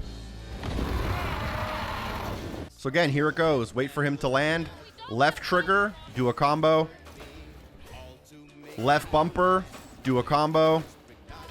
And then right trigger. If you miss, you may have to dodge a wing attack that goes in a circle or a body slam that creates an area of effect. Now, in the second kind of phase here, you're going to go into a tornado. Go either to the far left or the far right. I'm going to go to the far right. You want to rub up against the edge, wait for him to lunge at you, and then double dodge in one direction. You have to dodge all the way from the edge to the other edge, as there's not enough room to dodge from the middle of this attack. I think this attack happens 5 total times. So just make sure you dodge all 5 of them. The attack can also leave a flame pattern on the ground. If you dodge through it, it can damage you, although the damage is almost not visible on your life bar. After 5, you'll get teleported back into the fight for phase 2, and you can try that same combo. Or what I like to do is I use the left trigger and get one combo in, and then as the boss is going to attack me, I use the left bumper to stop that attack, and then it usually gives me enough time to regain my ability and then use the left trigger again. This is just managing our abilities and their timers and interrupting the attacks. If he does attack you with a flame breath attack up the middle, just continue dodging in the same direction and don't dodge into him. This should get you into another kind of hurricane phase, which works exactly the same as the last one. Dodge at the last minute from edge to edge 5 total times without getting hit.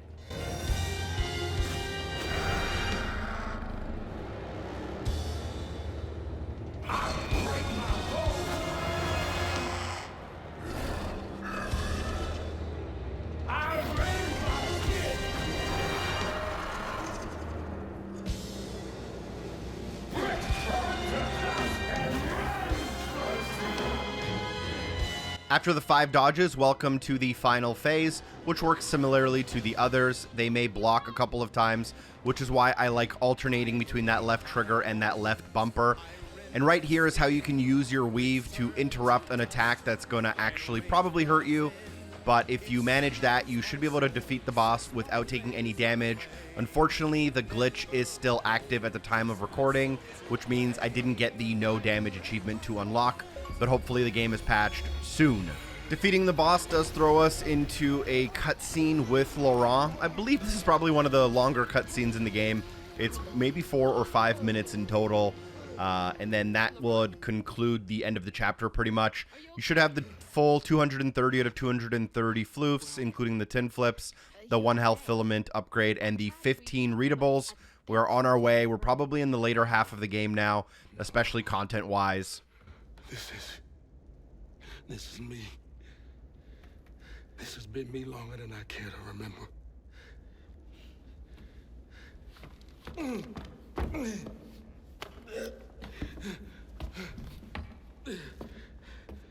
I'm sorry. About what happened to you with your mom and dad. My mama died. It broke me. But when that man came and took my daddy from me, I don't even remember it fully. Came to, covered in blood, haunted by what I had done. I can't imagine going through all this alone. Maybe this pain just festers in me. I try to keep it pushed down. I don't want to hurt nobody, especially you and Lace. I mean, I remember her laughing a lot when you were around. She was happy then. I could tell. She saw me too clear. I felt laid bare. Scared me. Scared you? I spent ages hiding this shame and hurt inside. But then Lacey saw me. Flaws and all. She still cared. Felt like juggling broken glass. I was just so scared I was gonna mess things up. I just pushed her away. I think that hurt her more. I know.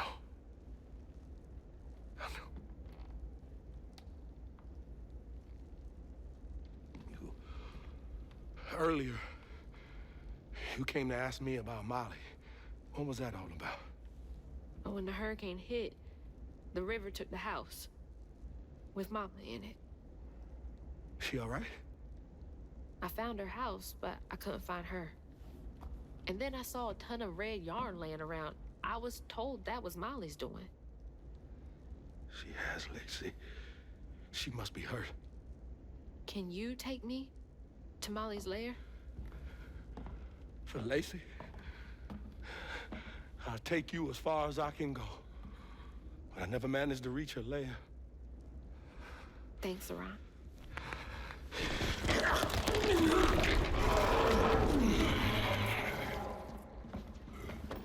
I appreciate you.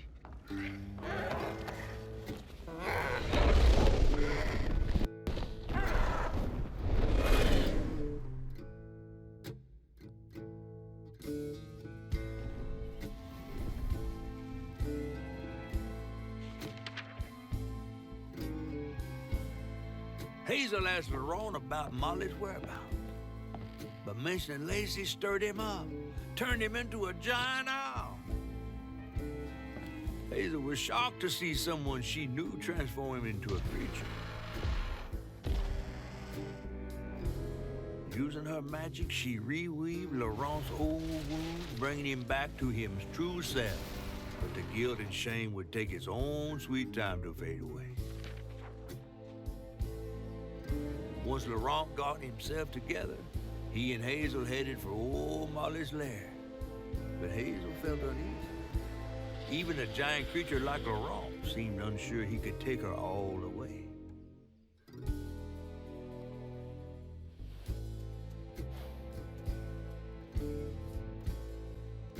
Thanks for the ride. See you around.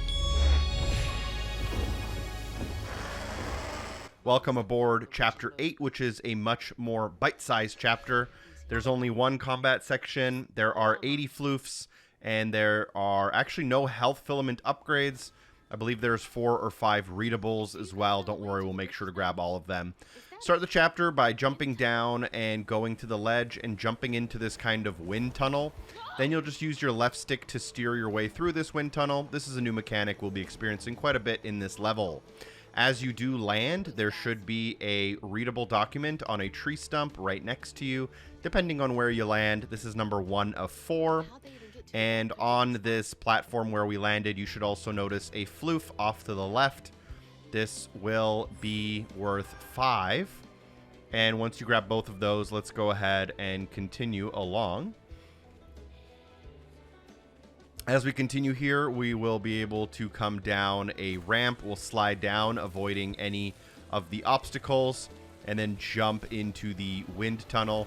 And again, use your left stick to glide your way through the obstacles. If you get hit, you might get knocked down, you might lose some health, or you might have to restart this section.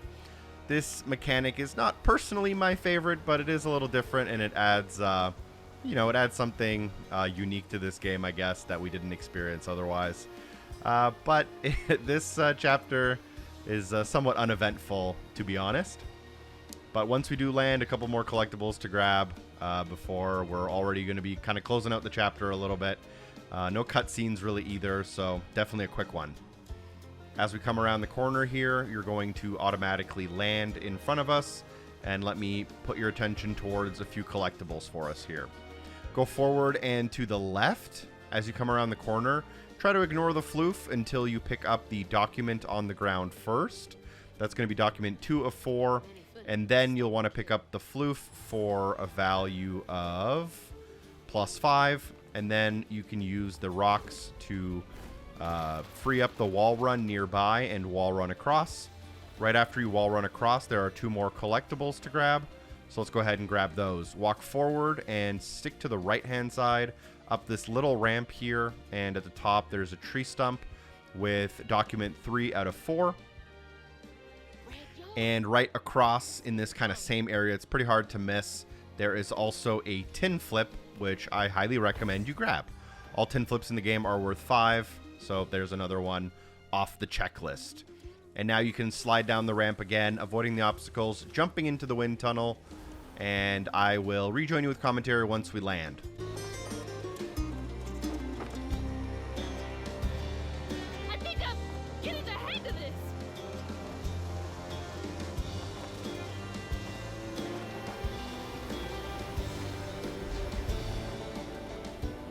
Once you do land on the wall, go ahead and mantle your way up. Then double jump, glide across the gap, and jump up the 3 ledges here. And you may want to quickly, your instinct would be to grapple to the next kind of wind tunnel.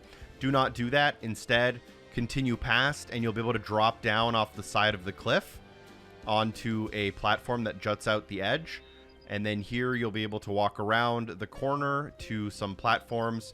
You can shimmy across to the right, drop down, keep shimmying across. And after you follow this path, you'll kind of end up above where we just were. And there will be a floof kind of right overhead. Only once you grab that floof do you want to drop down and head into that wind tunnel. When you land, I'll rejoin you again with commentary.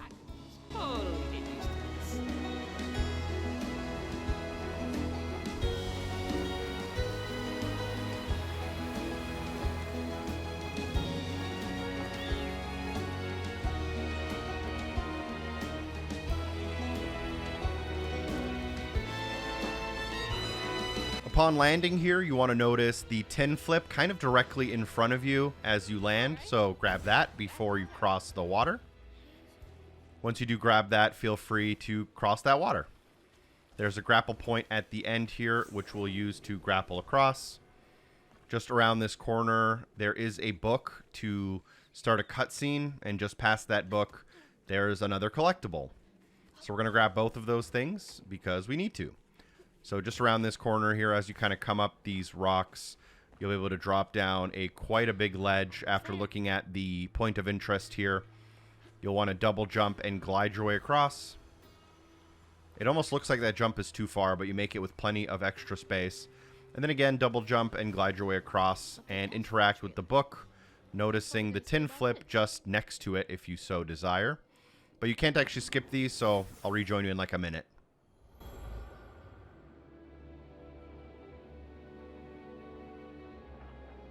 Always bring a first aid kit. Wish I didn't have to. These kids need more than a band-aid can fix. Oh, something's gotta change. Jolene said she might know a way. Someone outside the system. Those poor kids. They should have had more than a colorful bandage to comfort them. Mama cared so much. All right, after the little flashback of the mom, go ahead and walk forward, grabbing the tin flip to the right-hand side. And then once you do that, let's go ahead and continue along the main path for a little bit. The music picks up. Again, probably my favorite part of the game easily. Great graphics, great music, great presentation. The combat is basic but fun. And it's a game worth experiencing at least once, in my opinion. You'll be able to mantle and grapple your way up these rock faces until you get to a ledge. In front of you here, you'll notice another climbable rock face, but instead we're going to kind of walk past it using the log. And when you walk past it, you'll be able to look down and then drop down onto a small little island next to the bottom of the waterfall. And here you'll find a floof. You want to make sure you grab that before you head up that main path we were pretty much right next to.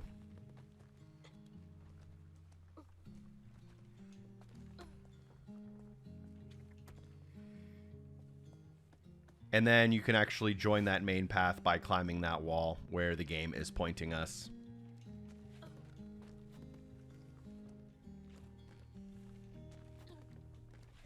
This is the only combat section of this level, so go ahead and work on any achievements you may not have, and I'll rejoin you as soon as we're done. Why is this one gonna have so many arms?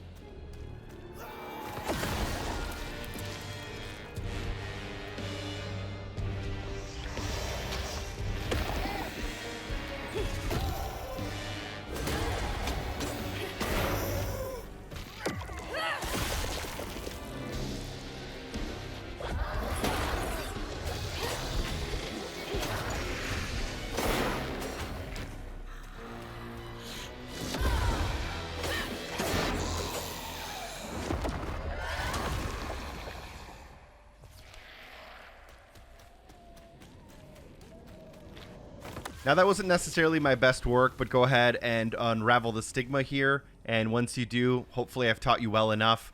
Instead of going forward towards the grapple point, go the complete opposite direction to find a grapple point up on a ledge behind you. And when you grab that floof up there, you may notice that we now have a total available amount of upgrade points of 125, having a fully maxed out skill tree. And for the level, we are at 70 out of 80. Directly in front of us here in the direction we're supposed to go, there's a grapple point. Go ahead and grapple that. Before you go through the red yarn, make sure you pick up your readable, as I believe this is a point of no return. The readable is just over this log on the right-hand side, and that should be number 4 out of 4 for the chapter, bringing us to a total readable count of 57 out of 103. You can now go past the red yarn wood fence there, watching out for the mushrooms if you need to. Weave the platform, double jump glide to a wall run. And once you land on this wall run, make sure you do not jump straight at our pillar here. Instead, look to the bottom of the pillar, and you should notice that there's a small little kind of beach type rock area next to the edge of the lake. Grabbing this as our last floof before we platform up the pillar here and start making our way towards the end of the level. Almost there.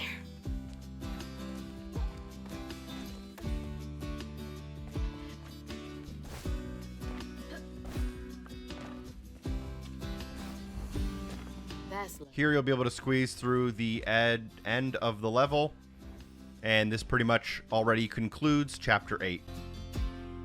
Hope this leads outside.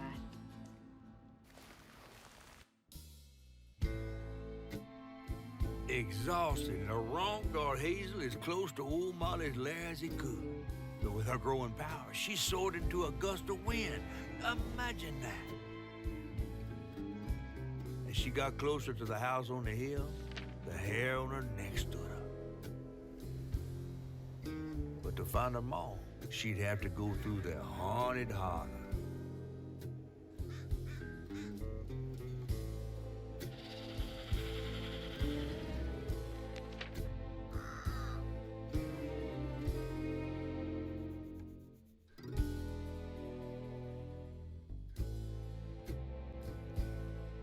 Let's continue our journey to the 100% completion in South of Midnight now, hopping on board with Chapter 9.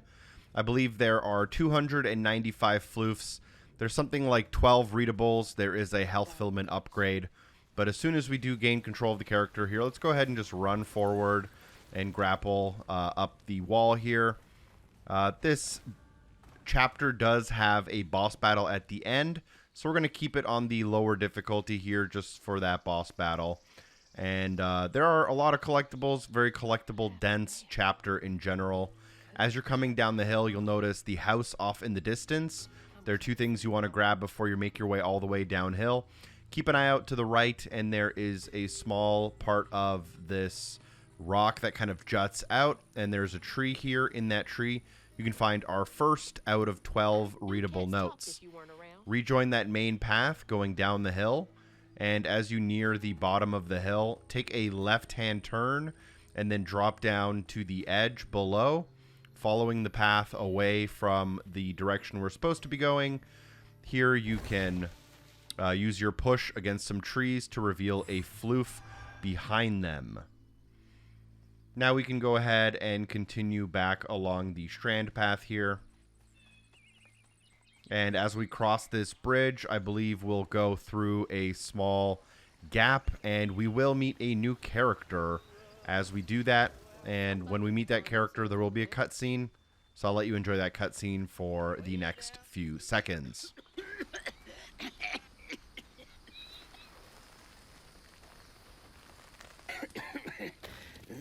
Oh, hey. Whoa. Good? Whoa, easy.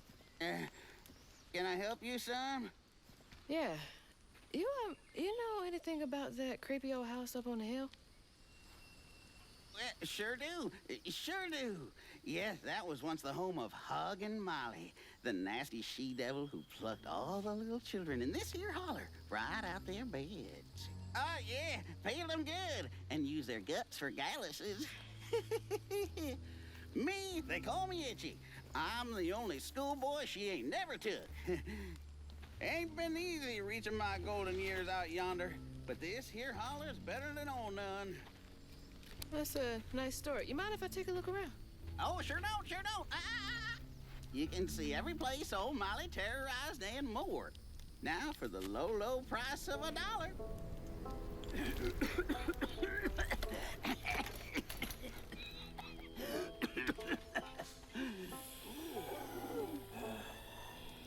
You take debit?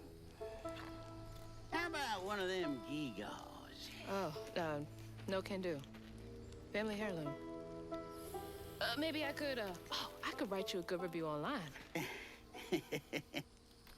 I'll just take my payment at the pearly gates. Be sure you study them educating signposts I put up around the holler. Appreciate you. All right, so once we regain control of the character, there are going to be 4 stigma we have to clear around the holler. At the end of those stigma, there is a bottle tree that may or may not lock us out of the area, so I'd recommend you follow the collectibles in the same order I do. As you enter, there should be a house pretty much directly in front of you with some yarn. There's a battle to the left of it, which we'll skip temporarily. Go into that house through the front door, and inside you should be able to find 2 readables. On the couch as you enter, find readable 2 out of 12, and on the table in the middle of the room, you should be able to find readable 3 out of 12. Now you'll want to exit this house, hook around to your right, and there's a battle right next to this house. The objective marker won't point us there, but I'm doing these in a specific order for your benefit. So go ahead and right next to the house we were just in, start the battle, and after the battle, I'll rejoin you here. There will be a lot of collectibles in this area.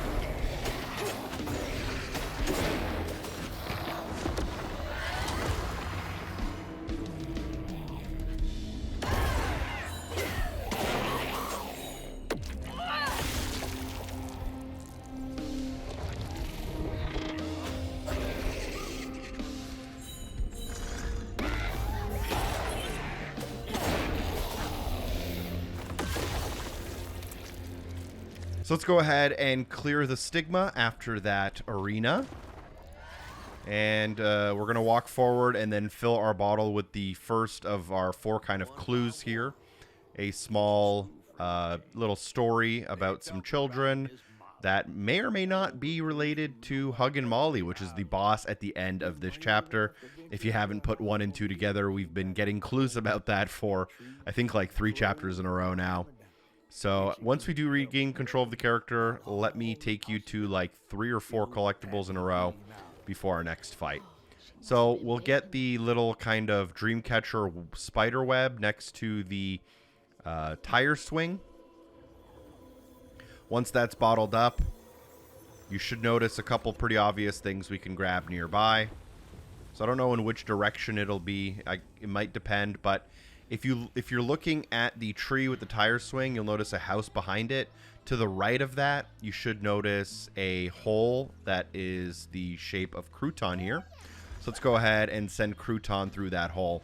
I think in one of the previous chapters, I accidentally called him Laurent. I think that's just me being a little bit tired from recording my voice for the last like 7 hours for this guide. But if you found the guide helpful, make sure you're dropping a like and telling your friends and whatever. But with Crouton here, let's just go ahead and navigate through the corridors. On the lower difficulties, which I'm still on the lowest difficulty if you haven't noticed through some of my combat, we may or may not turn it up depending on how people want to watch the combat or not, but at the end of the little path you'll have another exit gate, and once you exit out the back you can use Crouton to interact with the rocks to grab 5 more floofs. And then before you exit this area, you'll also find a kind of pink house at the end of the arena area. Go inside of the pink house, and as you enter, directly in front of you on the small table, find readable number 4 out of 12. And then near the fridge on the red table, you can also find number 5 out of 12. We're grabbing them in order, even though you don't necessarily have to, because this is a little bit of an open area. But from here, let's go ahead and go to our second little arena. We are going to follow the mission marker. The arena is going to take us back to the center, and then we can go between this white house and this red house into our second out of 4 arenas. This is another good one, as there's some collectibles right after, but do the fight and I'll rejoin you soon.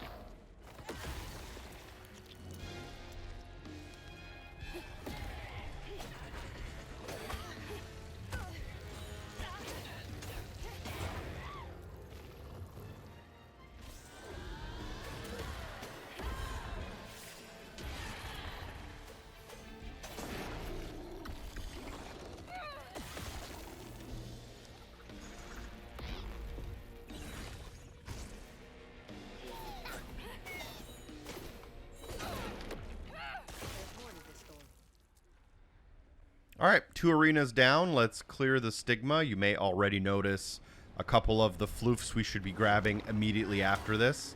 There are definitely more than 1 or 2.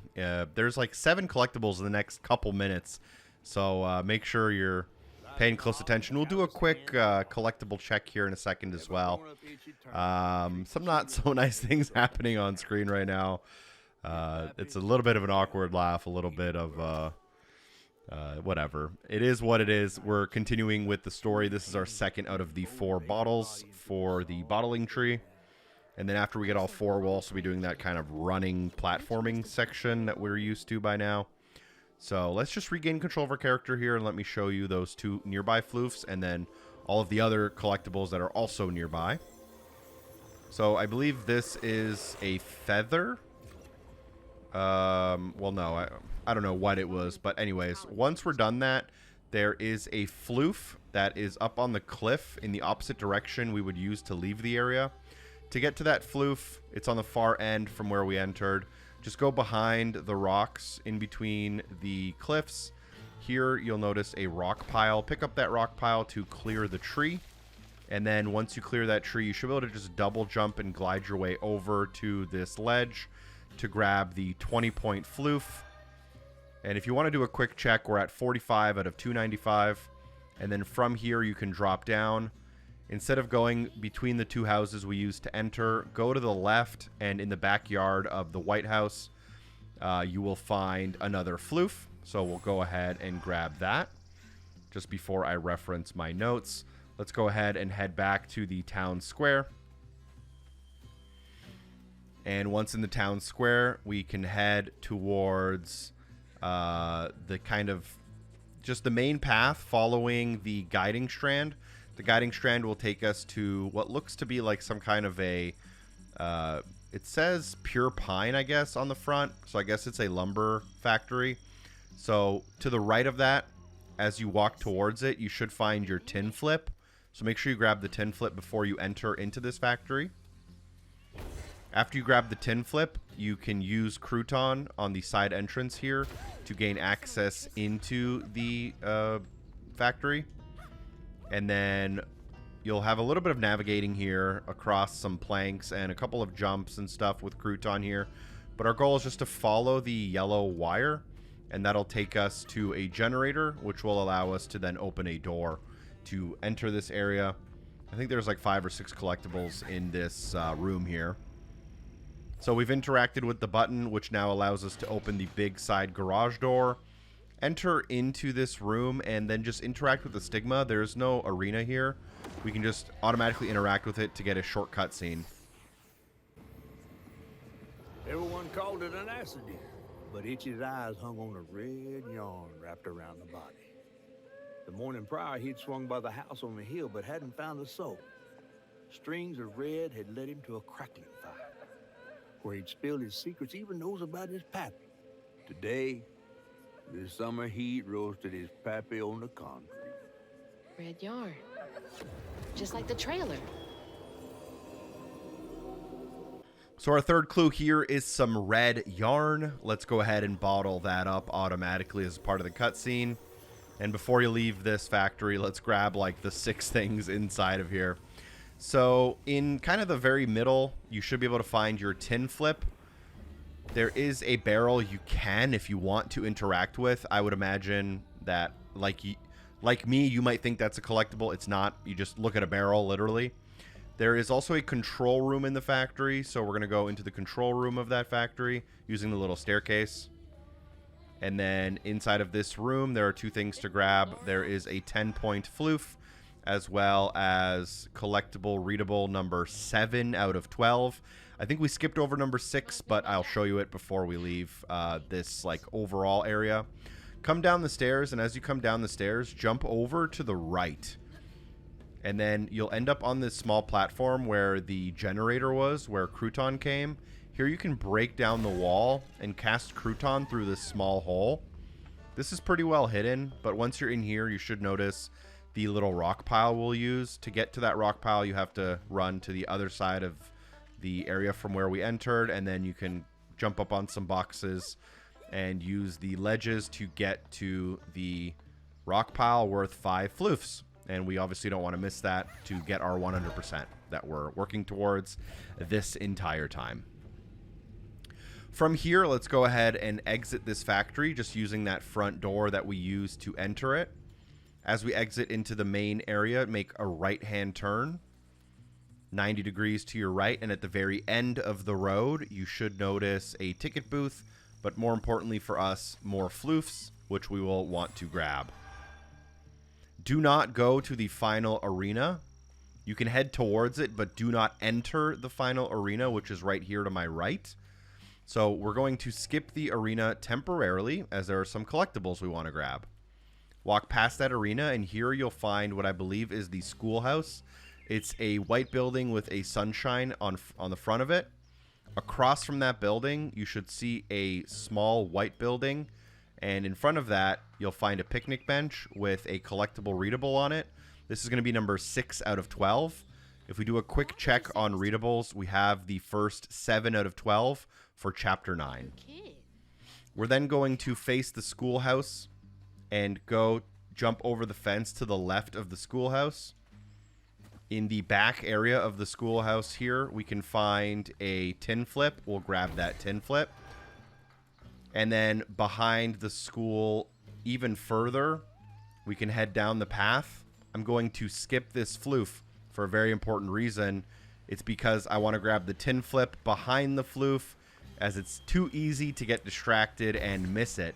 So we'll grab the more important thing first, which is the tin flip. Then we will grab the floof. And now that we've grabbed the tin flip and the floof over here, if we do a quick pause, we're at 110 out of 295. And with that, 110 floofs and the 7 readables, we're ready to complete the final arena section, as that will allow us to fill the bottle, do the platforming to the bottle tree, and then that'll allow us to go to the next area of the game. So go ahead and go into that arena and do whatever, work on whatever achievements if you still have some that you want to work on, and you'll be done before you know it.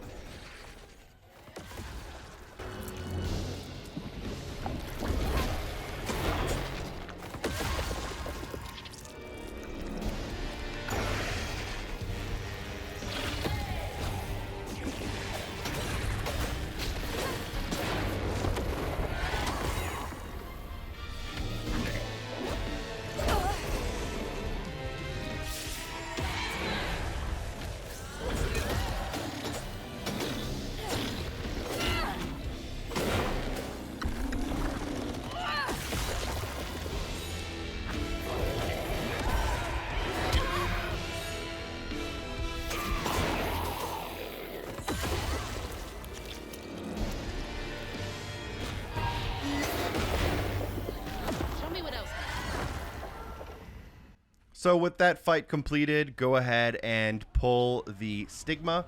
This should be your fourth and final stigma of this section of this chapter.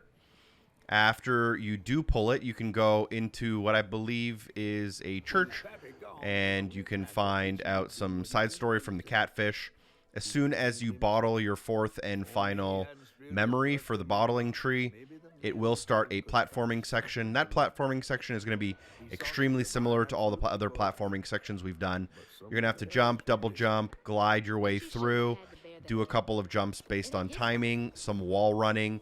The only new mechanic in this upcoming platforming section is that it will use some of the wind tunnel gliding we learned in the last chapter. So you'll have to do a little bit of that and avoid a couple of obstacles. But otherwise, I'll see you on the flip side. You were tenacious, little one. This is my only option. I had to find her.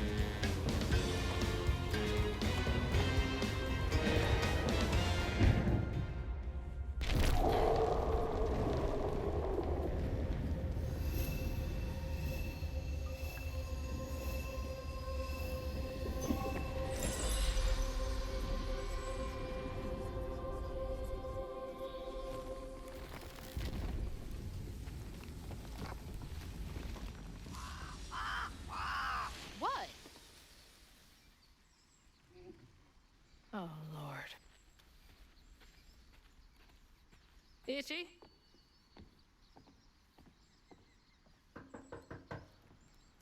Itchy? You know I can hear you, right?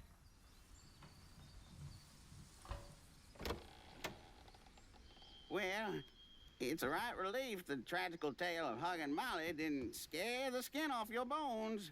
Oh, no. I love the tour. Just one question. Why didn't she take you? Well, when old Molly came around and attacked my daddy, I put up the fight of my life and done won it too. It's just... I read once on this website. Didn't she kill your dad? Everyone who comes here watches them damn true crime podcasts. Wait. I came all this way to hear your story. The real story, Itchy.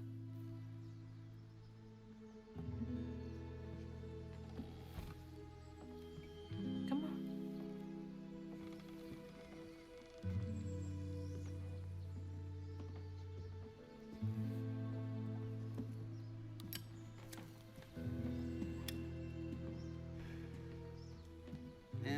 sorry Suggins who lived in this here holler made them mountain peaks feel as snug as teeth on a bear trap. Something I come to realize about my school friends, they wanted to be took. Even by the devil's conjures.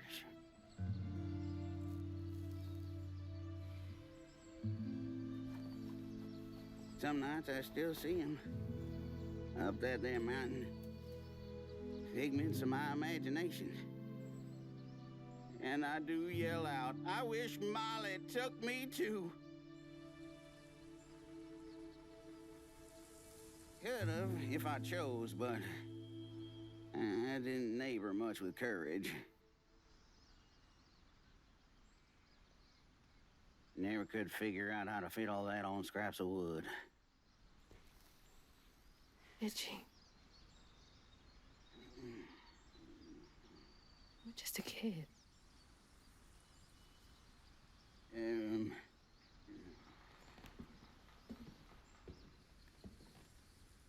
Happen on any money, Summers? What? For the ticket? I thought that we settled that already. Wasting my time up here doing everything for free.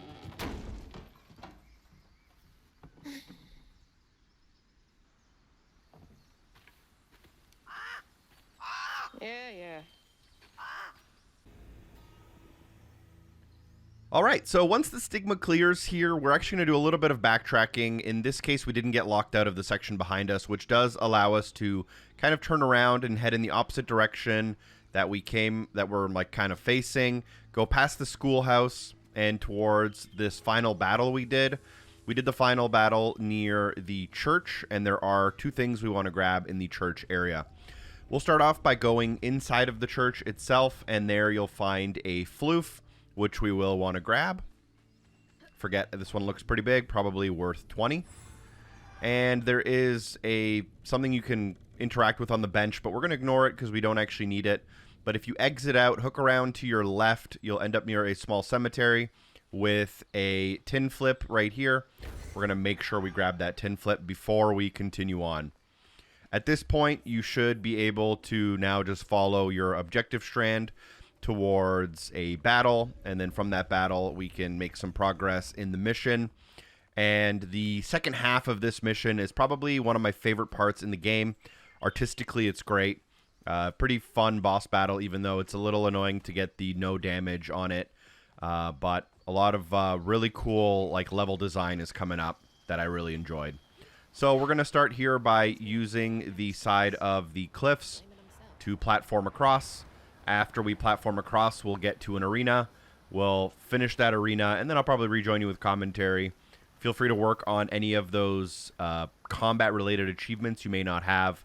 The aerial strand, the larvae, the dodging kills, anything like the cleansing rend and the amplified rend. Make sure you grab all of those before the end of the game. We do have, still a good amount of battles left, but it's something you should definitely be working on if you don't already have all of them.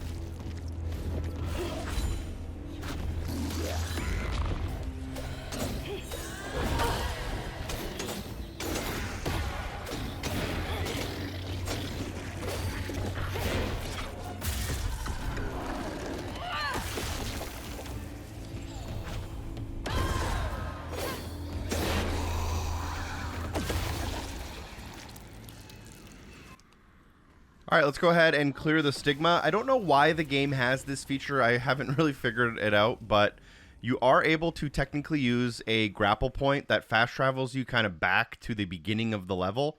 I guess if you were to miss any collectibles, you could go back and start near the beginning, but we're going to ignore that. There's actually nothing hidden there. Instead, you want to climb up the wall here of the rocks, and it's going to lead you to your wound. There's a couple things you want to do before the wound. To the right of the wound, ignoring the wound, you can find some floofs, so we'll make sure we grab those.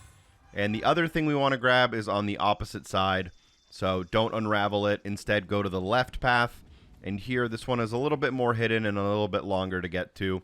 But if you drop down, you should notice some ledges you can platform using, and at the end of these ledges, you may already see what we're going to grab is our 1 health filament for this mission. Not exactly sure if we're at 5 or 6 or 7 by now. This one is definitely one we'll need, though, if we want to max out the health. It looks like that was 6 out of 9 as our health did increase, which means that we reached a multiple. So then we can go back and go to the wound itself, interacting with it to clear it. There are a lot of collectibles in the next area. We're going to make sure we grab them all. They're easier than some of the other ones we've been collecting, but you definitely don't want to miss anything this far into the level either.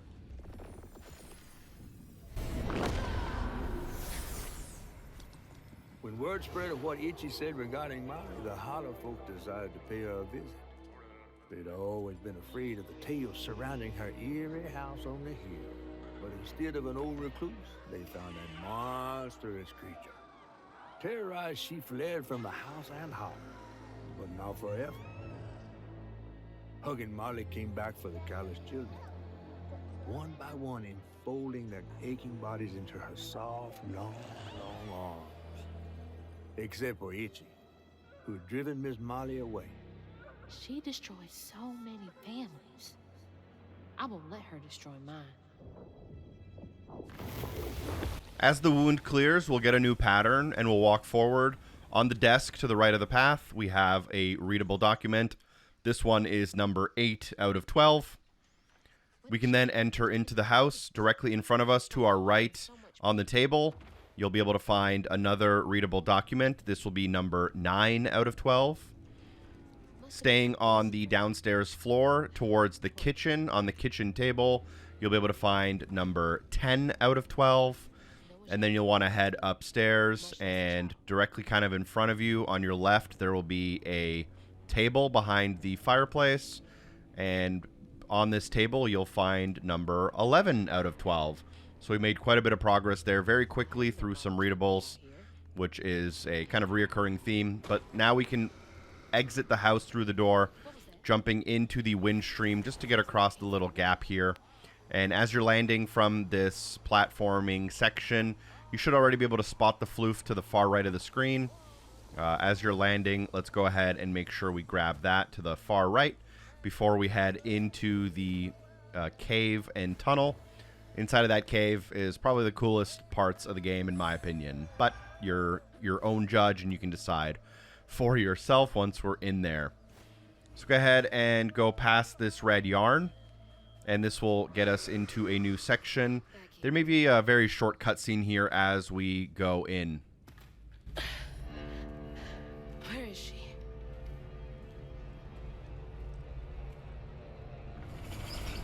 What the? That looks like our house. And that's... Mama. What is all this? Wait.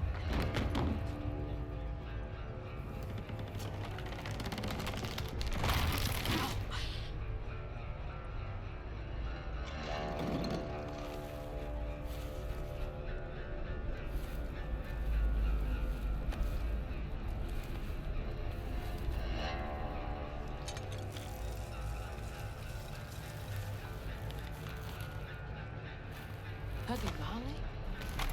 What are you doing? Hey, get off of her!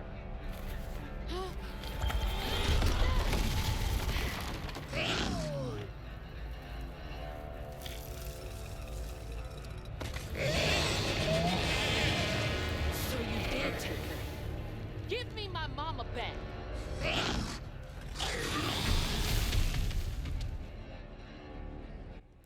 So let's now walk forward, and we're going to be spending I think the whole rest of the level here kind of underground. You'll use a little bit of a slide here to get deeper into the caves. Don't get hit by the brambles if you don't want to take any damage, although it's not a big deal if you do. Go ahead and squeeze through the rocks to enter the opening of the cave. A lot of little collectibles to grab on our way up this structure near the middle. So go ahead and go forward and across the bridge. Keeping an eye out on the right-hand side as we cross the bridge, you'll find some wooden planks. We can use our push weave to get through these planks. And once we get through these planks, there are 2 grapple points. So grapple through both of them, and this should lead you to your next floof worth 10. Drop back down to the strand path and continue a little bit further up the strand path. Again, keeping an eye out to the right-hand side, though.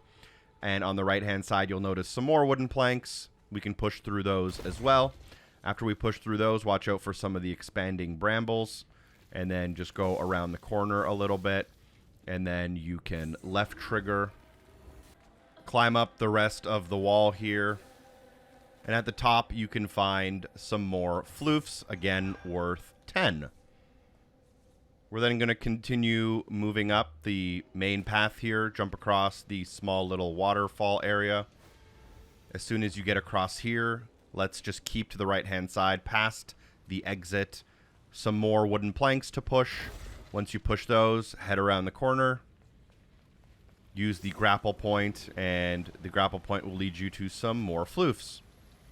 This one is worth 20. We can then actually grapple back towards the main path here. So that's just going to save you a couple of seconds of travel time. And once you drop down, follow that bridge towards your objective. Here you'll have to squeeze through into the house. And as soon as you do that, you'll want to keep an eye out for a collectible in here. So if I remember correctly, the collectible is on the bed to our right-hand side near the teddy bear. We'll inspect that, and that should be readable number 12 out of 12. So if we'll press down on the D-pad, we are at 69 out of 103. Nice.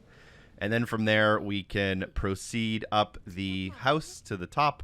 We'll be able to exit out the house and start some platforming up this tower a little bit further. Mama? It's beautiful.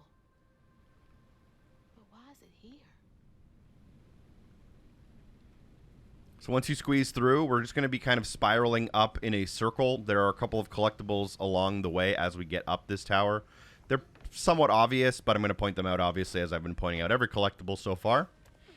As you're going up, you should notice a somewhat obvious tin flip directly in front of you on a platform just to the right. You pretty much can't miss it as long as you know you're looking for it. And then you can continue up, double jump to the platform here, and then keep going up a little bit. Here you'll drop down, and then keep an eye out after you pick up the rock, throw the rock. Here you'll be able to now double grapple across this gap. And right after you grapple, there should be breakable wood directly in front of you. You can't really miss it, but if you're not keeping an eye out for it, I guess it is possible. Wait for the expanding brambles and go inside to claim your next floof. This one is also worth 20. And to exit, you can just jump over the brambles and get back to that main path. Here you will find another pile of like quilts and stuff that are hanging, so use the rocks to get past those. And then double grapple your way across this next gap. Heading up this wall using the 4 little ledges to get to the top. Use the rocks to throw down the grapple point again and grapple across. Once you grapple across, stick to the left side instead of going forward. And here you'll be able to find a tin flip. So you'll want to make sure you grab that tin flip. Pretty easy to miss. If we do a quick check, we are at 235 out of 295. We have our health filament, and we do have 12 out of 12 readables. Let's go ahead and go into the next room. And directly in front of us, as we kind of come in, you'll stick to the right. You'll notice a floof off to your left, but we can't grab it till later. So you kind of have to ignore it for now. Instead, walk forward, and here you'll notice that there's a cart, and that cart has some wooden planks. Let's ignore that cart for 2 seconds, as to the left of the cart is a tin flip. We're going to grab this tin flip before we use the cart, as using the cart makes us finish this part of the level. So grab that tin flip, grab the wooden planks, pull the cart, and make sure it doesn't hit you on the way. And then you can climb the cart to get up the platforms to the next kind of, I would call it a puzzle, but it's very, very simple. As soon as you climb up, this one's pretty easy to miss. So instead of going to the path, stick to the right-hand side, and there's immediately a cave as you climbed up to the right. And here you can find 10 more floofs. Only once you have that should you proceed on to the book pages. And from the book pages, you want to look to the right, interact with the canister to use some gas. Then you can strike this kind of like matchstick type thing. I guess it's a flint spark plug thing. I don't know what it's called. But from there, you can now ride the wave across the gap. As soon as you land, you can't spark the next wind tunnel. You have to drop down to your left. And as soon as you drop down and look to your left, you'll notice more floofs. So we can just kind of double jump and fly our way directly to the floofs, watching out for the exploding mushrooms. So I've grabbed that floof worth 20. And once I've grabbed that floof, I can head over the books into the other area. Here I can interact with the gas canister to start the leak that's connected to the hose. And then I'll use my push strand on the wooden planks to break them. Then I'll use my push and pull to get this box to line up with the edge of the climbable wall here in front of me. And once I'm able to, I can climb it back to where I'm supposed to be going in order to solve the next little wind tunnel that's going to be in front of me here. You do have to shimmy all the way across and around the corner before you get up. So now with the gas active, you can light the flint, and that should create you another kind of wind tunnel. And that wind tunnel should take you to the next wall that you can platform, shimmy across to the left. You'll have to do a little bit of a jump, and then you can drop down and shimmy a little bit more. There's a few more collectibles to grab in this mission. There is a boss battle I'm going to show you how to get no damage on. I think there's a cutscene at the end of the mission, and a couple more things as well. Here you'll see a fish you can interact with. You don't need to, but you can if you want to. Use the rock with the left trigger to knock down this like winding spool that'll drop these exhibition like skeletons, and then you can use those as platforms to get to the next area. So after you get to the next area, there's a very obvious floof kind of directly in front of you. So you'll drop down near all of these bottles and then go around the corner and kind of look directly under your own feet as you drop into the next area. And right here, you'll notice more floofs. So we'll grab those. From those floofs in this same area, you can find a tin flip. It's kind of out near the middle to the right of the cart that we would use to open that door. So we're going to use that tin flip. And then we're going to continue past this cart, watching out for the exploding mushrooms. I do really wish this game had a compass.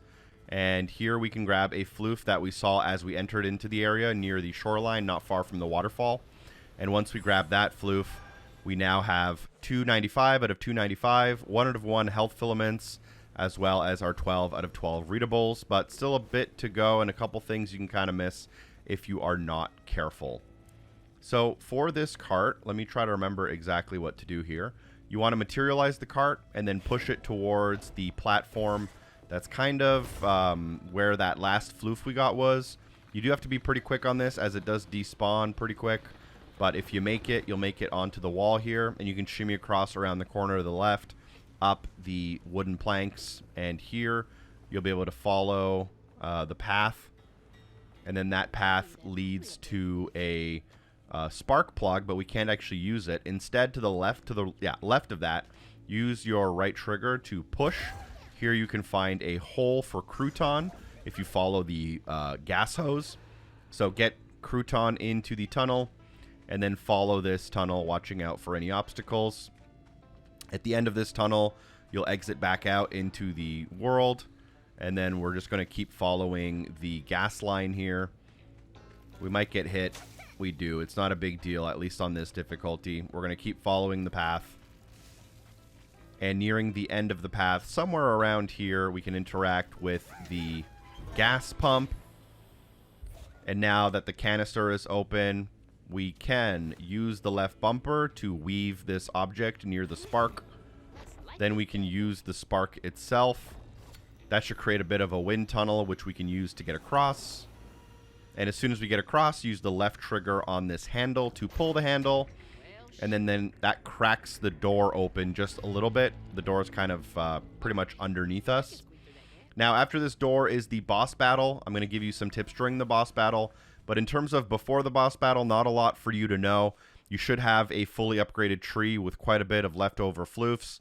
It doesn't matter as you don't really do any damage with those. Difficulty doesn't matter as we're not getting hit, so we're taking no damage. And the easy difficulty just makes us take less damage. You'll do the same amount of damage to the boss regardless of your difficulty, as it's standardized for combos. But when you are ready, this boss battle is pretty long, around 8 minutes, but there's only about 3 or 4 minutes of actual combat. Once you're ready, squeeze through the hole, and then you'll start the cutscene, and I'll rejoin you with my tutorial for the boss battle and taking no damage.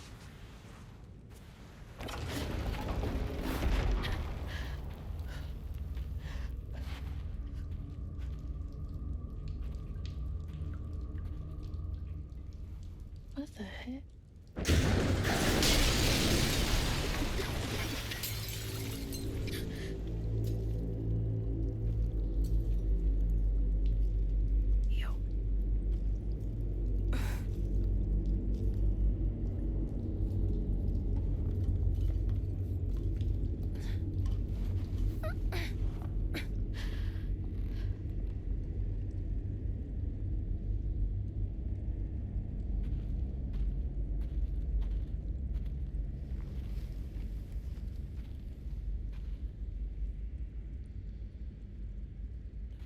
No, no, no.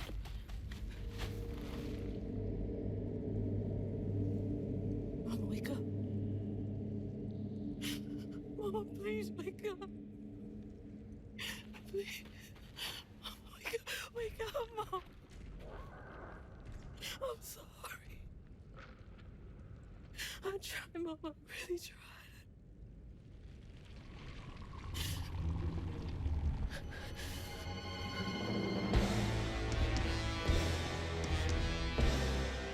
It was you.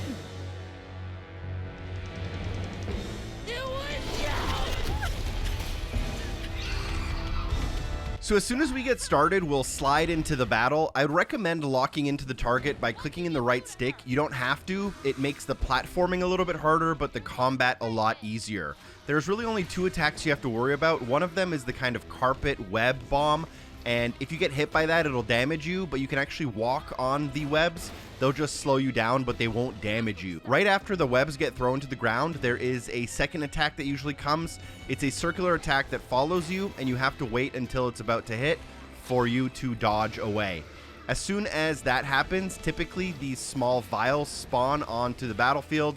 You'll have to pick them up with the left trigger, throw them with the right trigger, and then do a big combo on the wound. You don't have to do the combo too fast as the game will wait for you. I recommend starting the combo with a jump and pound attack and make sure you finish the combo, and then quickly you want to dash away as it's about to explode. Again, you can walk on the webs, but it just slows you down pretty drastically and makes you a very easy target. Occasionally, the boss will also slam down their fist, although this is pretty rare in the first phase and happens a lot more in the second and third phase. I would just continue running in the same direction. For me, that's counterclockwise, just because I'm more comfortable with it. And once I get another 3 vials, I can open up that wound for a second attack to start the kind of second phase. Although between phases of the boss, there are platforming sections. You can take damage during these platforming sections, so you want to be very careful, and there are a couple of traps that are also set up. So what you want to do is you want to start navigating up the hill, and there are no save points during this boss battle, even though it is about 8 minutes long. You would imagine that kind of between these phases with these platforming sections, there may be a save point. There is not. So if you do take any damage, you're going to pause the game, quit to the main menu, and then continue to retry the boss battle all the way from the very beginning. As you climb this wall right here, you do want to watch out for the hand that comes out of the wall. If you run straight through that platform, you will get hit by that hand, fall off the map, and probably take damage. And when you do take damage, you'd have to restart the fight. So we're trying not to take any damage, which is very important to unlocking that, both of the boss-related achievements. As you come around this corner, the hand will poke out again as well. You got to wait for it to come across and then just keep the platforming. There is a grapple point to a weavable bridge. Get across that bridge around the corner to start phase 2 of the actual combat section. There is a slide that you have to use to get into the combat section, and you want to watch out, as during that slide there are pokebits that can hit you and they will damage you. You can do a jump and a glide, but I actually just like sliding down it as normal. Now this phase is very similar to the last one, although now there are 2 breaks in the ground, and the first attack that usually starts the combo is this blowing of the gas, and the gas kind of leaves behind these pools of acid on the ground. And if you walk into the pool of acid, it will hurt you. So unlike the web, which just slows you down, the acid does hurt you. And again, we're just locked onto the enemy here. We're using those vials to try to get 3 vials. I believe a lot less vials spawn during phase 2, which means there might be a lot more running around the circle to find more vials. But again, after 3 vials, you'll open up that wound for attack. I like to do a jump and pound, finish off the combo with the big hit at the end, and dash away quickly as to not take damage. Rinse and repeat again, and again, we'll start with the kind of powder attack that leaves acid on the ground. We're always, in my case, we're always running counterclockwise, as that's the direction I'm comfortable in, watching out for the nets or the webs, watching out for the slam, and then grabbing a couple more vials. If you do see a fist coming down to hit you, you want to dash away at the last second. If you see the vials coming down from above, they can land on you and hurt you, which is obviously not ideal, but it is possible. And you don't want to just keep sprinting nonsensically. You do want to time it in a way so that you're hitting these gaps between the platforms when no attack is really happening. Open up that wound for the second phase attack of the second phase, and then once you clear that out, you'll get knocked down, and we'll do a little bit more platforming again. This platforming section works pretty similarly to the last one. There are a bunch of pokey hand bits that happen during this platforming section. I think there's 3 or 4 in this one, as there was only 2 in the last one.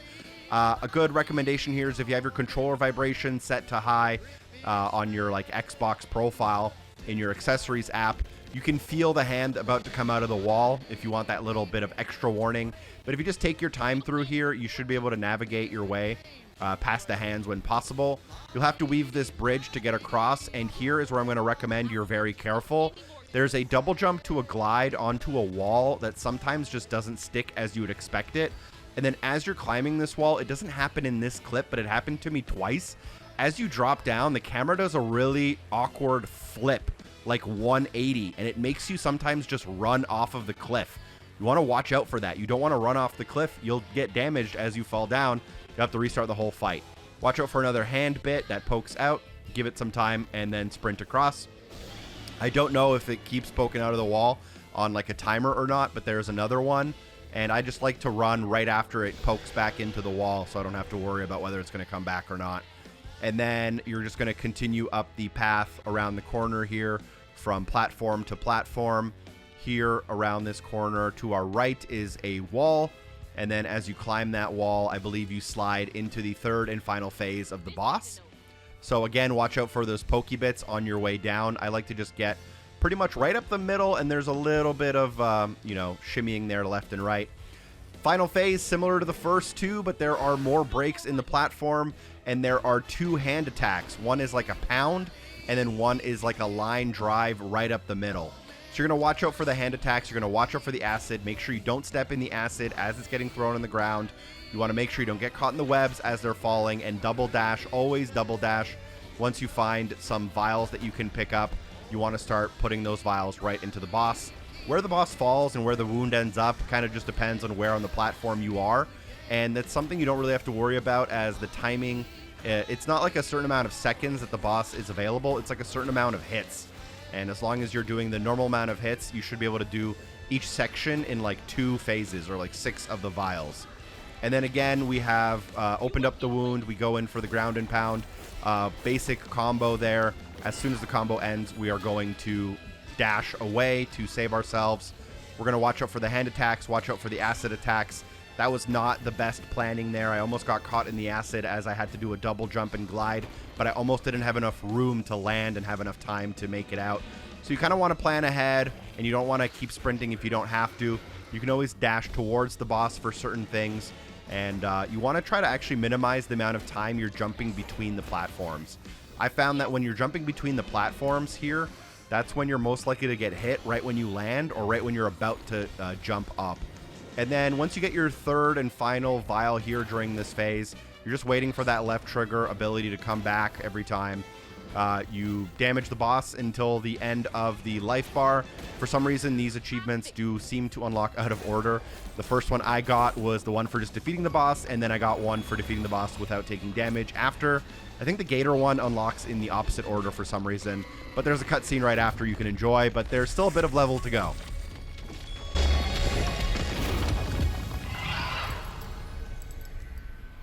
Mama's locket?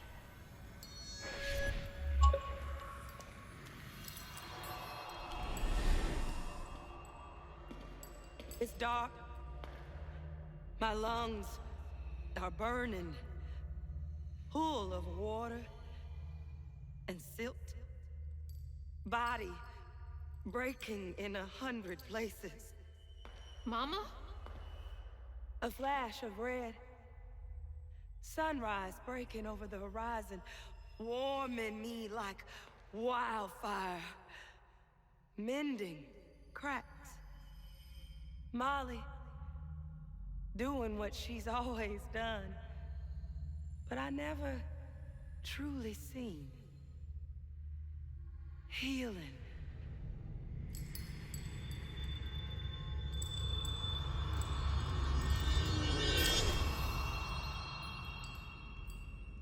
Molly was healing you? You hurt Miss Molly. Lacey woman is gonna be mad at you. Lacey woman? She doesn't like mean people. That's why she brings us around Molly, to keep away from the meanies. She brought you here? The missing kids. The ones Mama said the system failed. Oh my gosh, she rescued you! You kinda look like her. Except she's nice, and you're not. Molly can save her! Molly! Come back! After that cutscene, there's about 3 or 4 minutes here of platforming and another cutscene. So we're going to have to basically just follow Hug and Molly, and we're going to be platforming quite a bit. We're using the wind tunnels, the grapple points, ledges, and everything we've learned. There are no collectibles along this route we have to really worry about. And once we reach the end, there is a cutscene which I won't spoil. And then that cutscene leads us to the end of the chapter. So in the effort of not bothering you and not getting too annoying, hopefully, I'll bow out for a few minutes until the next chapter.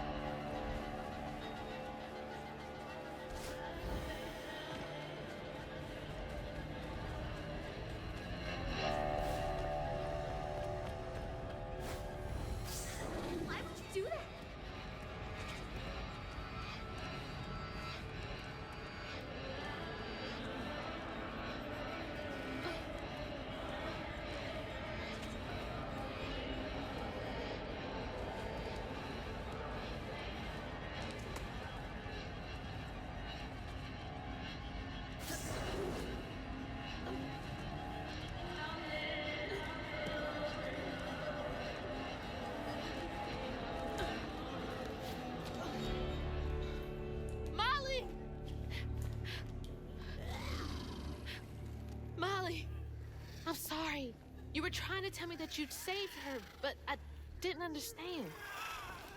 Maybe I can fix the... Bunny? Careful, dear. That's a wild animal. You're wrong. She helps people. What are you doing? Wait, no! She's a friend. She saved my mom. She's healing her. Oh, I know. And now, she will save my daughter. Stop! Stop! Stop! You're hurting her!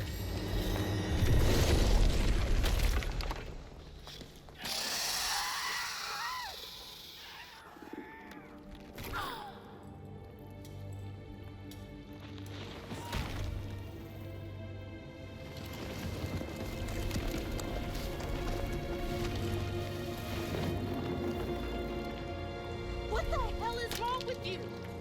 Watch your toe. She was only helping. I have my own family to think of. Family? Trey? Cherie? Keep her name off your lips! She deserves the world! She deserved peace. You could have asked Molly for help, you murderer. Stupid girl. With this, I can give her life. You used me. I did. Why should I borrow when I can just take? You look so much like your mother. But you're just like my feckless son. A mistake.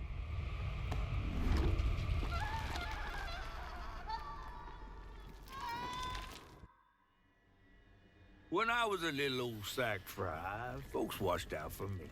But besides Lacey, Hazel didn't have nobody like that. Not even her grandma. So naturally, I gave her a helping fin. A helping fin, huh? Sure. But this part's better told by me. Free falling through the air like that? Betrayed. Scared. But still, I only had my mama on my mind. And I found her. Just to lose her again. Never really realized how much of Mama's world I didn't know about. Discovering she relied on hugging Molly to rescue abused children. I had it all wrong. Getting her back felt like an impossible dream. But I wouldn't give up on her. She never would.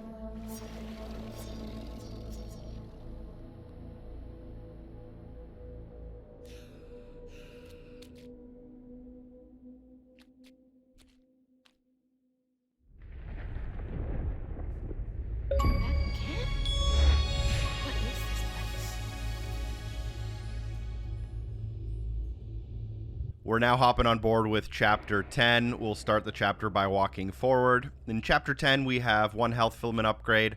I believe we have 100 floofs, and I think there are 5 readable collectibles as well. This is a pretty chill chapter. I actually quite like it. It's a good little difference from some of the chapters we've been playing that have been like super long and pretty difficult with some of the bosses and stuff. So this is a little bit of a welcome change. There's a lot of story. There's a few cutscenes. We meet a couple characters, develop the story a little bit, and grab some collectibles along the way. We start off the chapter by going through some of these memories, and at the end of the memories, we'll take control of Hazel here in the new world. The world design is going to be like a nighttime swamp, which isn't necessarily my favorite. It's a little bit complicated in some of the sections as there's like interweaving paths, but overall, not too bad. I'll get you through it. No problem here. Oh, that's no common foul.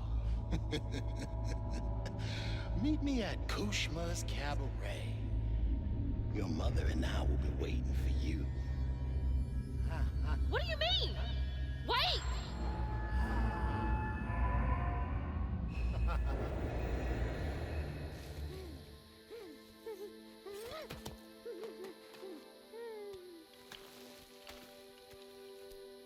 She's gone.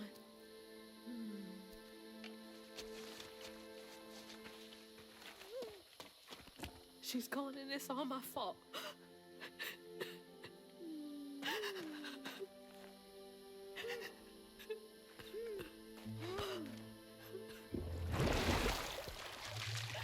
Hazel?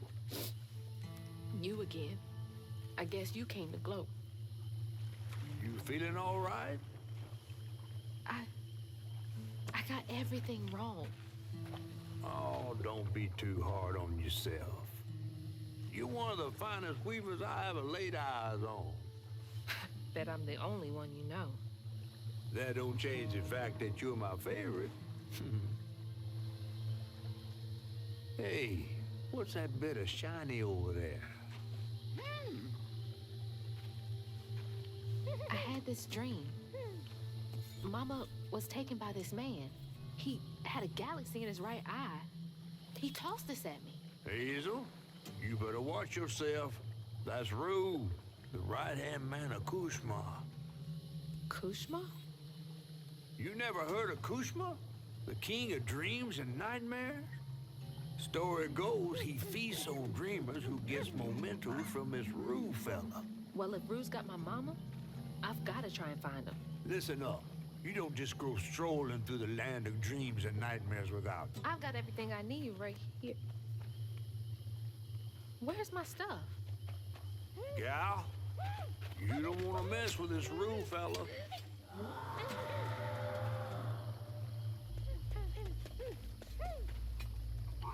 We gotta get out of this swamp fast. Not until I find my spindles. Then I'm going to Kushma's one way or another. I ain't got no time for arguing. Get your stuff back and I'll meet you when I find a safe way out. All right, so we are missing a bunch of our like magic objects. We're going to go and collect some of those now. So we'll stick along the main story path. You may have some upgrades available here. I'm going to skip that just for a few minutes as I work towards regaining all of my gear. And once I do that, I'll talk a little bit about upgrades and stuff. But let's just continue along the path until we reach the spider web. Here you will interact with a memory of your track shoe and learn that your mom was sacrificing some of her abilities to come see you at your track meets so that she could afford more shoes for you.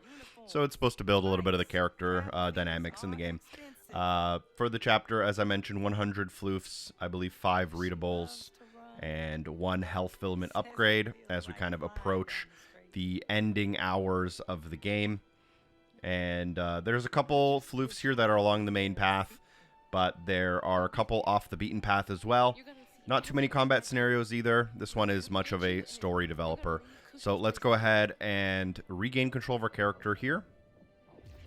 Walk forward, and as you kind of come around the bend, you'll notice a tree stump that we're going to use to cross around the river.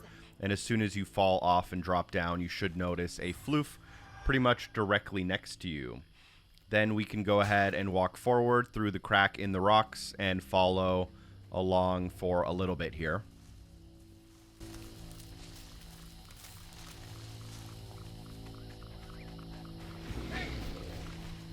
Nope. Don't want to know. Gotta get to Kushma's. Even flowers are out for blood here?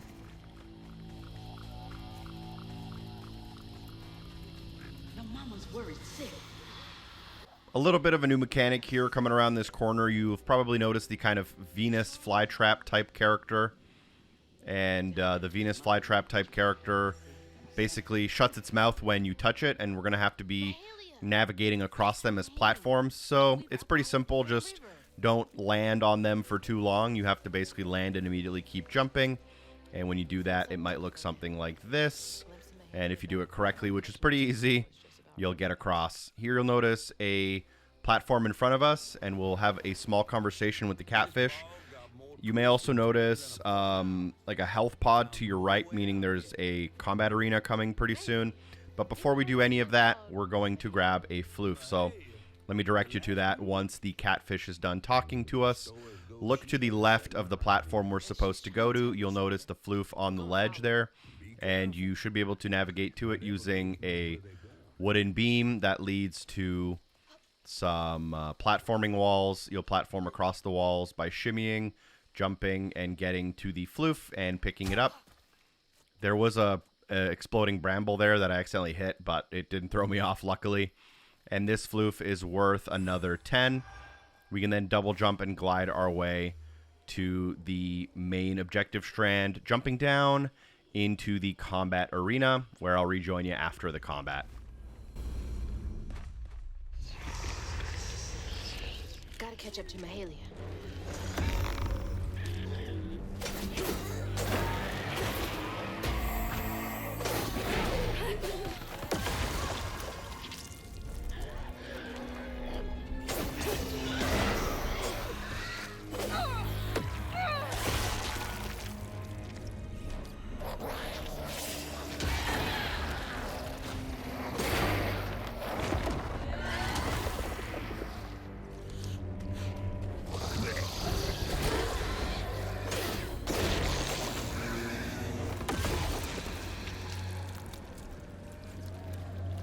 Go ahead and clear the stigma once you complete that battle.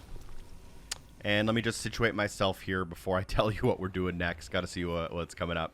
I believe we're just going to follow the main objective strand towards recovering some of our next parts of our build here. So as you come around the corner, you'll notice a wooden ledge you can jump across, and you'll have to glide. Then you'll drop down, and you'll notice that there is a crouton hole in front of you. Do not go there. Instead, look to your left from where you landed. And if you go up the hill to your left, first we'll grab the readable at the end. This is going to be readable number 1 of 5. And then after the readable, go ahead and grab the floof, as it's pretty hard to miss on your way out. And then you'll want to proceed around the corner here. Use crouton in the hole, which will let you get across and grab one of your magic ability items.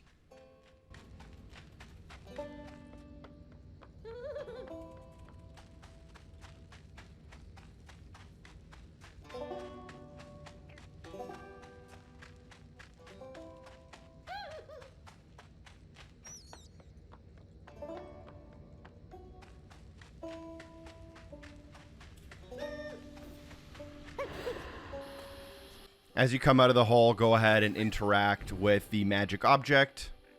Bring it back to Hazel. And then here you'll now be able to use your grappling point to get across the water. As you get across the water, watch out for the exploding mushrooms in front of you. Noticing a floof in a building. We don't go for the floof first. There's a readable. Hook to the right-hand side around the corner. You'll notice a house. Go inside that house and grab the readable on the wall for readable number 2 out of 5. Once inside of this house, use your push strand on the roots to clear a path up this log. At the end of the log, you can double jump and glide your way into that building I mentioned earlier, and you can grab the floof that's inside here. From that floof, we can rejoin our main path here, and then hop up the ledge.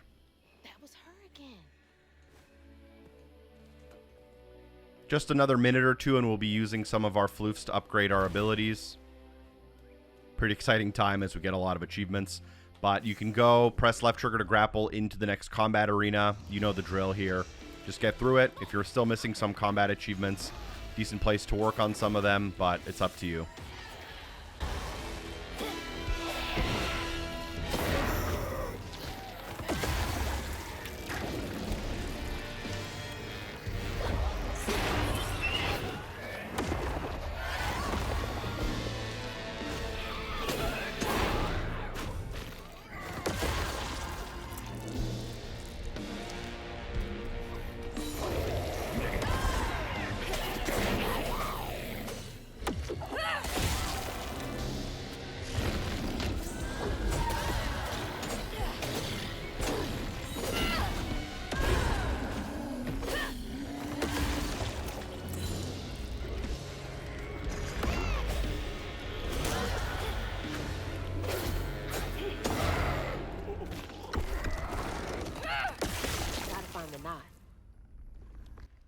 Alright, so after you defeat this combat arena, you might be looking for the stigma. So to get the stigma, there is a small hole here underneath this log in the corner. And here you can use crouton to get underneath.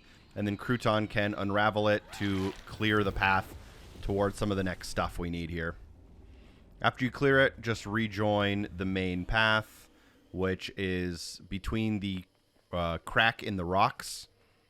And here, I believe, is where we get all of our instruments back, which is why I've been holding off on some of the upgrades. We don't really need the upgrades to get through some of those battles, but Once we get through this tiny section, we'll have everything available pretty much. So coming around the corner here, you'll notice your final spindle. And then near that spindle is a bridge. And at the end of that bridge is a tunnel for croutons. So I just tossed crouton across. I'm going to get into the burrow. And here you do have to watch out. This is one of the only kind of burrows in the game where you can actually like lose, because the pokey bits can push you off of the edge of the map. So I'm just going to be a little bit more careful on this one as to not waste time having to do that a second time. And then once I get through, it's an easy one, but it is possible to fail this one as opposed to many of the others. As soon as we do that, it should clear the stigma next to our final spindle. And then once we grab this magic object, we now have all of our abilities back. Let's go ahead and press up on the D-pad. We have 475 floofs available, so let's start unlocking some achievements. I'm going to go for the Purifying Rend at the end of General. Doing that should get me the General related ability achievement. I'm going to unlock the final stage of Weave, and I'm going to unlock the final stage of Pull. Each one of those should give me an achievement uniquely, and then I should be able to get Strand Push or Crouton by the end of the mission, and another one by the end of the next mission. With a couple of those out of the way, go ahead and materialize the platform to get across the gap. In the distance, you'll notice kind of a yellow tree with some fireflies on it. And right next to this, if you look to your left instead of your right where you're supposed to go, look over the water and you'll see a rope in the middle. Here you'll be able to press LB to materialize it. And then once it's materialized, you should be able to just kind of walk to the edge of the water, use the left trigger to navigate across, watching out for the exploding mushrooms on your landing, and grabbing the health filament as you land. 2 more health filaments left in the game, and then use your grapple point to get back across. Rejoin the main story path here. And here we'll come into a bit of an open area where we have to interact with like 4 firefly trees. You can do them in pretty much any order. I'll be doing them in a specific order just to maximize how quickly we get all of the collectibles. So in front of us here, you'll see the kind of bonfire firefly tree. You'll also notice some floofs up to the right, kind of next to us. I'll pan my camera as soon as the game allows me to. So you'll see some floofs here. We're going to ignore those for now. We'll get them on the way back from one of the routes because there's kind of 4 unique places we need to go. So the first thing we're going to do is we're going to grab this tree directly in front of us. The next thing we're going to do is, while looking at that tree that we just did, go to the left side path, so basically clockwise. As you work around the map clockwise, you should notice a weavable staircase that leads up to a building. Push the planks into the building, and then in this building, you'll find a readable. This is readable number 3 out of 5, so we'll grab that. Then we'll continue through that building and drop down. Continue along the path here past the rock. And then here you'll be able to navigate across the kind of Venus flytrap. You'll have to weave a platform for yourself. And then as you fall into this next area, a pretty obvious floof directly in front of you. So let's go ahead and grab that floof for plus 20. If you want to pause your game, I'm at 65 out of 100. After that floof, go ahead and blow the planks near the little structure. Use crouton to get underneath. And once you're underneath here, you can interact with the firefly tree. And once you interact with the firefly tree, that's 2 out of the 4 fireflies for this area. We can now kind of start heading back towards the center by following the logs here. And then this will bring you back to that main tower with that main bonfire. And now what we're going to do is we're going to go counterclockwise again this time. And as we go, keep an eye out on the right-hand side for yourself. There's a little bit of a break in some of the shrubbery. Here you'll see a grapple point across some water that leads into a broken down shed. And then once you reach into the shed, you'll find a readable on your left. Make sure you grab that readable. It's going to be number 4 out of 5. You can use some of the rocks here to clear the mushrooms on the other side, so do that. Double jump, glide your way across, and then you'll notice the fireflies at the very far end. We can't reach that, so we're going to have to use Crouton by holding the right bumper and tossing him across. And then you can spawn as him, watching out for some of these fire ants that can hurt you and push you around, but they're not really much of a challenge either. Interacting with the fireflies for 3 out of 4. And then navigate back to the center using the path nearby. And from this nearby path, you'll have to basically double jump and glide your way to that floof I pointed out at the beginning. So once you double jump and fly over here, you can grab that floof, which we are now at 85 out of 100. Next up, we can just get the final fireflies to fill up the bonfire completely. So we can follow our objective strand here across the river. And again, we can't get across this one, so we're going to use Crouton. And we're going to give him a good old toss across the water. Change into him, and then you can drop down underneath the decking here. And then you can get through the next kind of little burrow hole. Watch out for some of these ants. This one's a little annoying if you're not quick about it. And then just keep following our path here up and to the left, I guess. Yep. And then watching out for more of the fire ants around the corner. More fire ants. And then through the next burrow hole.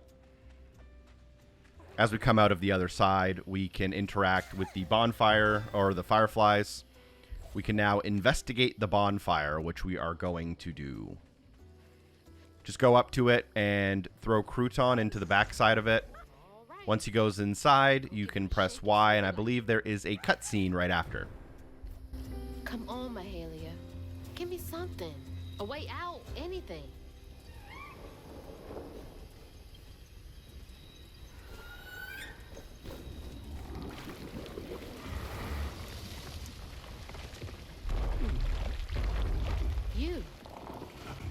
You're not what I expected.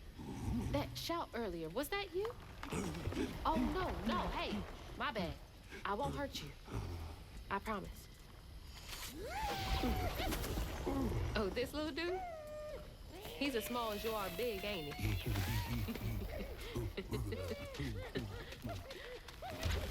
I don't have time to play with you. Come on, Crouton, we gotta go find Mama. You're a long way from home, child. Remember, you'll always find your way if you keep those that walk with you in your heart. You all right? Okay. One game, honey. And then we get you sorted out, all right? 1, 2, 3, 4. All right, so our next little objective here, if you were to pause the game, would be to play with honey, I guess. So that's what we'll do. We'll go ahead and follow our objective strand here for a little bit. We found honey one time. This one, all this is pretty easy, but there are some collectibles kind of along the way. I believe there's one on this second location they'll be at. So again, we're just going to follow the objective strand once we get a chance here. And once we are following our objective strand, it should lead us to a jump across some water over here. And you will have to kind of double jump over the water and glide. Go around the corner, and around the corner I believe there will be a grappling point. We're going to be hooking around to the right where our strand is guiding us.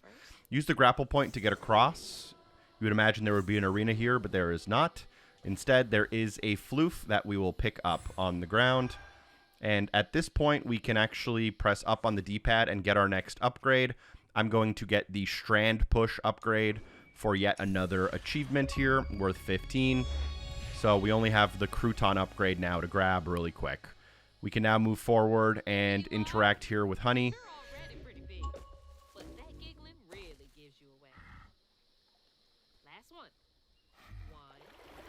And as soon as they hide again, we're going to pretty much just follow our objective marker straight to them. There is nothing that is missable along the way here. It's not a very long journey, maybe 10-15 seconds. But once you reach them, there will be a short cutscene. And we'll be kind of closing out the chapter pretty soon, but there are collectibles kind of right up until the last moment. After you do reach them here, by the way, they will kind of help you with a platform that you need in order to make progress through the level. So that's kind of the natural story progression here. That was the last one. No more. Do you know a way out of here?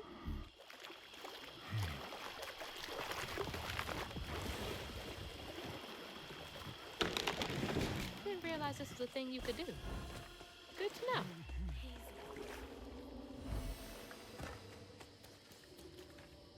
Here we go. Can't trust my own gut sometimes, but I can trust Mahalia.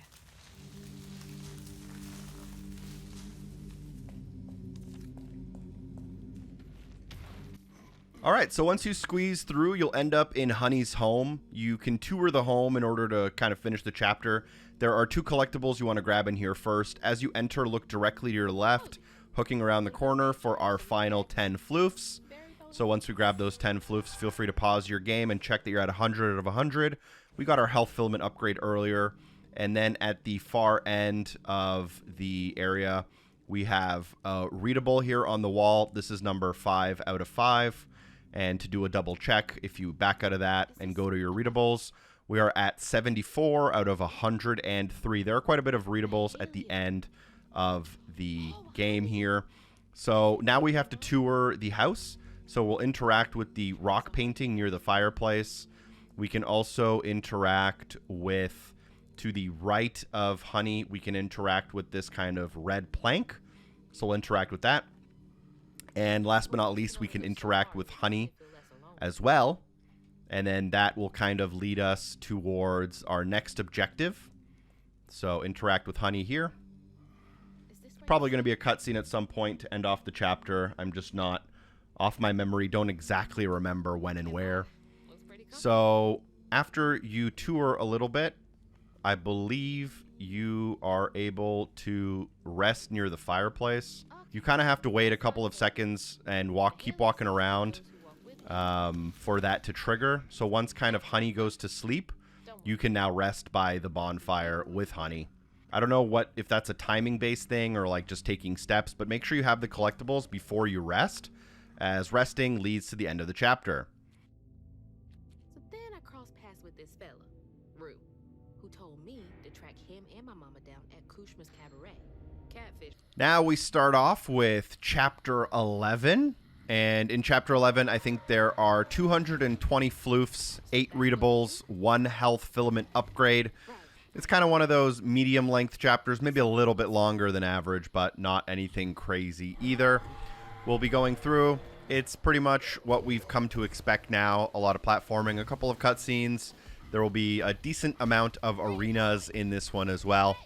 But we'll be getting through this, hopefully, pretty easily and without much resistance. We are closing out on some of the floofs. We're getting pretty close, although there are quite a bit of readables at the end of the game. But as we walk forward, you'll notice this new creature, and we can just continue along our strand. As soon as you see this break in the road, instead of following the log, follow the path to the right-hand side across this gap, and at the end of this path, you should notice, I believe it's a floof, unless I surprise myself around this corner. Up the path, up the platforms, and then that brings you to a floof worth 10. You can then rejoin the main path by following your strand as a little bit of a shortcut. That'll bring you back to a jump where you can get across. There are some exploding mushrooms that we are going to jump over. And as soon as you jump over those, look to your left. And here you'll notice your first readable. Let's grab it. It's one of the readables from the wall. That's going to be 1 out of 8. And then from that readable, continue along the path just right next to it, following along the water. Push through the branches and then drop down. Here you'll find a crouton tunnel. Go inside of that crouton tunnel. I'm not sure if this is the exact one I'm thinking of, but there are a couple in this chapter that are a little bit harder than others. So we're going to be navigating across the kind of Venus flytraps. And here at the end, we'll find our rock pile worth 5. That one wasn't one of the harder ones I was thinking of for sure. All right, so let's go ahead and rejoin the path and start just making our way across the platforms just for a few seconds here. And I'll rejoin you. I think there's a fight just around this corner potentially. But I'll rejoin you when something kind of more important happens on screen. You should be able to just grapple your way across here, I think.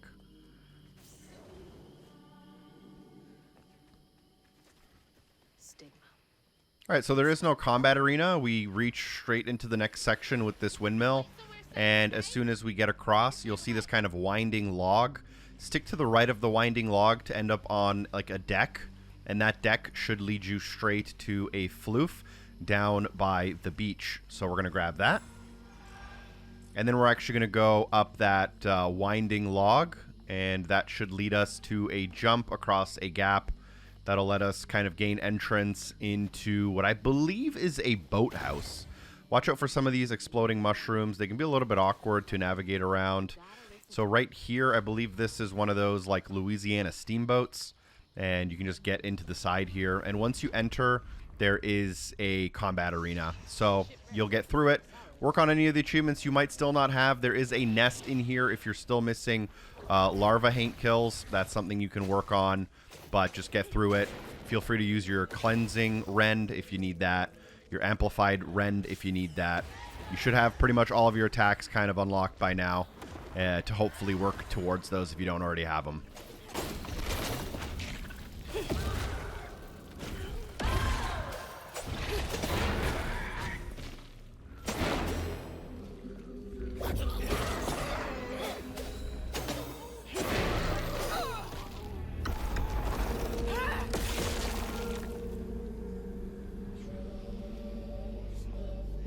Okay, so we can cleanse the stigma. I thought there was going to be a whole nother wave of enemies, but I guess I'm misremembering. Combat arenas aren't something I spend too much of my mental capacity trying to memorize here. So once we clear that stigma, go ahead and follow your objective to the side of the boat here. You'll end up kind of on the edge. You'll see honey here, and as you round this corner, you should notice some floofs kind of directly in front of you. These ones are kind of hard to miss. They're through the branches in the corner of the room. So push the branches to grab it before you make your way to the next room. There are some exploding mushrooms here around the corner that feel a little bit unfair. But once you make your way upstairs, you should be able to get into this kind of stigma area. And in the corner of the room, you can find a pushable wooden plank. And once you do that, you can spawn Crouton to get through. Once Crouton gets through, you can unravel the stigma. There's a pretty obvious floof where he is. So I don't know why the game does this so much, but in the opposite direction of our main objective, let's go ahead and backtrack into the boat to find two things we need. So after Crouton grabs that stigma, go into that room where the stigma was. The first thing I want you to grab is the Readable. The Readable is on the desk as you enter to your right. It's number 2 of 8. It's the thing you're probably going to miss out of the two things in this room. So grab the Readable, and then you want to grab the floof. Just make sure you grab both of them before you turn around. So let's just follow our objective again here. And after we do that, we can just continue forward.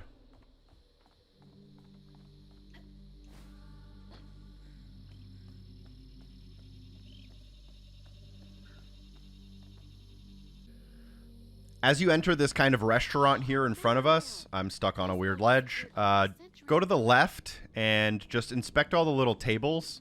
One of the tables has the next readable for us, number 3 of 8. So we're going to grab that before we leave. And then there's other things we can interact with, but they don't give us any progress towards our 100%. As you leave, the game will guide you to the left, but you're going to want to go to the right-hand side. Follow the edge of the ship to the end to push the planks. Here you'll find more floofs. We can then go up to the very top of the ship here, following the path, and there is a combat area here. So let's take care of some baddies, and there are a lot of collectibles right after this.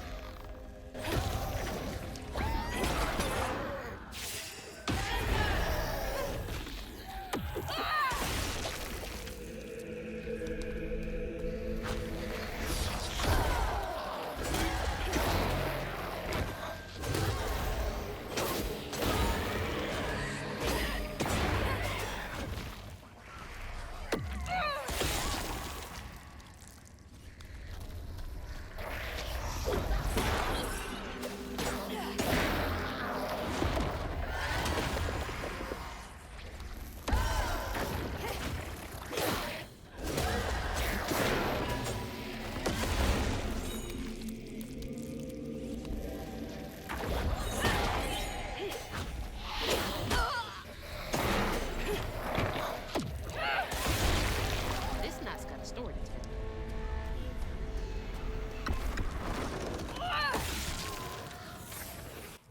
After unraveling the stigma, you can walk forward to one of these kind of memory sequences. Not a memory sequence, I guess. You know, a vision of the past, I guess, would be probably a better way to word that.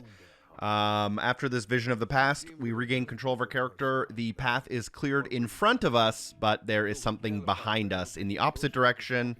As I mentioned earlier, I don't know why the game has decided this through like the game design, but there's pretty much always collectibles behind us after a fight, which I think is kind of a little weird, maybe. I mean, it makes the game a little bit more enjoyable in terms of, like, searching for these collectibles, but it's a little bit strange to put them kind of out of the way in such a not obvious way.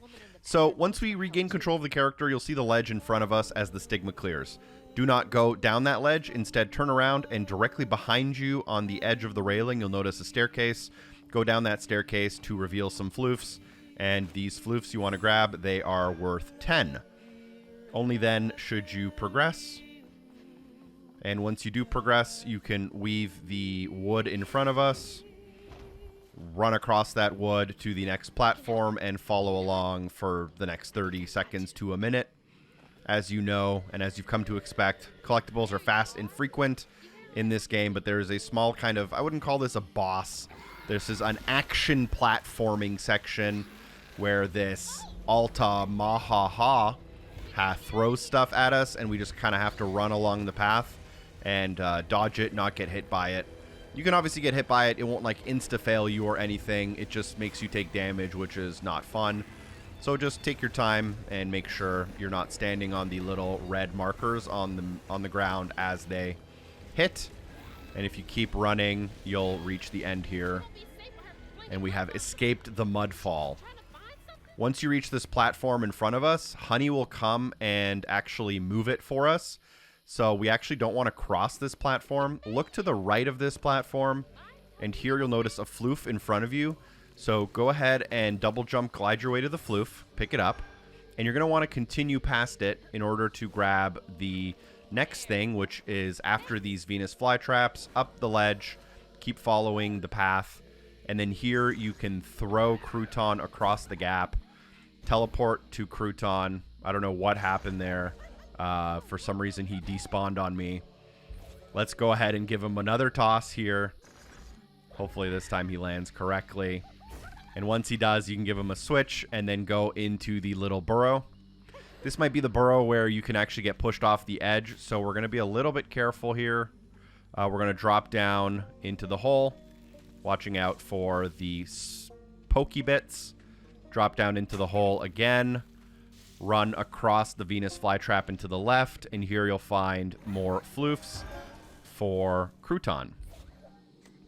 Only once you grab the floofs with Crouton and the floofs that were kind of partway through this platforming section should you proceed to the next area, which I believe is a combat section, but let me double check. The platform should now be held by Honey, and that means we can get across this kind of seesaw platform, which leads us directly into more combat. Let's go ahead and use this combat, which opens up a quite large area around us. Let's clean this up.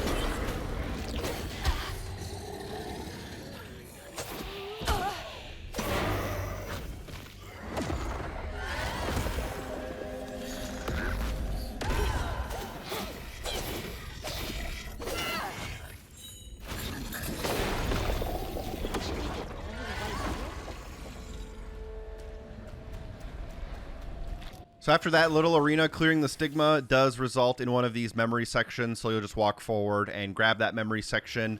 Now, as soon as you gain control of your character kind of back in the normal world, you may notice a collectible kind of directly in front of you, and I'm just going to briefly ask you to ignore it.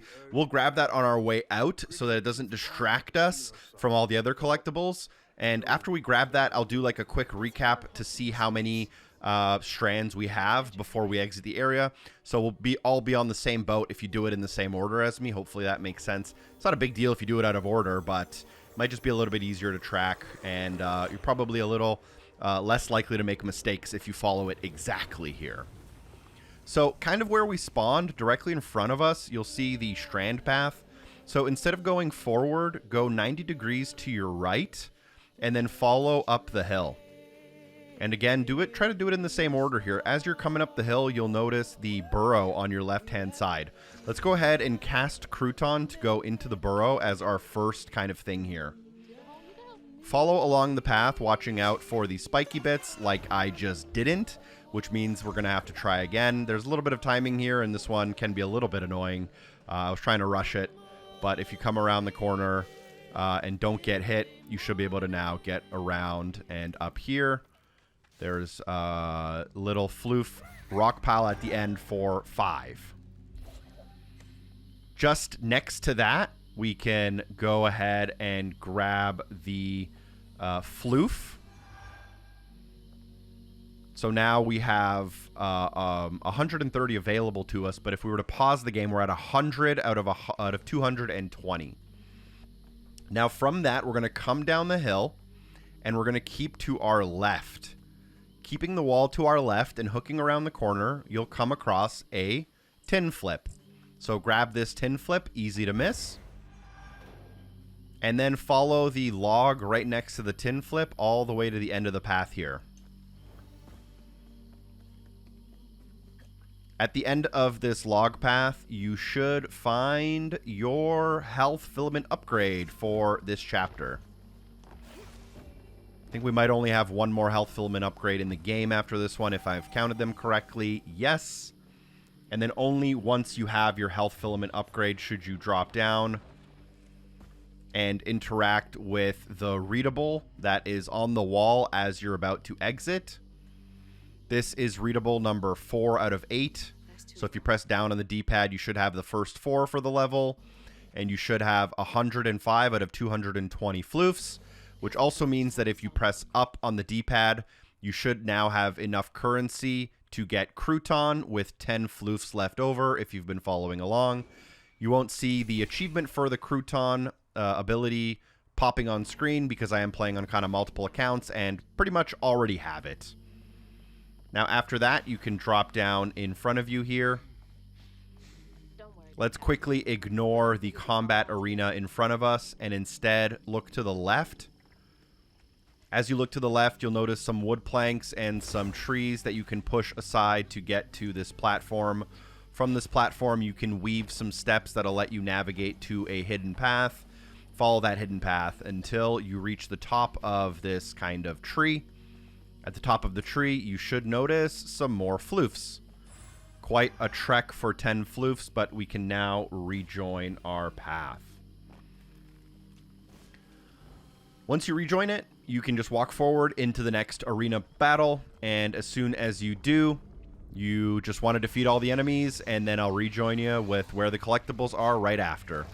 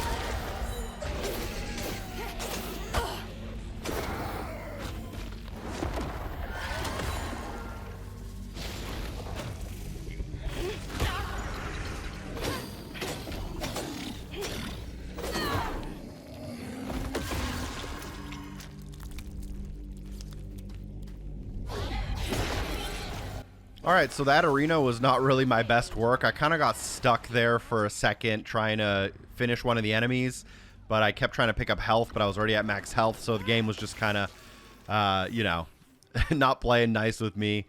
But once you do unravel the stigma, walk forward, get that memory. There might be a small little cutscene after the memory. I'm not exactly positive about that.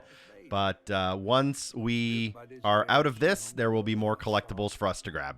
Hoping against hope for her baby's giggles to pierce the icy air. But that swamp, it just kept stretching on and on, till a peculiar lantern flickered into view, right beside his tiny mud-streaked blanket. Ayatune lost her baby and Mahalia found honey. That's no coincidence.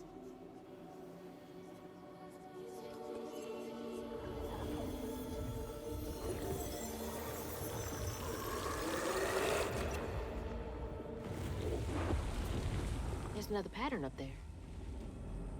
Hope I'm right about this. Trust. Okay, so once we regain control of our character, we spawn pretty much right next to a readable collectible that's along the path to exit the area. Let's grab all the collectibles behind us before we grab the readable on our way out. So going the opposite direction from the exit, you should notice a weavable branch here that we can jump to. This allows us to get to a little bit of a side path here. Watching out for the mushrooms on the other side of this jump. Jump across, and we'll start by going to the right side. Pretty close by, you should notice a floof just to the right. So we're going to grab that as our first one. And only once we do that should we kind of backtrack and then join up that path and then start going upwards using the ramps, using the grapple point. Grapple your way towards the top, and as we make our way up, we'll just keep being able to climb. There are some mushrooms and stuff along the way that do kind of are a little bit of an obstacle, but nothing too bad. Grapple to the next one, which gets you all the way to the top of the structure where you can find a floof next to a very well hidden mushroom. From there, you can rejoin our main objective path. Sorry if the capture card was a little bit choppy there for a minute or two. Hopefully it's fixed now. I'll keep an eye on it just in case. But as you approach the exit, we'll grab that fifth readable document to the left on a rock. It is a painting, so that's going to be 5 out of 8. And we are now ready to leave the area. So go ahead and follow our objective until we pretty much reach the boat. There'll be a bit of platforming. I think there's a little bit of watching out for the red stuff that this guy throws. So I guess it's called like a mud fall. There are actually a couple of tricky platforming sections, as I just proved by jumping directly into the water. So here we will be kind of platforming through the level. There is some pretty bad hit detection on some of the Venus flytraps, and it's very possible to get really unlucky as you jump across these gaps. You can land directly into mud and then be pushed off the map. Luckily, there seems to be no achievement, obviously, for beating the entire game without dying, or else that would be truly misery. But we'll make our way through. Watch out for the Venus flytrap hit detection a little bit. Try your best not to get knocked off, and then continue along the path here towards our objective.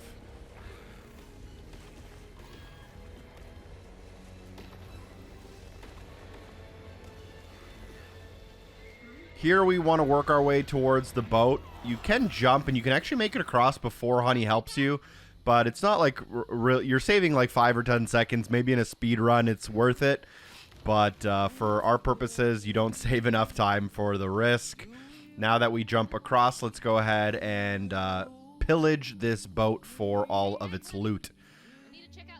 So we're going to go ahead and follow the marker. You'll notice a floof directly ahead of us, above us. We'll grab that in a second by following the objective marker. And inside of the boat here to our left, we'll find readable number 6 out of 8. So we're going to grab that before we move on to that floof. Following our objective marker, we'll end up going up this rock a little bit. Once you get to the top here, you're actually going to want to go to the left. It's just going to save you a little bit of time. There's a floof off here to the left at the very end of the walkway. This one is worth 10. So we're going to grab that. And now we're going to go to the kind of mirror side of where we are. So on the outside edge of the boat, run all the way around counterclockwise to the other floof. And then you can grab that one as well. And only once you have both of those should you want to enter into the boat here. As you enter the boat, you'll notice that there is a elevator that we're going to have to kind of deactivate. So to deactivate it, head outside and then cast Crouton into the burrow. Once Crouton makes it to the end of this burrow, watching out for some of the spiky bits. Once you make it to the end of the burrow, you should be able to interact with something to unravel the stigma.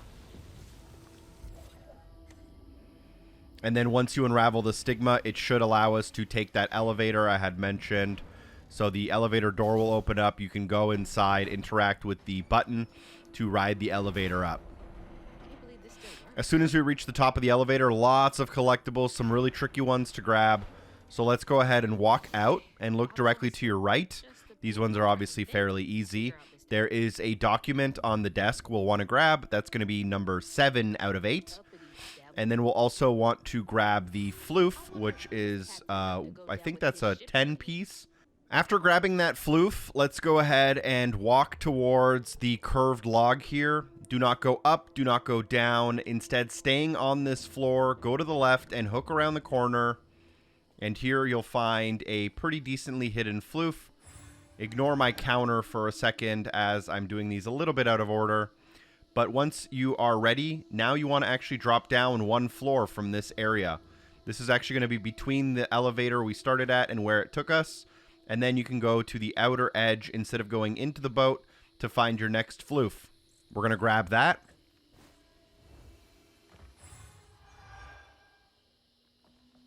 And then after that 20-pointer, you're also going to want to go into the boat itself.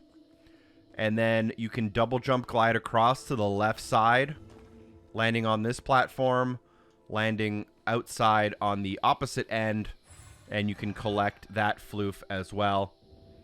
And then only once you have those floofs should you navigate back towards the elevator, and you should be able to now climb the platforms back up. And now you can follow our objective marker up to the curved log.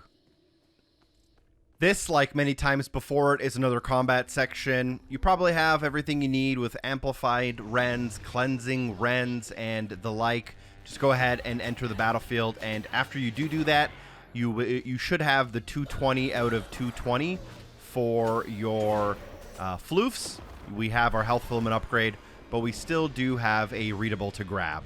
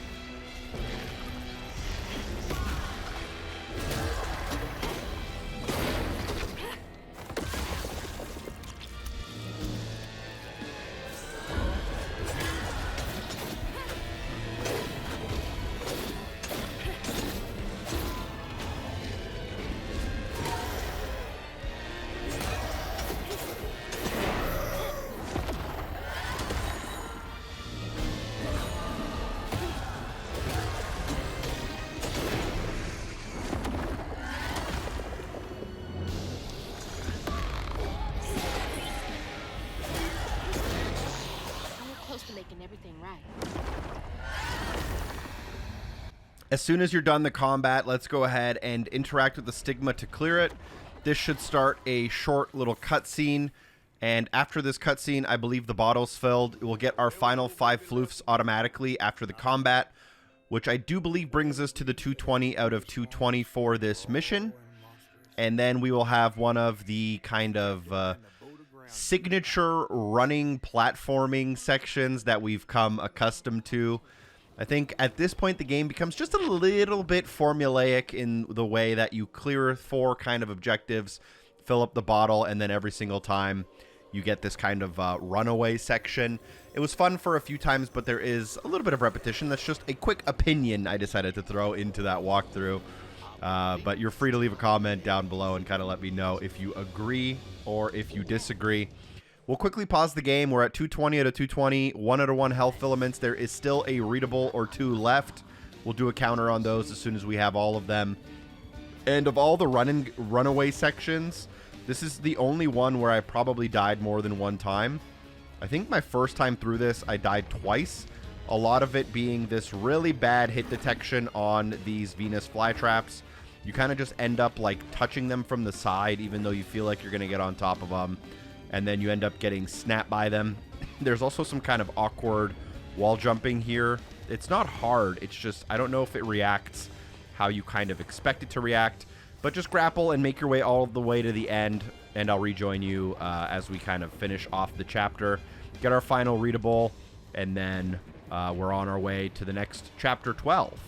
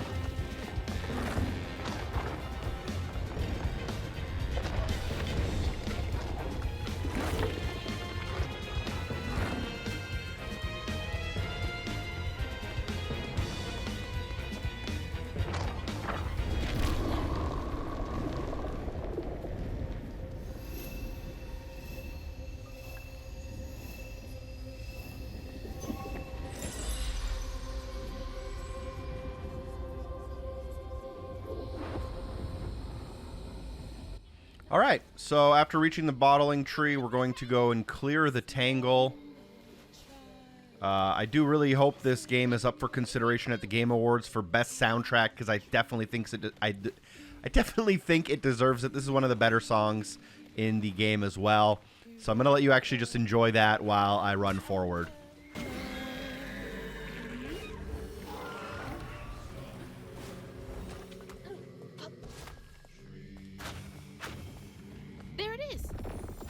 Just a bit longer, are you two?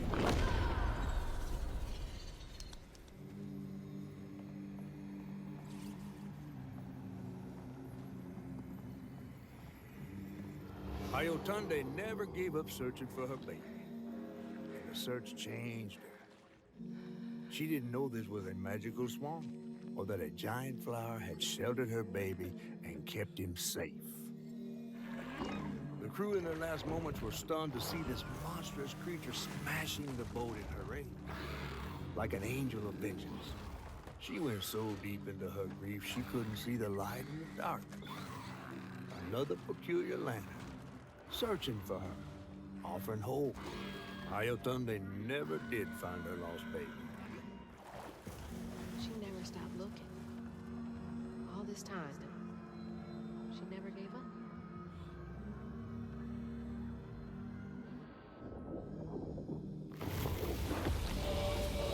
Once the wound is cleared, there is one more collectible we want to grab. I think it's pretty close by.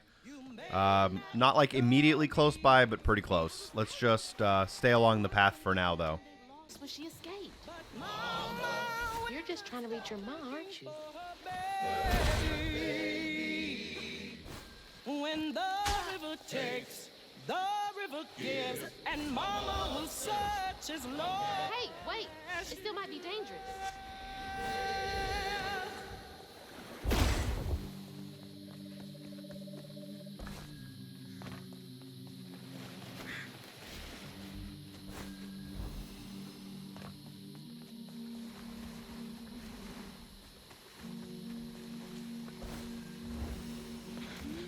Stay put.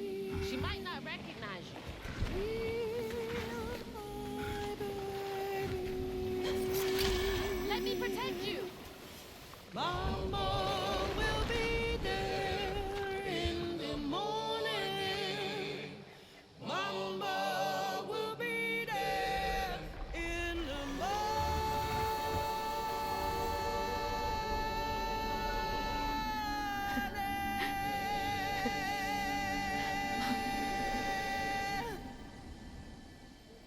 Me next. Me and Mama next. After that cutscene that brought a tear to my eye, we can find our final readable here just in front of us. We'll come through this narrow section. It'll open up. You'll see a tree coming from the left across the path to the right. And on the inside of that tree, you can interact with it to find 8 out of 8, a final message. If we open up our readables now, we are at 82 out of 103 with all 8 from Chapter 11. Pair that with the 220 floofs from the chapter, as well as the... we'll just go up here and interact with the lantern. But pair that also with the health filament upgrade and the fact that this cutscene right here ends the chapter. We're pretty much as good as done. Summon you. You should be so lucky. Who's that? Oh, no. For real, who is that? Shaking Bones. He runs this here operation, ferrying desperate folks to places unknown. Places unknown, huh? He could take me where Rue was holding my mama. Riding with Shaking Bones to reach Hixooonn's realm? No way. At least I found my way out of here. I tried to warn you before. Hixooonn's domain ain't no joke. Folks at the end of their rope wind up stuck in a place they can't claw their way out of. Searching for salvation, finding only suffering. I appreciate you, but I've come this far. I gotta see this through.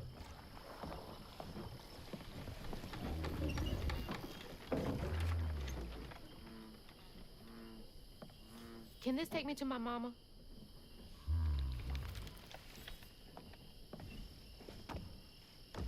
You might not come back. Aw, you gonna miss me, ain't you? I'm just upset I can't follow. You know how much I love seeing a good story play out? 'Cause you're so damn nosy. You be careful now, you hear? I'll come back, I promise. You better. I gotta know how this tale of Hazel ends.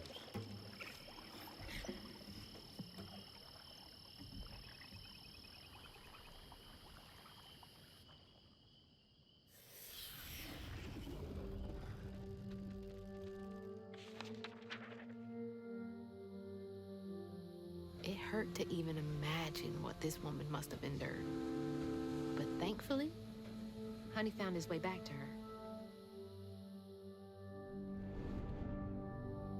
As I watched Honey's mother holding him close, envy washed over me like a wave. I was yearning to see my mama again, but my powers wouldn't take me back to her. It was gonna take a leap of faith. In a one-way trip to a spot my fish pal wouldn't even consider swimming. No one is telling, bitter or sweet. Now, what's more compelling? Oh, follow the river, and find the town on the tapestry.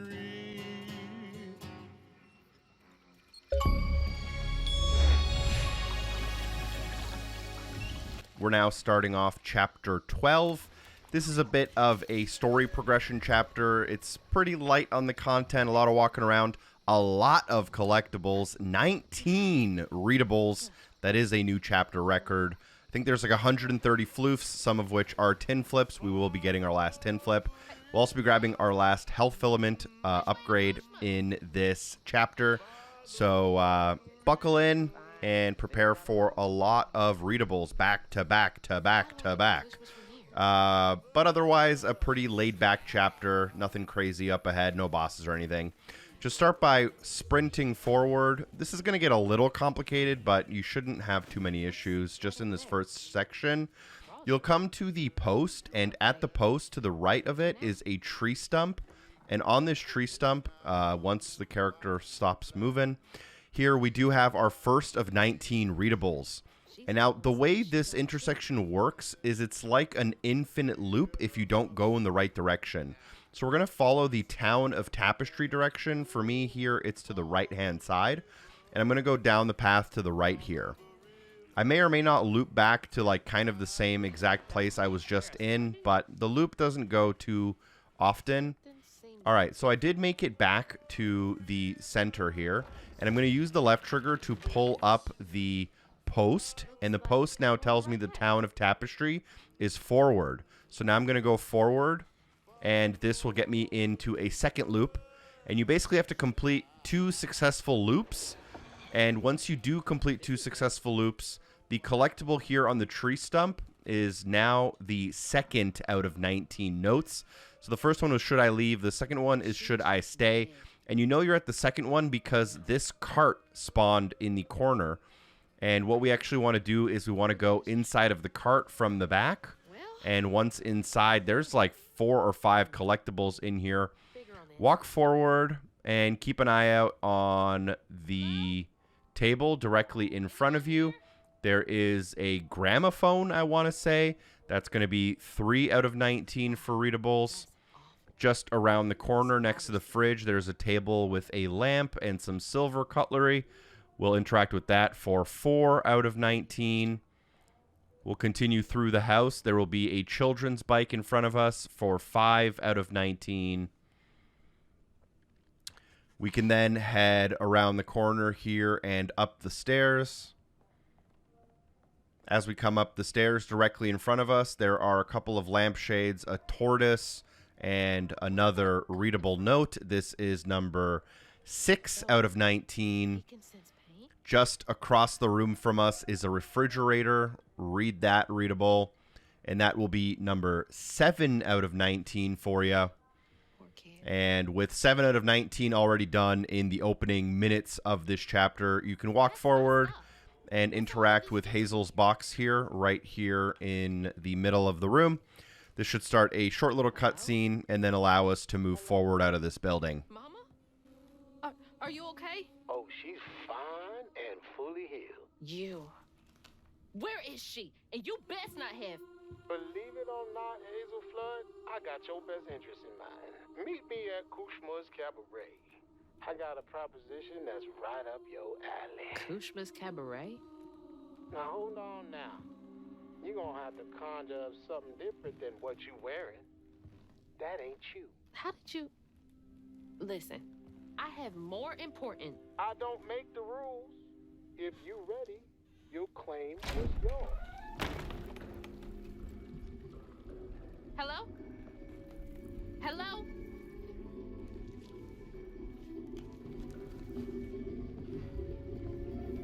Claim was mine.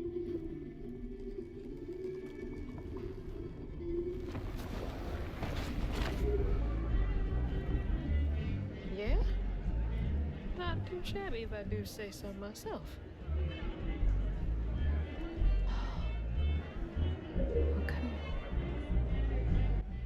All right, we regain control of Hazel here. I did prefer her last outfit in case anyone was wondering. I know nobody was, but we can now proceed to the main objective strand. Here, if you want to do a crazy speedrun shortcut, you can cut the bend just to drop down a floor lower.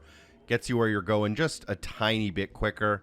Saved you about 5 seconds on the playthrough, which means you owe me a thumbs up on the video now. But once we come here, we're going to use our weave to make a wall run. That'll get us across the gap. As we drop down, follow in front of us, go through this arch using the grapple point. That'll grapple you into some combat.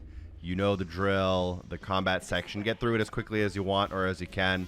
And once you're done, I'll be here waiting for you.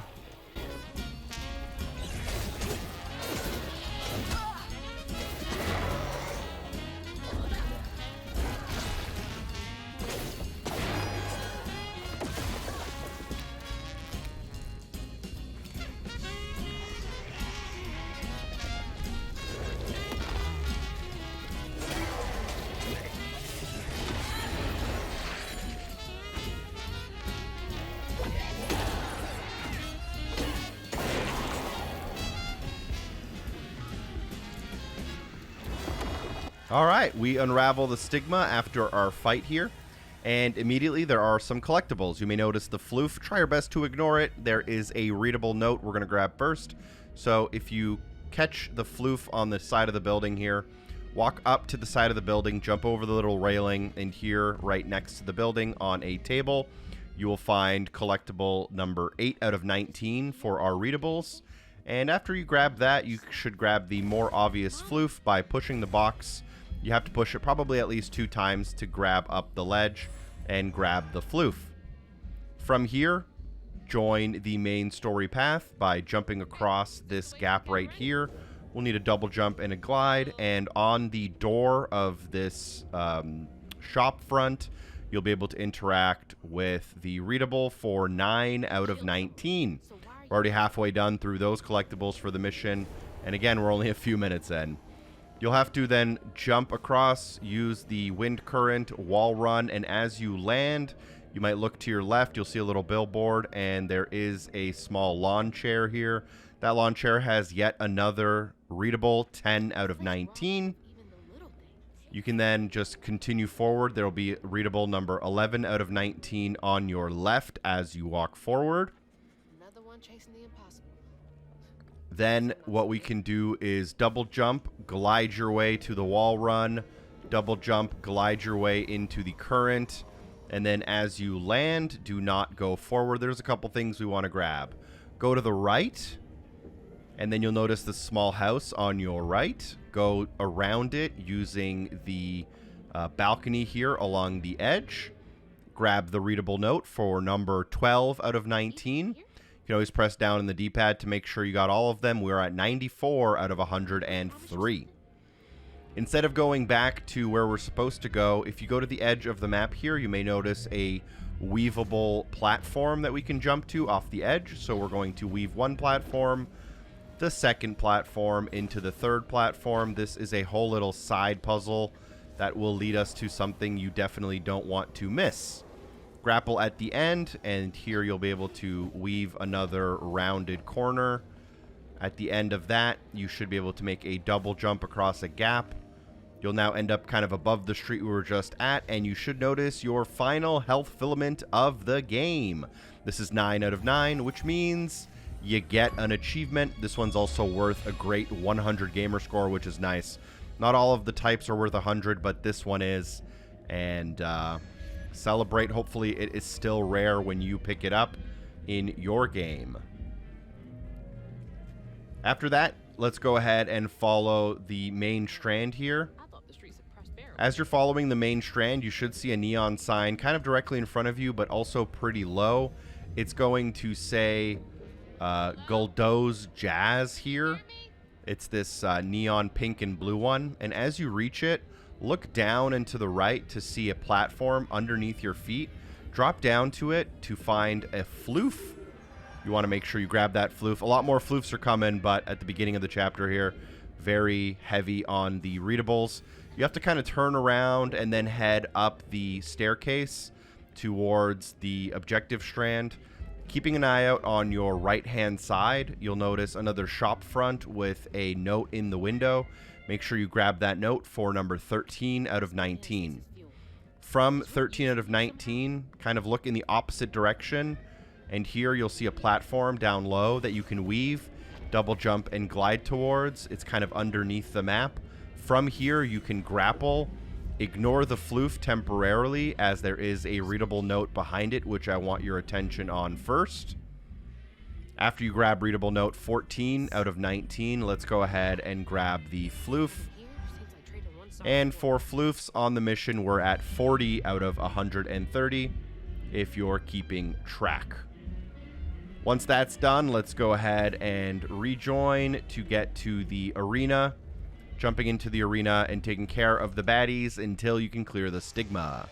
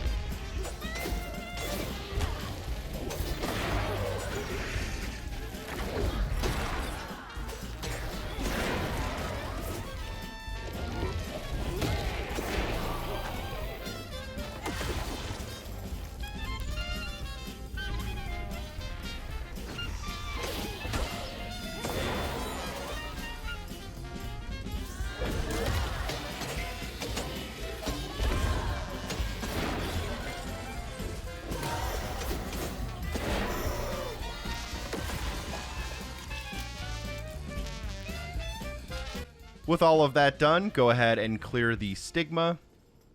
And once it's cleared here, we can grab one of the trickier collectibles.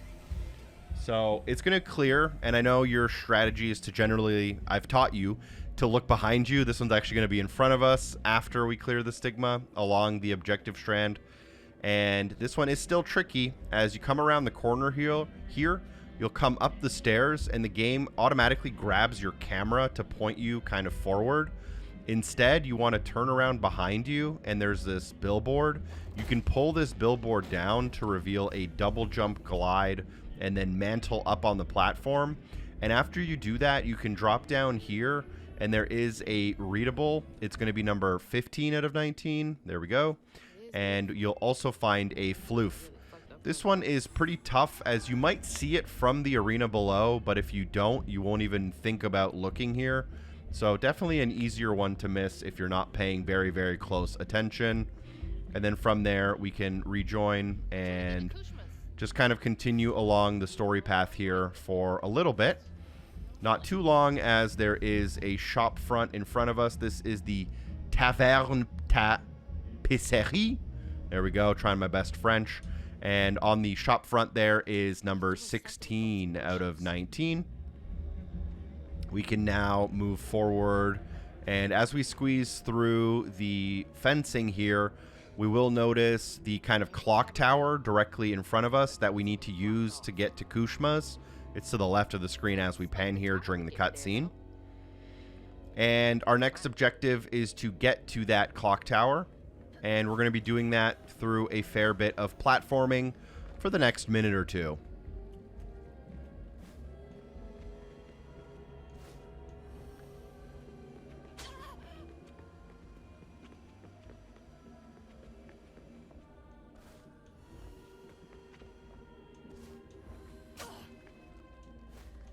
It's alright if you get hit by some of the brambles on the way through. Let's go ahead and now complete this arena, and there is some pretty good news. After this arena, we're unlocking more achievements.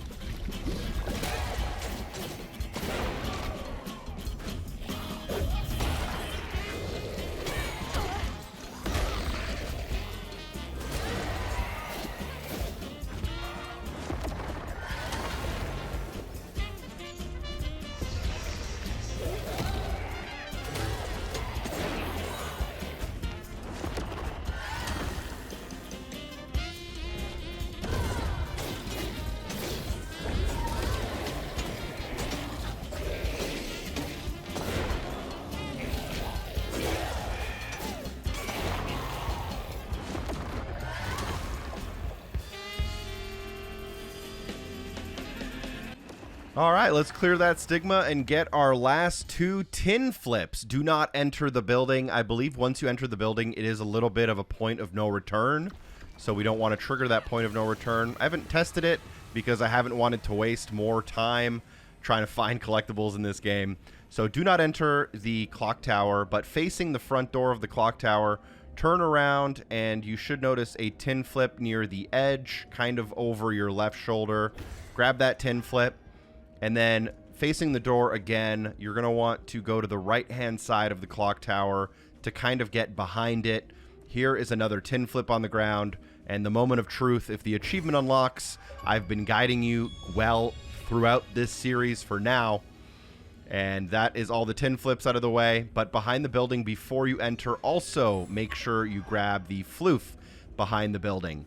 So before heading into the building, we're at 80 out of 130. We have our health filament, and I believe we're at 17 out of 19 or something like that for the readables. There might be 2 or 3 readables in this building, but I haven't missed any, I promise. Go into the building when you're ready. And now there is a clock tower. If you look up, it's very high. We're getting all the way to the top there. So from where we entered, go to the other side of the room and pull the lever. Once you pull the lever, you'll notice the mechanism on the right starts moving, and you want to hitch a ride on one of these moving handles by just jumping at it, and you'll automatically hang on to it. It'll move you a floor higher, And when you're moved to the top, you can press B to drop down. And as soon as you drop down, there is another collectible. So go around the corner here and then double jump, glide your way through. Instead of going to the right, let's go to the left. There is a gear mechanism. We need to solve the puzzle. But on the table right next to it is number 17 out of 19. So there are 2 more to go for this chapter. Grab yourself a gear, and then you can throw it at one of these gears that's not moving. And once you do that, you should be able to grapple your way across. Once you've grappled your way across, we're going to continue climbing this clock tower for a bit. There are a lot of collectibles on the way up, but it's also a very tall tower. But if you stay along the main path, you should notice, hopefully, your next readable just around one of these corners here. The next readable is actually, if I'm completely honest, pretty hard to miss. But you do want to time your jumps through some of these rotating gears that do have these holes punched through them. So you just want to make sure you can obviously jump through the hole to the platform you're trying to get to. And if done correctly, around this corner right here, you'll have a grapple point. And then you want to grapple across and continue through, waiting for the next gear to rotate. Obviously, if you're really quick, you can get through these more quickly. I'm not trying to speed run the game. I'm trying to make a good guide that you can follow. You may have noticed the floof above our heads. We cannot grab it for now, but as we come around this corner here, with this gear in the corner and a little stool and a light, you can grab readable number 18 out of 19. And then around this corner, you can get the wall run to the next ledge. And as you drop down, you'll be able to see a kind of weavable gear. We're going to ignore that temporarily because there is a floof near the weavable gear. So we're going to ignore that gear, go across to the other gear on the far side, and then that takes us to a floof. If we take a quick pause, we're at 100 out of 130. And now we'll want to navigate kind of back where we came from. Don't weave the gear. I mean, you can weave the gear, but it's not really a great idea. You want to get back to the platform we were at, not far from the elevator in the corner. And you'll notice the big gear on the wall with the handles. And we're going to grab one of those handles right after we weave the huge gear in the middle of the room. And if done correctly, you don't have to grab the first one. You only have about 2 or 3 chances. So if you don't grab one of the first 3, it probably won't rotate enough.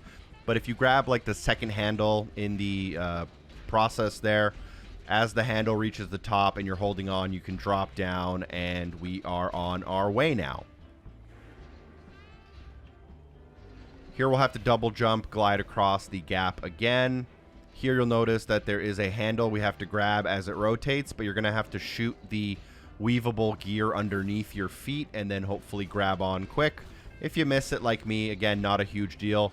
Maybe for the better, as this is, again, not a speed run. I want you guys to be able to keep up if possible with the commentary.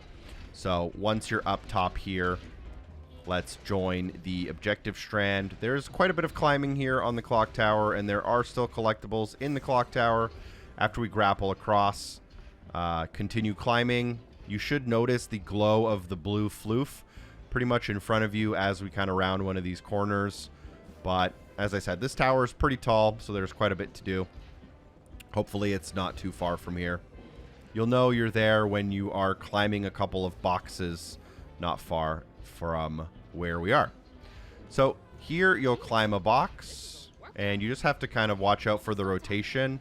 You may notice that glowing blue floof kind of above us and to the right. Climbing the box to the top allows us to then make a jump across to another box. We can shimmy across to the other side of it and climb it. This allows us to just keep getting higher and higher in the tower. You can transfer from the box to a counterweight to another box. Shimmy around the box to get to the top of it. And then as you're at the top, you'll wait for the gear in front of us to align. Once you have a straight shot, you can double jump, glide your way to this box in front of us. You don't want to actually get too high, as you want to be near the bottom. If you're on the bottom rung, you can shimmy to the left to get to the other side. And from the other side, you can drop down straight onto the floof, which you should then grab. Get back on the box and shimmy to the right this time. And then you'll want to climb the box to the top jump across, and I believe there is an arena near the very top of this clock tower, which is just around the corner. Let's go ahead and finish the arena. Headed up to here with y'all.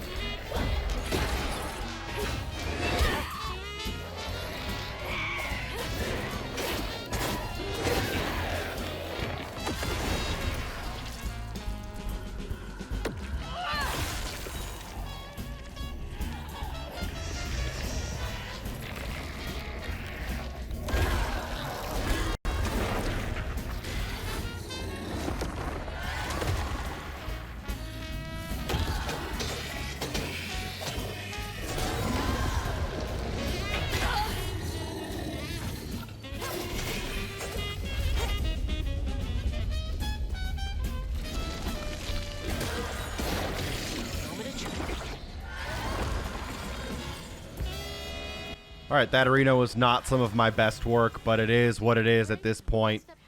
Clear the stigma at the top of the tower, and be very careful with this next step. It's very easy to take one small step forward, a little bit too far. We do want to exit the clock tower, but immediately after exiting, just wait. Do not go through the wind tunnel directly in front of us. I know it's, you know, it looks fun. Instead, we want to turn to the left and navigate on the balcony of the clock tower. Around the corner on a box, you'll find Readable number 19 out of 19, which brings us to 101 out of 103 for the entire game. And additionally, you'll find a floof on this balcony at the back. That floof also brings us to 130 out of 130 floofs. We have our health filament upgrade, which means that we are more or less finishing off the chapter now that we have all of the collectibles and we have the 100%. So go ahead, go forward into Kushma's, knock on the door to trigger a cutscene. After this cutscene, the mission is over.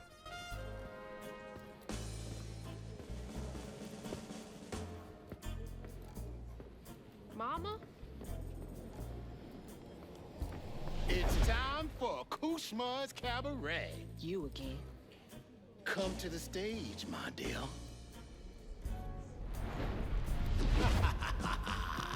See, once I too was just like you. I'd rule things I didn't do. I'd chew on every little wrong. Guilt from crimes was too strong. At night I'd lie awake in bed and ponder what I should have said. Regret would dog me all night long. All I did just felt so wrong until Kushma came along. Dreammaker, kingmaker, lord of bargain chance. Spin the wheel and make a wish. There's no payment in advance. Kushma master, power faster. No one comes close to him. All are welcome to stay forever. Time to sink or swim. So, what's on offer with this proffer? Choose an ending, you're the author. Old mistakes become successes. Your choices, he obsesses until my game.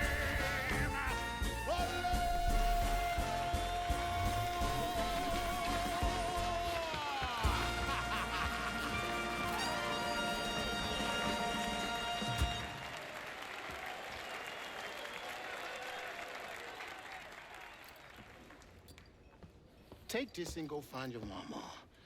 I'll just ask you for a favor later. So, this will take me to her? She's waiting for you.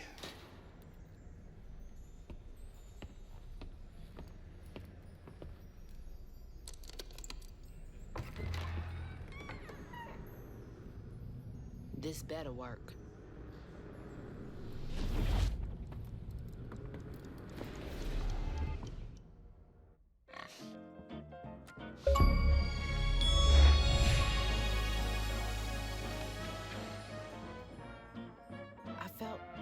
lost in the thickest fog I've ever seen. And the pressure to get to Kushma's cabaret to find my mom was suffocating. Like the weight of the world bearing down on my shoulders. When I stepped into the cabaret, Rue greeted me. And I felt myself getting caught up in the moment. Here, time seemed to dance to Rue's tune, flowing both forward and backward. After agreeing to his terms, I crossed the threshold and found myself right back where I started. They say you can't mend the past. Well, I was about to put that to the test. I'm back. Wait, the hurricane. There's still time. Hey everyone, Macca here. Welcome back to South of Midnight. We move on to now chapter 13, which is a bit of a longer chapter in terms of story and cutscenes. Not a lot of collectibles, but there are definitely some we'll want to grab. As soon as we're able, let's go ahead and go up the stairs and into the house. Here, directly in front of you, you'll notice Hazel's stuff, which is already packed. But Mom isn't quite home yet, so after we interact with Hazel's box, we can then go and interact with the Mom's box, which is on the kitchen counter. This should start a little bit of a cutscene, where I'll rejoin you shortly. Mama? I missed you. I've only been gone for a few hours. You feeling okay? Yeah. Now that you're safe.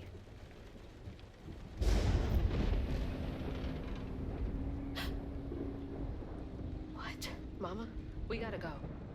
Well, I gotta pack my things. Why don't you check on Bo and Mrs. Pearl while I finish up? We ain't got time to waste, Ma. Waste time? That's not what I meant. Please, just go check on Bo and Mrs. Pearl. They might need help. Fine, but we gotta go ASAP. I packed my bags and yours already. Well, look at you. Following instructions and a little extra. Ma, be quick. And don't leave your car. So obviously we're trying to prevent how the game opened up. At this point we can go and clear the road. There are a few collectibles in this chapter we'll need to grab, a couple of Readables and a couple of Floofs.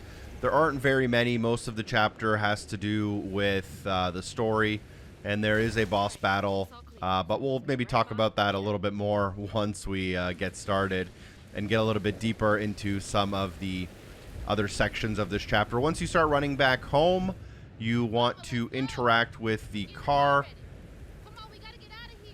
And once you interact with the car, there is yet another cutscene.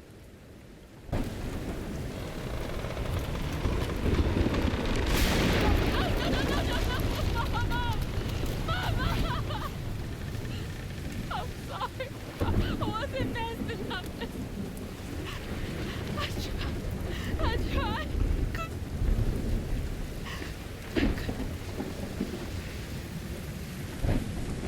Wait, this is not real.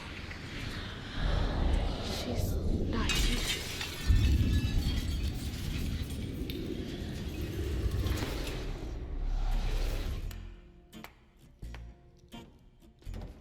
You know, you something else.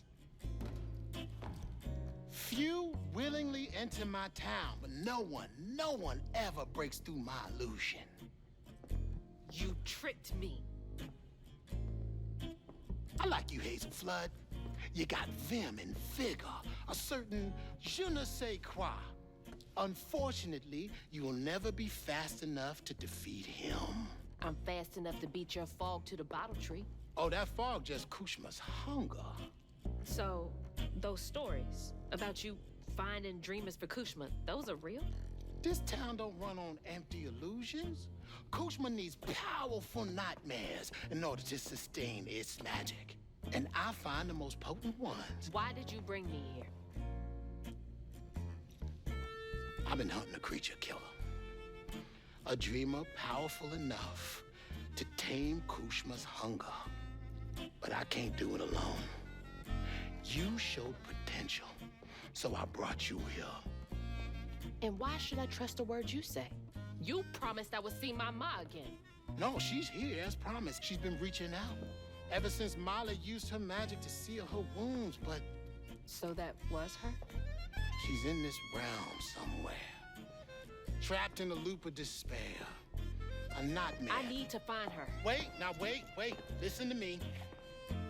Kushma's hunger is grown, and even you have limits, Hazel Flood. I can handle him. You managed to break through my illusion, and that's an impressive feat, but make no mistake, no one defeats Kushma. I'm not leaving without her. I will fight for her. I will stop when I'm dead. She would. It's too late. He already found you. Find your mama and wake her up. It's your only chance. Say less. This chapter almost reminds me a little bit of like a game like Alan Wake 2, but directly after that cutscene, a little bit of story progress, we do get straight into a battle, which is how we're going to earn our first of 15 floofs in the chapter. There are also 2 readables. It is our final floofs and our final readables. There is a chapter 14, which acts a little bit like just a pretty long cinematic, if I'm completely honest. So we're going to be working through this battle, which hopefully doesn't last too long for us. And as soon as we're done, I'm going to explain a couple of collectibles that are nearby.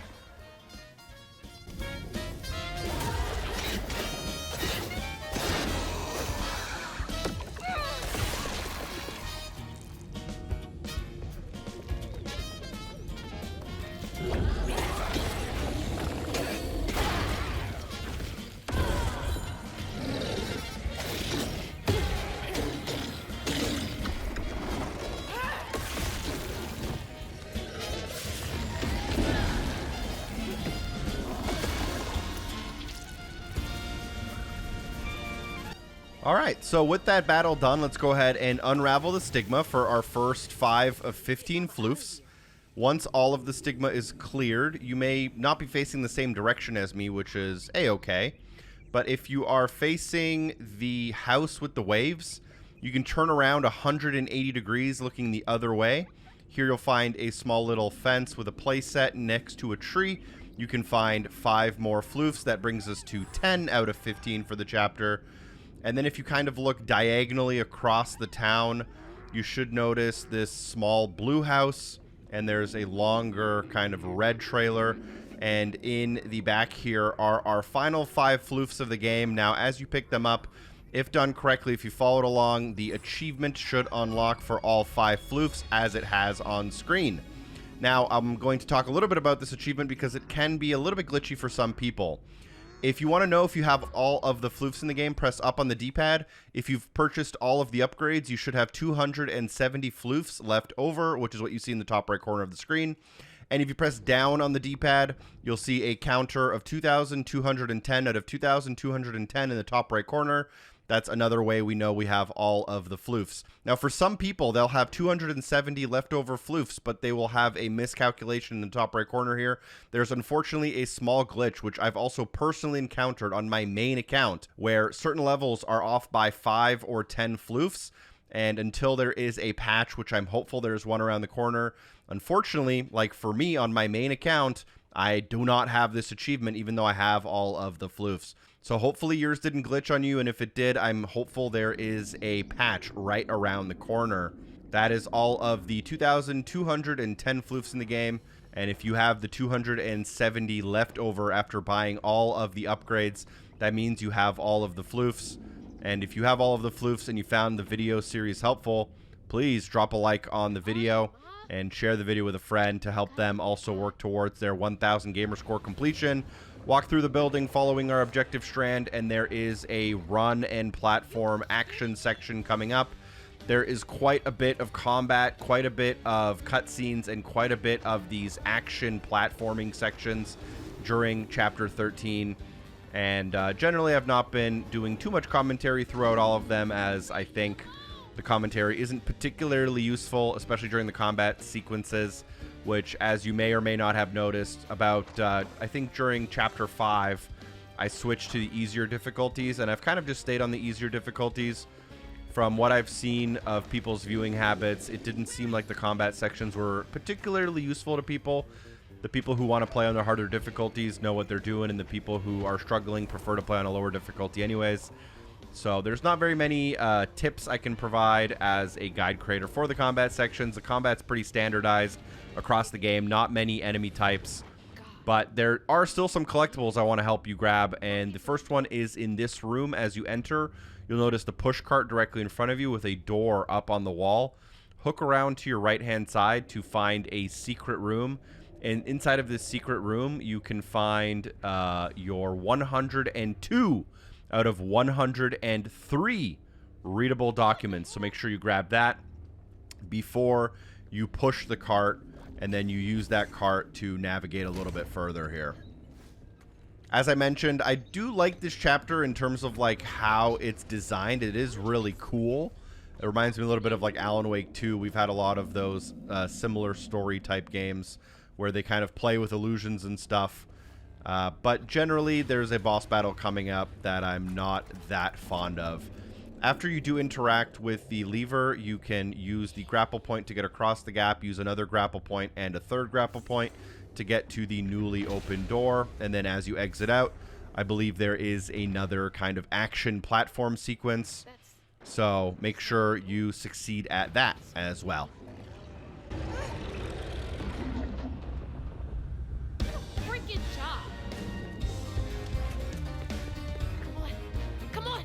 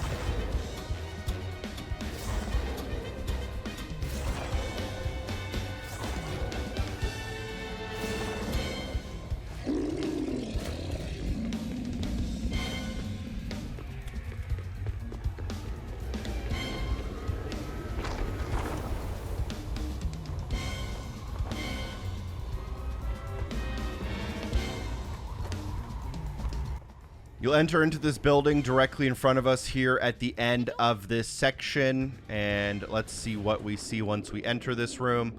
And that is our final readable collectible. Walk forward, looking to your left into the middle of this room. On the table, approach it and interact with it for readable 103 out of 103, which means an achievement will unlock. And there it pops. And you should have all 103. If not, you can go through your list kind of one by one, find the exact one you're missing in the exact chapter, and go back to figure out which one you don't have. Now, I'm going to be realistic about the situation. You just got a lot of achievements, which means you're hopefully super excited to drop a like on this video. I don't like to ask too often, but this is going to be one of those occasions where I do ask. If you found the video helpful, it does really help out the channel. And if you didn't like the video, leave a comment. Let me know how I can improve in my next video. We're going to now proceed to the objective marker and complete the rest of the level and then the rest of the game. We are nearing the ending sequences here. You have all the collectibles you pretty much need. You should have a lot of upgrades and a lot of different things here. Once inside of this next room, we can break the wall using our push strand, spawn crouton through the hole, work your way to the back of the room where you can find a ramp somewhere. We have to go to the back, all the way to the back of the room. You can use the tree as the ramp, watching out for the expanding brambles. And then our little buddy here, Crouton, which I think has been a fan favorite, but personally, I kind of found him a little bit annoying to use. That's just my personal opinion. But use Crouton to get to the end of the path here, and then you can interact with the button. And that should clear you to be able to enter the door that's too high up on the wall. It should automatically lower itself for you to exit the area, and then you'll end up in another kind of action run and gun sequence. I'm interested what everyone else thinks about this game. I'll share some of my thoughts as we kind of start concluding the game a little bit further, and I'll try to summarize what I think. I'd love to hear what some of you guys think also in the comments down below. If you're a big fan of the game, if you think the game's kind of average, or maybe it didn't live up to your expectations.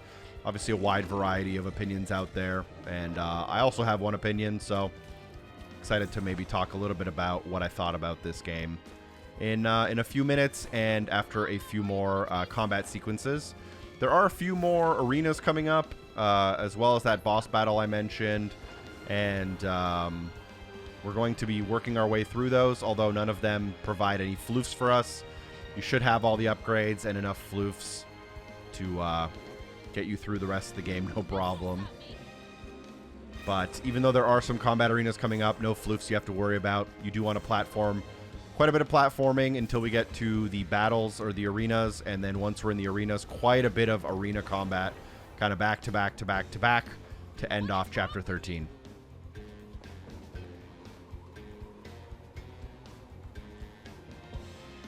All right, so as we end up kind of coming to this platform, Hazel will mention that it looks like her living room here to the left, and you'll notice that her mom is in this living room.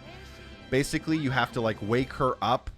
As far as I understand the story, you're trying to wake her up to basically defeat Kushma so you can like save her from the flood. The story kind of lost me a little bit here, to be completely honest. She's actually gonna, I believe, like help you because she's also, I believe, a weaver. I may be misunderstanding a few moments here, but this cutscene is essentially also the beginning of the Kushma boss battle. Luckily for all of us, the Kushma boss battle does not have an achievement for taking no damage. I'll rejoin you with commentary in a second, though. I'm okay, Ma. I'm okay. Ma?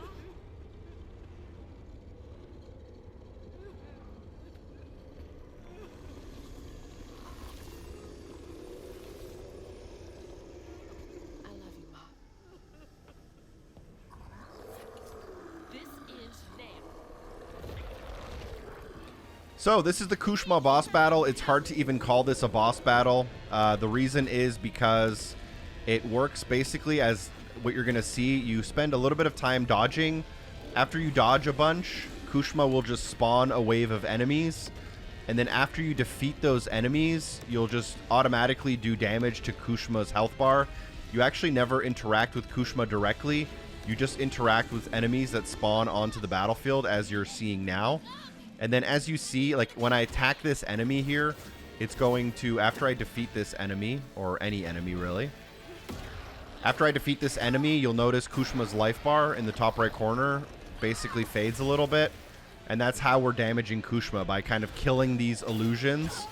I'm doing very badly at this fight somehow right now. I am very sorry. Talking as I do combat is something I haven't really been working on much throughout this series, clearly. So we're going to just be taking out lots of enemies. Again, like I said, if this boss fight had an achievement for completing it without taking damage, it'd probably be one of the most impossible achievements in the game, maybe on Xbox, like ever. I definitely did a couple of phases of this boss without taking damage, but doing all 4 of them back to back would probably be extremely difficult. Obviously, I can be using my abilities much, much, much better than I have been. I've been doing a pretty bad job at this boss fight. But as you can see here, we've completed the arena, and that is the first of 4 Kushma phases. Between phases, sometimes we'll travel from location to location using some action platforming. There'll be some cutscenes in between as well. I'm going to probably stay silent for the next 5 or 10 minutes, I believe, as we go from point to point, cinematic to cinematic, and arena to arena, doing damage on Kushma. The boss fight does evolve a little bit from phase to phase, but not enough for me to have to tell you what to do. It's a pretty simple boss fight mechanic, and unfortunately, in my opinion, a little bit disappointing as well. That's impossible. As impossible as you asking Hugging Molly to help find kids in need? How did you know? I'll explain later. Right now, I need your help. I can't do this alone. I need you to trust me. What do you need me to do? Whatever you do, hold on to this bottle. I got your back, bud. Keep that bottle steady. I got the rest. God, watch over her.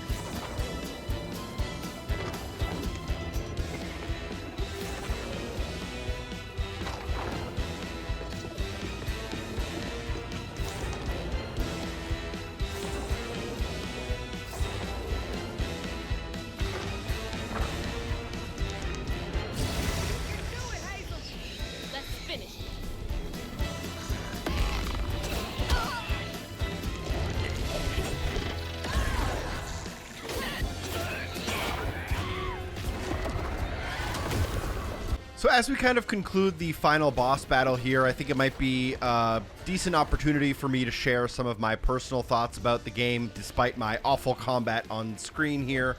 This boss battle itself is not a great way maybe to end the game. Feels a little bit unfinished, but overall, I love this game quite a bit. I think graphically, artistically, and style and aesthetic-wise, it does really hit the nail on the head. The visuals are great, but on top of that, the audio is probably one of the best parts of the game. The original soundtrack is absolutely incredible. The songs get stuck in your head, and it's a great time there. There's a little bit of repetitiveness in the chapter design, unfortunately. After you kind of learn the formula, it kind of just starts repeating every chapter, which is a little bit unfortunate. It would have been cool to have another actual full boss battle in there. Maybe a few less run and gun sections or those kind of action platform sections. And then when it comes to the combat, at the beginning of the game, the combat feels pretty fun and difficult.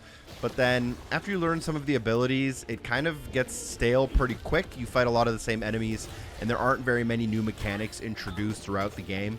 I think it could do a little bit better on the combat and a little bit better with the variety from mission to mission. Otherwise, I love this game quite a bit, and hopefully you liked it too. Solid 7 to 8 out of 10. Completing the boss battle does bring us into a cutscene, which more or less does end off the chapter as well.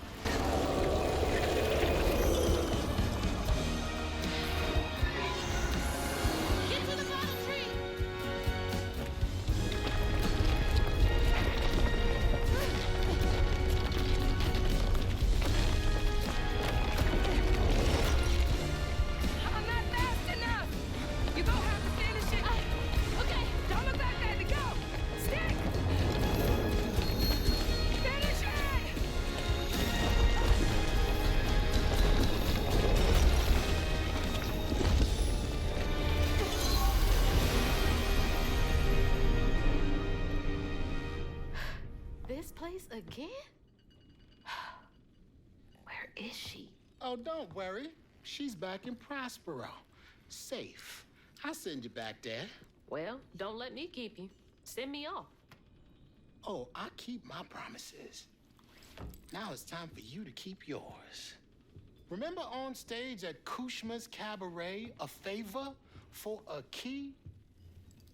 Well, it's time for you to pay up.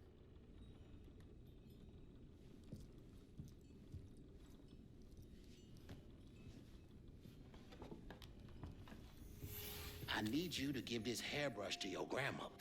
Get in line. I have my own reckoning to do with her. Well, then do us both a favor. And why can't you do it yourself? I'd imagine Kushma's right-hand man can give a hairbrush to an old woman. That old woman is what we call a false stitcher. Now, unlike you, she wasn't chosen to be a weaver. Instead, she uses a dark magic, killing creatures and tearing through the grand tapestry, leaving a trail of corruption behind. That explains a lot. All I'm asking is that you give her the brush. What does it do? It's a one-way trip to Kushma. Kushma again? I thought he was dealt with. You can't defeat the king of dreams and not mess. You contained his hunger for now, but he ain't gonna stay put for too long. All right, fine. Get me out of here, and I'll give Bunny the brush. But that's it. After that, you and I are done. I knew I liked you, Hazel Flood. See you on the other side.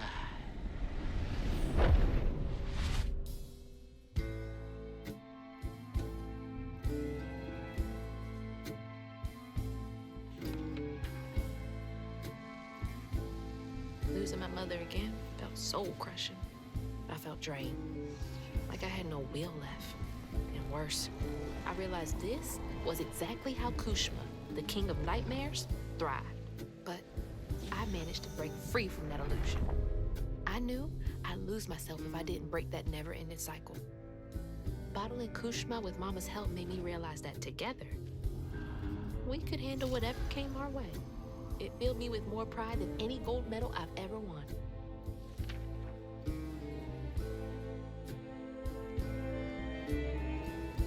But that's not where this story ends. There was a loose end back in Prospero that needed tying up. It was time to swing by Bunny's again.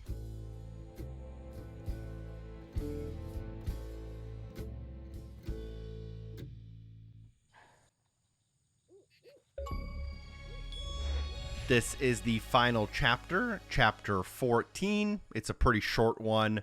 It's a couple of minutes of gameplay followed by a cinematic to end the game and roll the final credits. Completing the game also gives us a 100-point gamerscore achievement. We start with a cutscene, and I'll rejoin you in just a few seconds. You ran. You ran and ran until you found me. Oh, my brave, brave girl. I didn't mean what I said when we argued. I'm sorry. We have loads to talk about. Come on, we can go home. Or to Jolene's. I'll go find us a ride.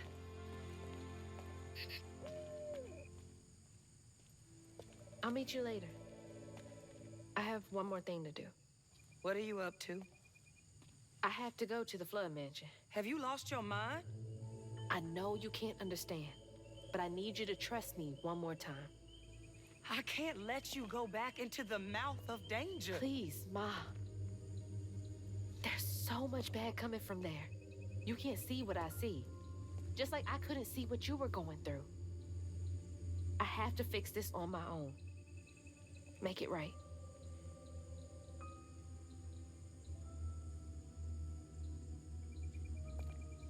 Come back to me, Hazel. Promise me. I promise. I love you, my little bug. I love you too.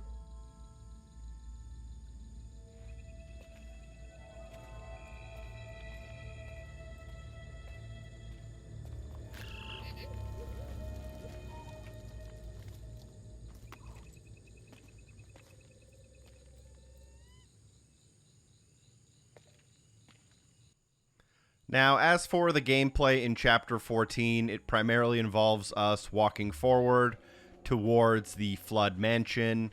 You may or may not already have noticed that we are completed with the 103 readables.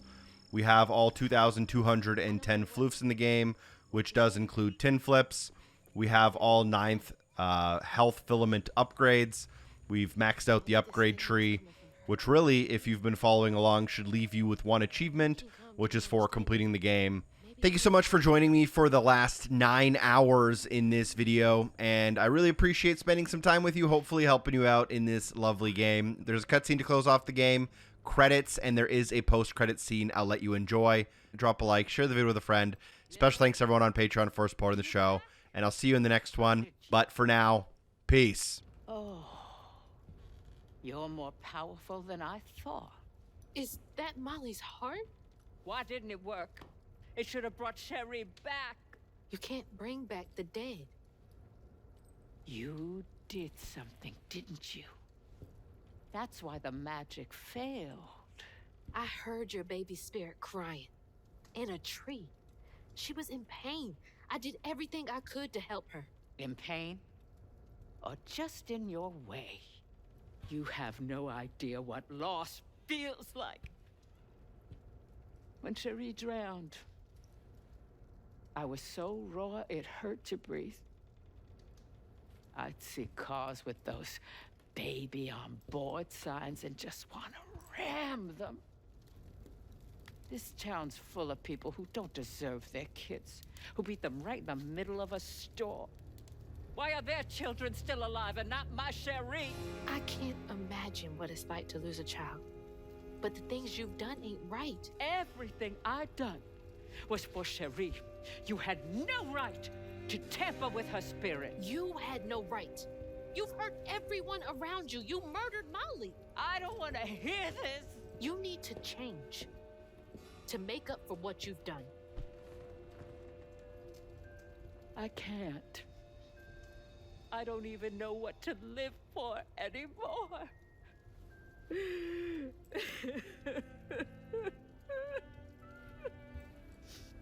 There is a way you can see Cherie again. I don't believe in heaven if you came here to kill me. No. But there is a town for folks who can't move on. Or won't. You can't do any more harm there. But think it through, Bunny. I've seen what happens to folks who can't let go of the past. Your choice. Cherie's baby brush. She was so tender-headed, I'd get cross with her. Now I'd give anything to brush her hair again. And you can, my darling. I know who you are. It won't really be her. You'll never be able to tell the difference, I promise. I won't. Not if you don't want to. You're very kind.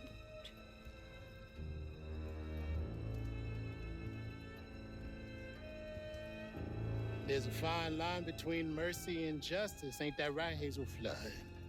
You chose a hard road for yourself. I know.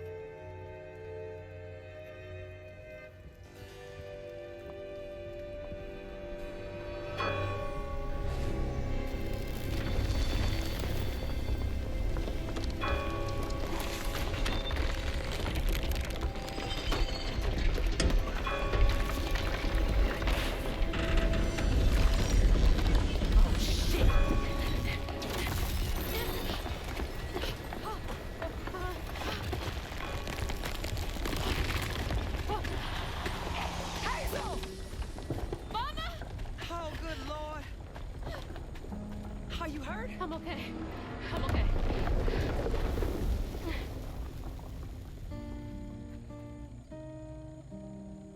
I got a lot to tell you. I got time.